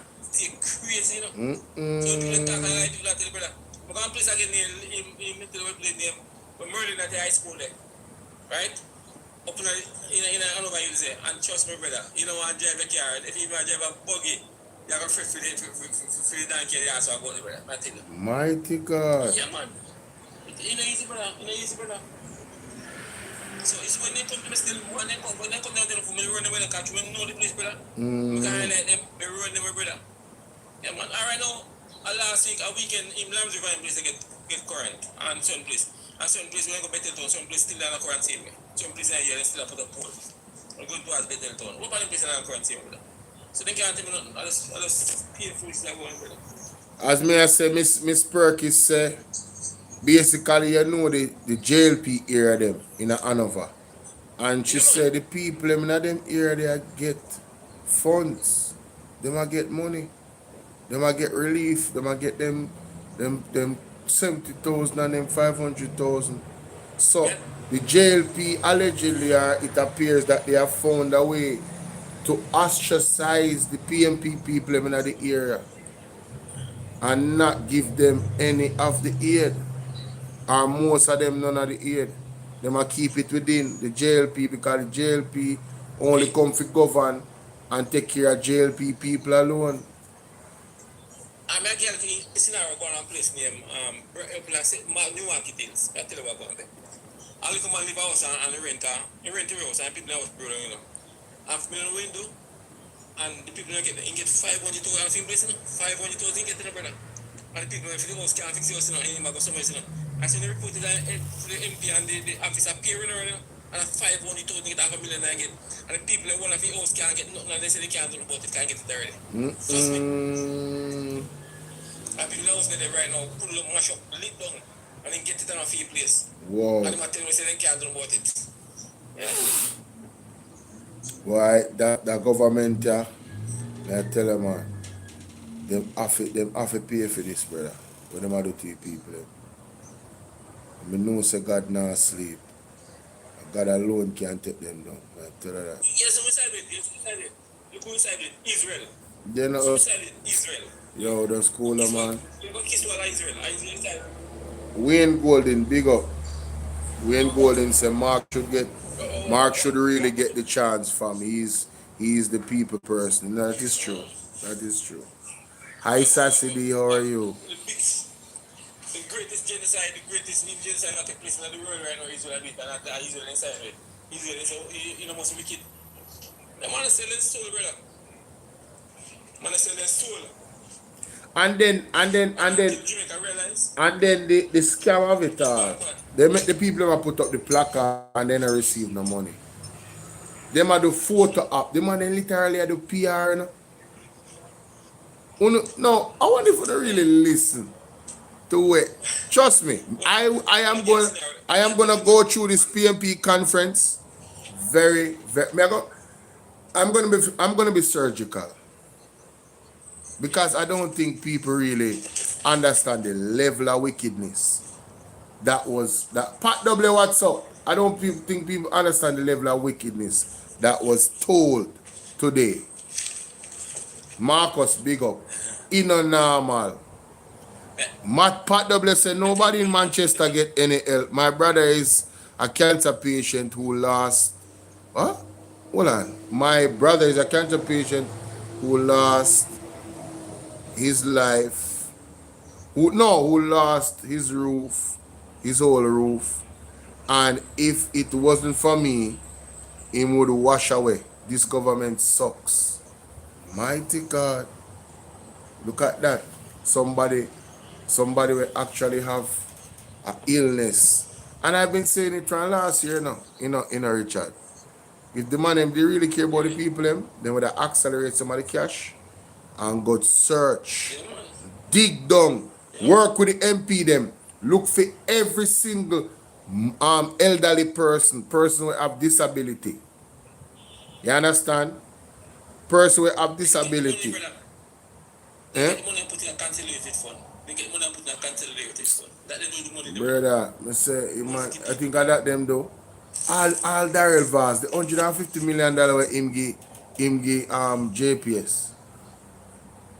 A joke. We see different side. We have a fight together because up to now people are getting over, people left. So what the same side? I see a speedy process. You see a speedy person and give them. Right? What the same side? What the same side? Yeah, man, I tell you, boy. Man, I'm terrible, bro. Ben, what you say, bro?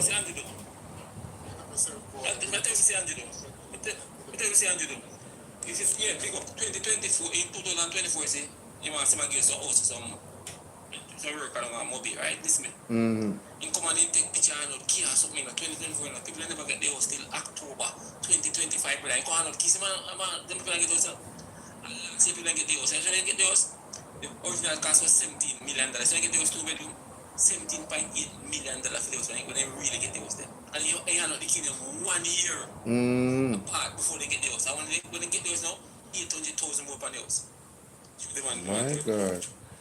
Back a country better than a house. The man them 230. When you buy a house, when you buy house before it finish, even if no cost incur after that, you're not supposed to take it. There was definitely brother, but they just never really come in mind now. Mostly private developer and then develop after no, I don't know, then develop someone to NST and some of it no, and NST did not develop. So then they get a portion. So before so an agreement that we sign on something for you can get it and take 1 year after. But when you get the house through housing trust now, you know the amount and housing trust you take out the loans from again enough.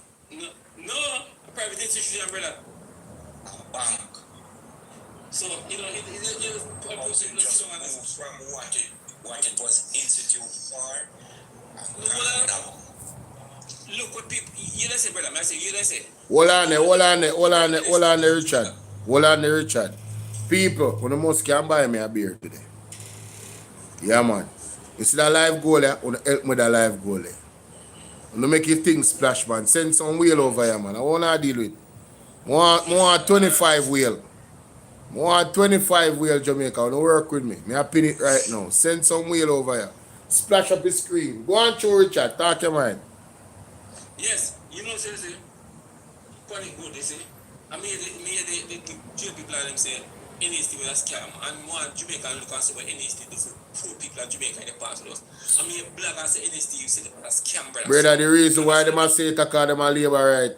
And then want to defend Andrew and him wickedness, so they do. I take the money from the NHT. I hungry reason why they must say that.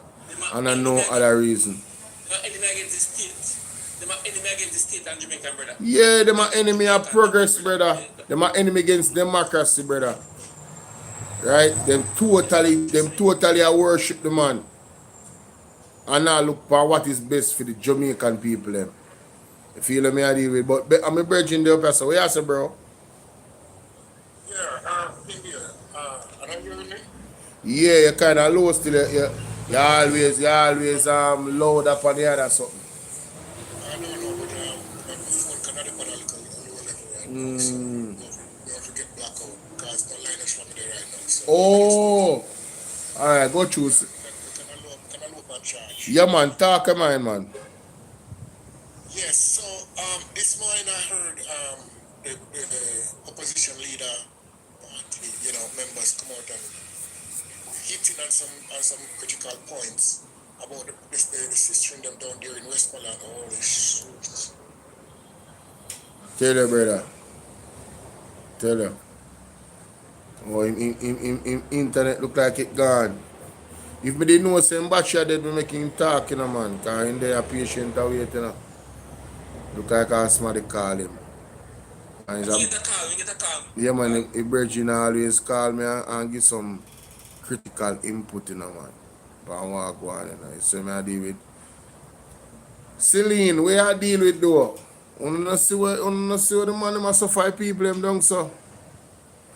JLP not read the band, the man them thief the whole band, brother. No band not there. When they read the band, that means they want structure left, with something in it, Them man they take up the whole band and I move with it, brother. No band. 6 months after hurricane, the entity was supposed to build back Jamaica better, not established. Furthermore, you have not assessed all the persons that have been damaged by the hurricane. Lose them house, lose them roof, whatever. You not assess everybody, bro. Come on, man. That should have been an income revenue for persons. Like, we need people to do assessments as fast as possible. We have a trainer now and pay on to do it. You feel me, I deal with? And then the other thing, get in touch with the Builders Association. As soon as the hurricane done, formulate a strategy with them. How do we build back better? Fit for purpose to actually for a category 5 hurricane. And then from those discussions and as strategies put in place, all the other NGOs, everybody come together, just like where Mark Golin did suggest to them. You know how far we would be right now? The man them. Remember, say each things are done where we done on the site of our association. You have the master builders, you have the steel association, you have the electrical association. The only somebody I don't think that two people were involved in a construction of the association is the plumbers and the tilers. But everybody else have an association where you can get your input from them. You have the engineer copper and them call them the people that are engineers. You have the whole of them on a board. You have a board. Why you don't get those together, even 2 or 3 people from each department, and put them together to sit down with the person who is in charge of the housing corporation and say, look here, we're going to come up with a strategy that we can put in something which is better than put something to paper that we work after. Because if you put that together, you don't want not more enough. So you don't pass it on to the municipality. That means that anytime not a structure put up, this is what you must look for before it put up. That means you know say everything had done to the T. Yeah man, you have key things where you look for here, like I say. Wagwan Howard, big up. But bro, if they do it, it's not a benefit. Because remember, housing corporation boss and business partner, housing corporation boss and business partner. You talk about FCJ?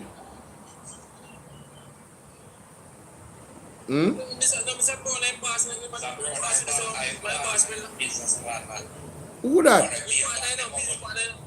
Oh yes, oh my God, him not just in business partner, him friend. In business partner and friend.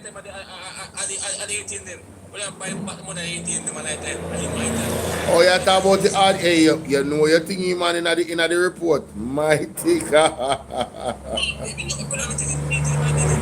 Yo, Marieto. No, Richard, Marieto. I not even remember that the level of detail out there. Because there's so much crime, right? Committed by this Jamaica Labour Party. Is like, man. By the Prime Minister mostly. Because you have how much millions dollar in a corona time. All me know me, a one crime me know in commit a crime against my trust. Yeah man, and he need to come out of office because him not serving sentence yet. When me ask, my question, when he come and say commit this sin against the people of Jamaica until the more when he come and say man for forgiveness, yes, he sin against the people and the children man for forgiveness. More know what is that sin, because oh boy. You know, hear somebody come out and tell you the sin already when they do it for one life. Just sell the man them butter. Because if you collect so many money from a country to promote same-sex business, that means that in first interview, Jamaica get more tolerant to it. That was the first interview where he say Jamaica get more tolerant to that lifestyle. That the man say. So Jamaicans getting more tolerant to that LGBTQ something. So the man say first interview when the Prime Minister was his. Yeah, morning. Me always a play over. Good morning, Britain. Yeah. Yeah, man. You see details. Memorize something and keep them. Look on this, gentle people. Look at this. PAC. You see them 3 person here? The PAC ordered them to come at next meeting. This a man here? I last man who left. And he walk off because of Christopher Tufton. According to his accounts, Christopher Tufton decides say him no want to use the person where they recommend from England, the lady. According to this man, that the report says in. And then Fitzgerald Mitchell was put there, and chaos has happened since. You understand? I know everything will come around back full circle. The man, that pressure in the people. Let me tell you something. When I go see, force to resign and lock up. Just look out for them thing there from some of them politicians in the near future. Force resign and lock up. Publicly handcuff put upon them and then gone with them. It all get serious. Tell me, I tell you that. And them know what is coming to. I hold them a try hold it and I try escape it. But they can't escape it, judgment. Them are do more things than a pile up on themselves. God is in control.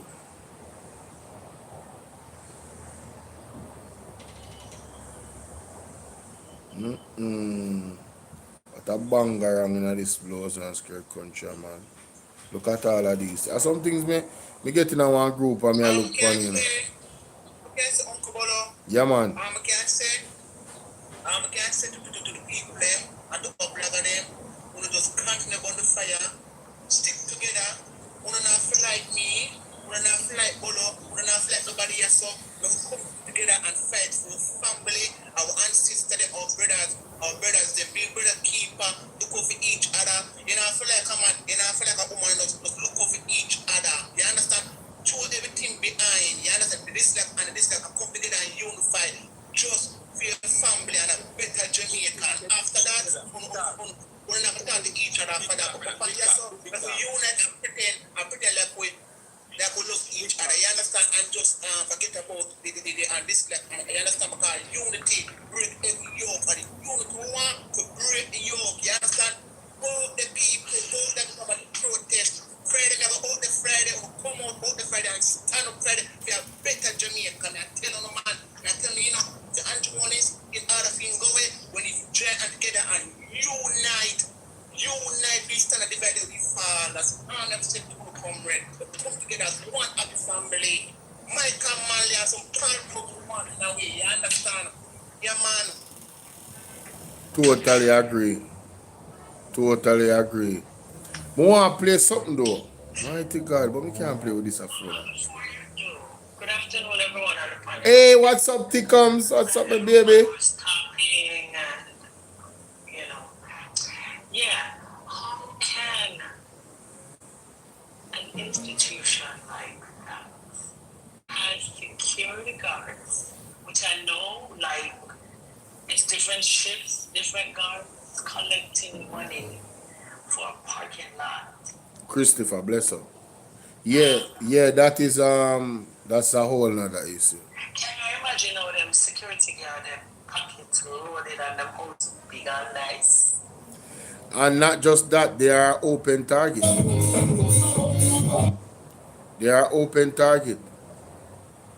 what about getting since everything they talk about, we're going digital, we're doing this, we're doing that.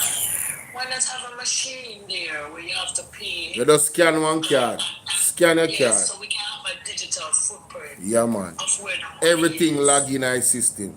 And the money, yeah. That is it. But because them love skullduggery and them only thing them know That is it. steal. Them got the easiest way, hand put the money from here onto my and them pocket. Yeah. That is it. I'm going to tell you, say, this morning, Bolo, when we are watching the conference, what you call it? PNP conference. Yes.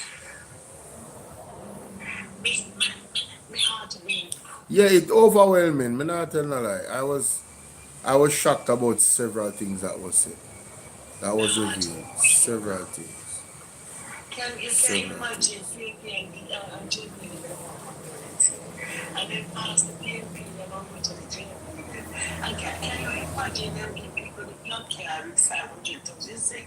The man probably is a PNP now, and then just give the card for all it, you know, to take the picture like say, yes, never help people who are PNP, you know, and not even a text message or a phone call to find out how the man will collect the money. Yo, me not tell no lie. You see any JLP person when knowingly I take these things from the government and know say government now help their neighbor with a PNP, we're not gonna suffer. Yeah, man, you're not going to suffer. You better repent. I tell you that. You're not going to suffer. You're not going to suffer dearly. I don't think I mean, I tell you, say, I know water, I'm not talking with water, and I'm not going to suffer. Oh, you can't imagine the road turn out in a step to oil mash up. It just Yo, me know exactly what you talk about, you know. Me know exactly what you talk about, you know. Me used to live in one place where rain fall like that, you know. And some of the road, them, you know. I broke with them Cali, you know. Broke with them Cali, you know. No car can't drive there, so not even donkey can walk there.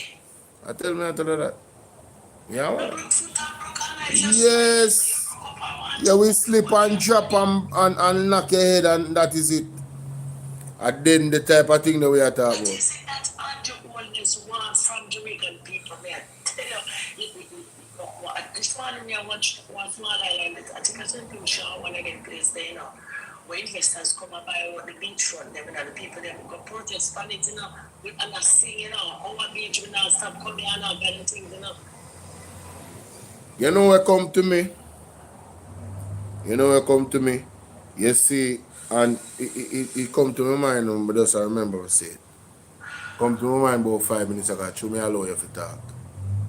You see, the funds them where them are raised in name of Hurricane Melissa aiding people down here. You know, so me feel like say them are going to trouble with the United States over them money there. I don't know where them are weak.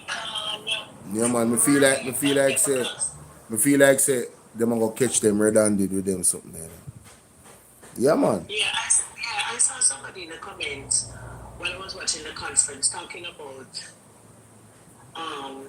some of the money them there. Where Yeah. they get for the constituency. Yeah. No, listen to me. You talk about something now. Listen to me. You see the money. You hear them ask Mark Golding about him money where them collect and PNP collect. And you see how the man make them know say, hello, all of our records are on the website. Please tell me, those trillions of dollars that they got, we need the JLP to give us an account for those money. Why is the media not asking them these questions when them go to conference to them? They always come up, Mark Golding. They make you look like say Mark Golding a run the country. Yeah. The question them when them ask Mark Golding, a question when they're supposed to ask Andrew Holness. Even with what's his name there, and in business place now with them thing there. Where name? Jack then. That somebody go ask about Jack then in a conference where people are talking the well-being of Jamaican people and police. Yeah, me not tell no lie. You see the way how the cleaner man structure a question, me can appreciate it. You feel what me I deal with? And him already put it out there, and then Mark Golding gave the courtesy enough to answer it. But then my man they got asked back the question again one next way, in a worse way about the same topic. Him for go man. That boy different nationwide for go man. I don't like see man. I love how PNP they just block off his face. They not give him no blows. If he's there present physically, then block him off. I'm sure about that. If him there on a Zoom, then block him off. Them not make him get no shine at all. Because everybody know him annoying voice. Everybody know. Every time he come at the conference, him straight from the topic. Every single time. So the argument out there by the idiot lab rat them, you know, is Mark Golding them a thief money and I ask people for ear. That a for them thing, you know. No evidence of that. The man them have the records them out there. Just like Andre Stevens. Them have the record them. He show you where the money go. So nobody can say thief $1. That is the reason why I direct them this morning on where to go. And then a long chatting with nobody. Yes. I guess what them now gonna do. Guess what them now gonna do, T-Coms? Them now go on the website, you know? Chat. Peer chatting. Yeah. Some of them I use voice something that says in type what they want to say. And they can't read, and they can't write, they can't spell.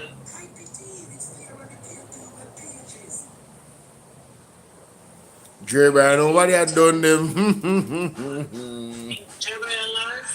Yeah, man, Dre Brian live a good while now, man. Come live after me. Me there have to go almost 4, well, more than 4 hours. No, man, him never come on. He never come on. Remember say him work. Remember say him work, you know. Somebody, Sharon Palmer in the building. Let me see, who's this? Good evening, Sharon. She drop off back an accident. Accident, man. Oh, what day over Dre Brian, man? Me see him in the comment section.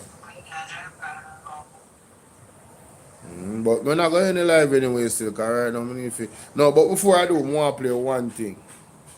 I think I'm end that card. I want to play one thing before I end the live. One thing. That's how you use it to join PNR, right? You say. Mighty God, calm down. No, sir. I saw this phone allowed, man. The nation is under judgment. The children suffer. Let me say it one more time, just in case you miss what I've just said.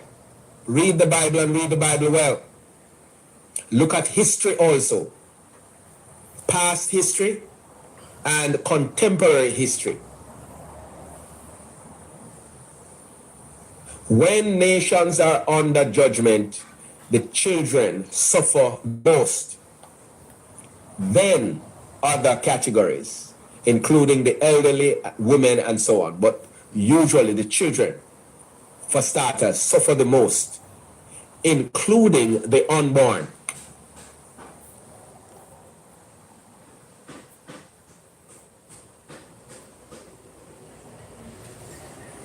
It is one of the signs of judgment of a nation. Because when a nation is blessed, many babies, many children, the children flourish because they speak. Him don't, hey, the man, hey, me say, Apostle Jeffrey Shoto not tell a lie. Anytime a nation bless, children are born. Only the man ask people if you have pity. Jamaica curse, you know? That is an open sign to Jamaica curse. Mighty God. To the next generation. And remember now, their aim, their assignment, Psalm 127, for example, is to battle the enemy at the gate. They have to do with legacy. Carrying on the vision of the house, starting with the sons. And then, of course, the daughters now support the vision and refine the vision because they grow into ladies, females, wives, easers, meaning partners. And so they refine the vision and helps to build on that. Jamaica, me can get 50,000 likes. I so long it take me to get 50,000 likes, but I kind of glad say we don't almost reach still, but me need a top team, yeah, man. Me need a top team where deal with the likes them different. Me not tell no lie. With the 49,000. You know? Yeah, man, we need a top team, man.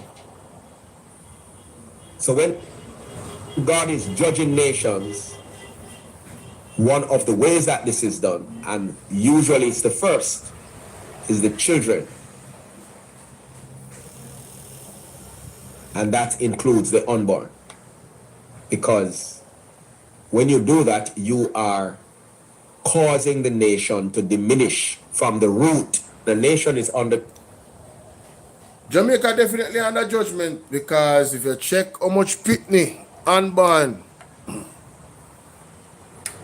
and the hospital them like the amount of pitney were dead in the last 3 years in the hospital them.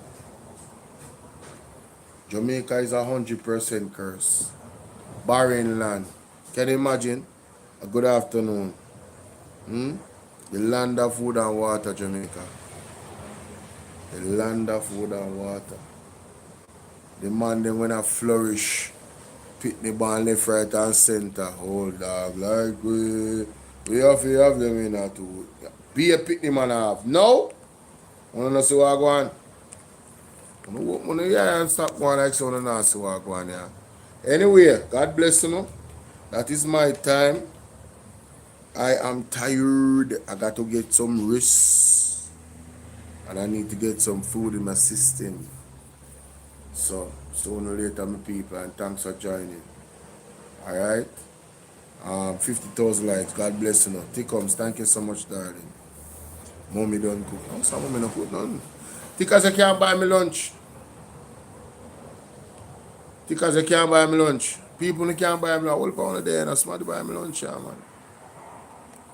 Bless up your cash up, bless up yourself. Somebody buy me lunch, bridge.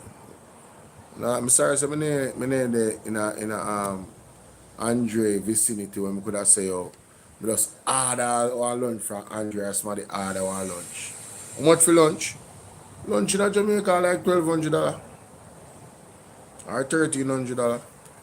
$10 US, pretty much. That's lunch. But people have babies in the in this filthy. Yeah, but that's the thing. Alright, my babes. Thank you so much, Tickums. That's the thing in Jamaica. The conditions them is not fit for even have the children them in some of them hospital, yeah. Because them lack equipment, the place not clean. Or the Zell. I got text her. I got text her the Zell number here. I can't tell her right now, so I got text her. I have a number. I got text her the Zell number. Alright, mama.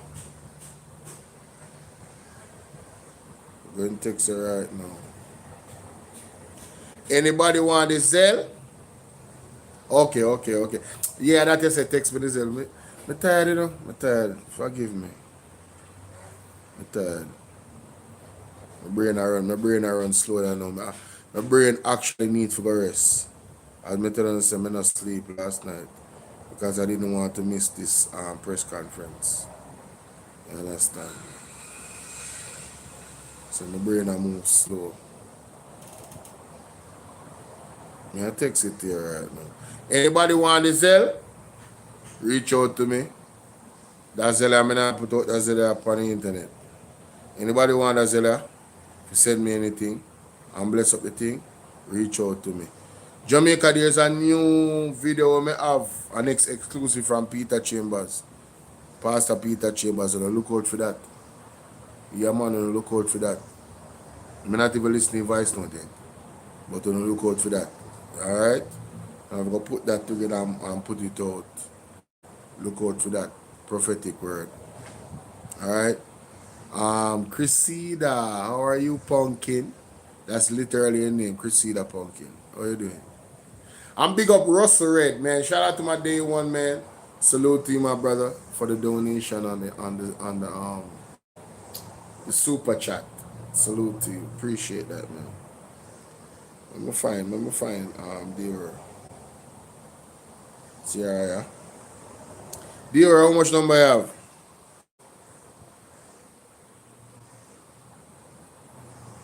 A two number you have, babes? Oh, a two. Alright, so that means the right one is.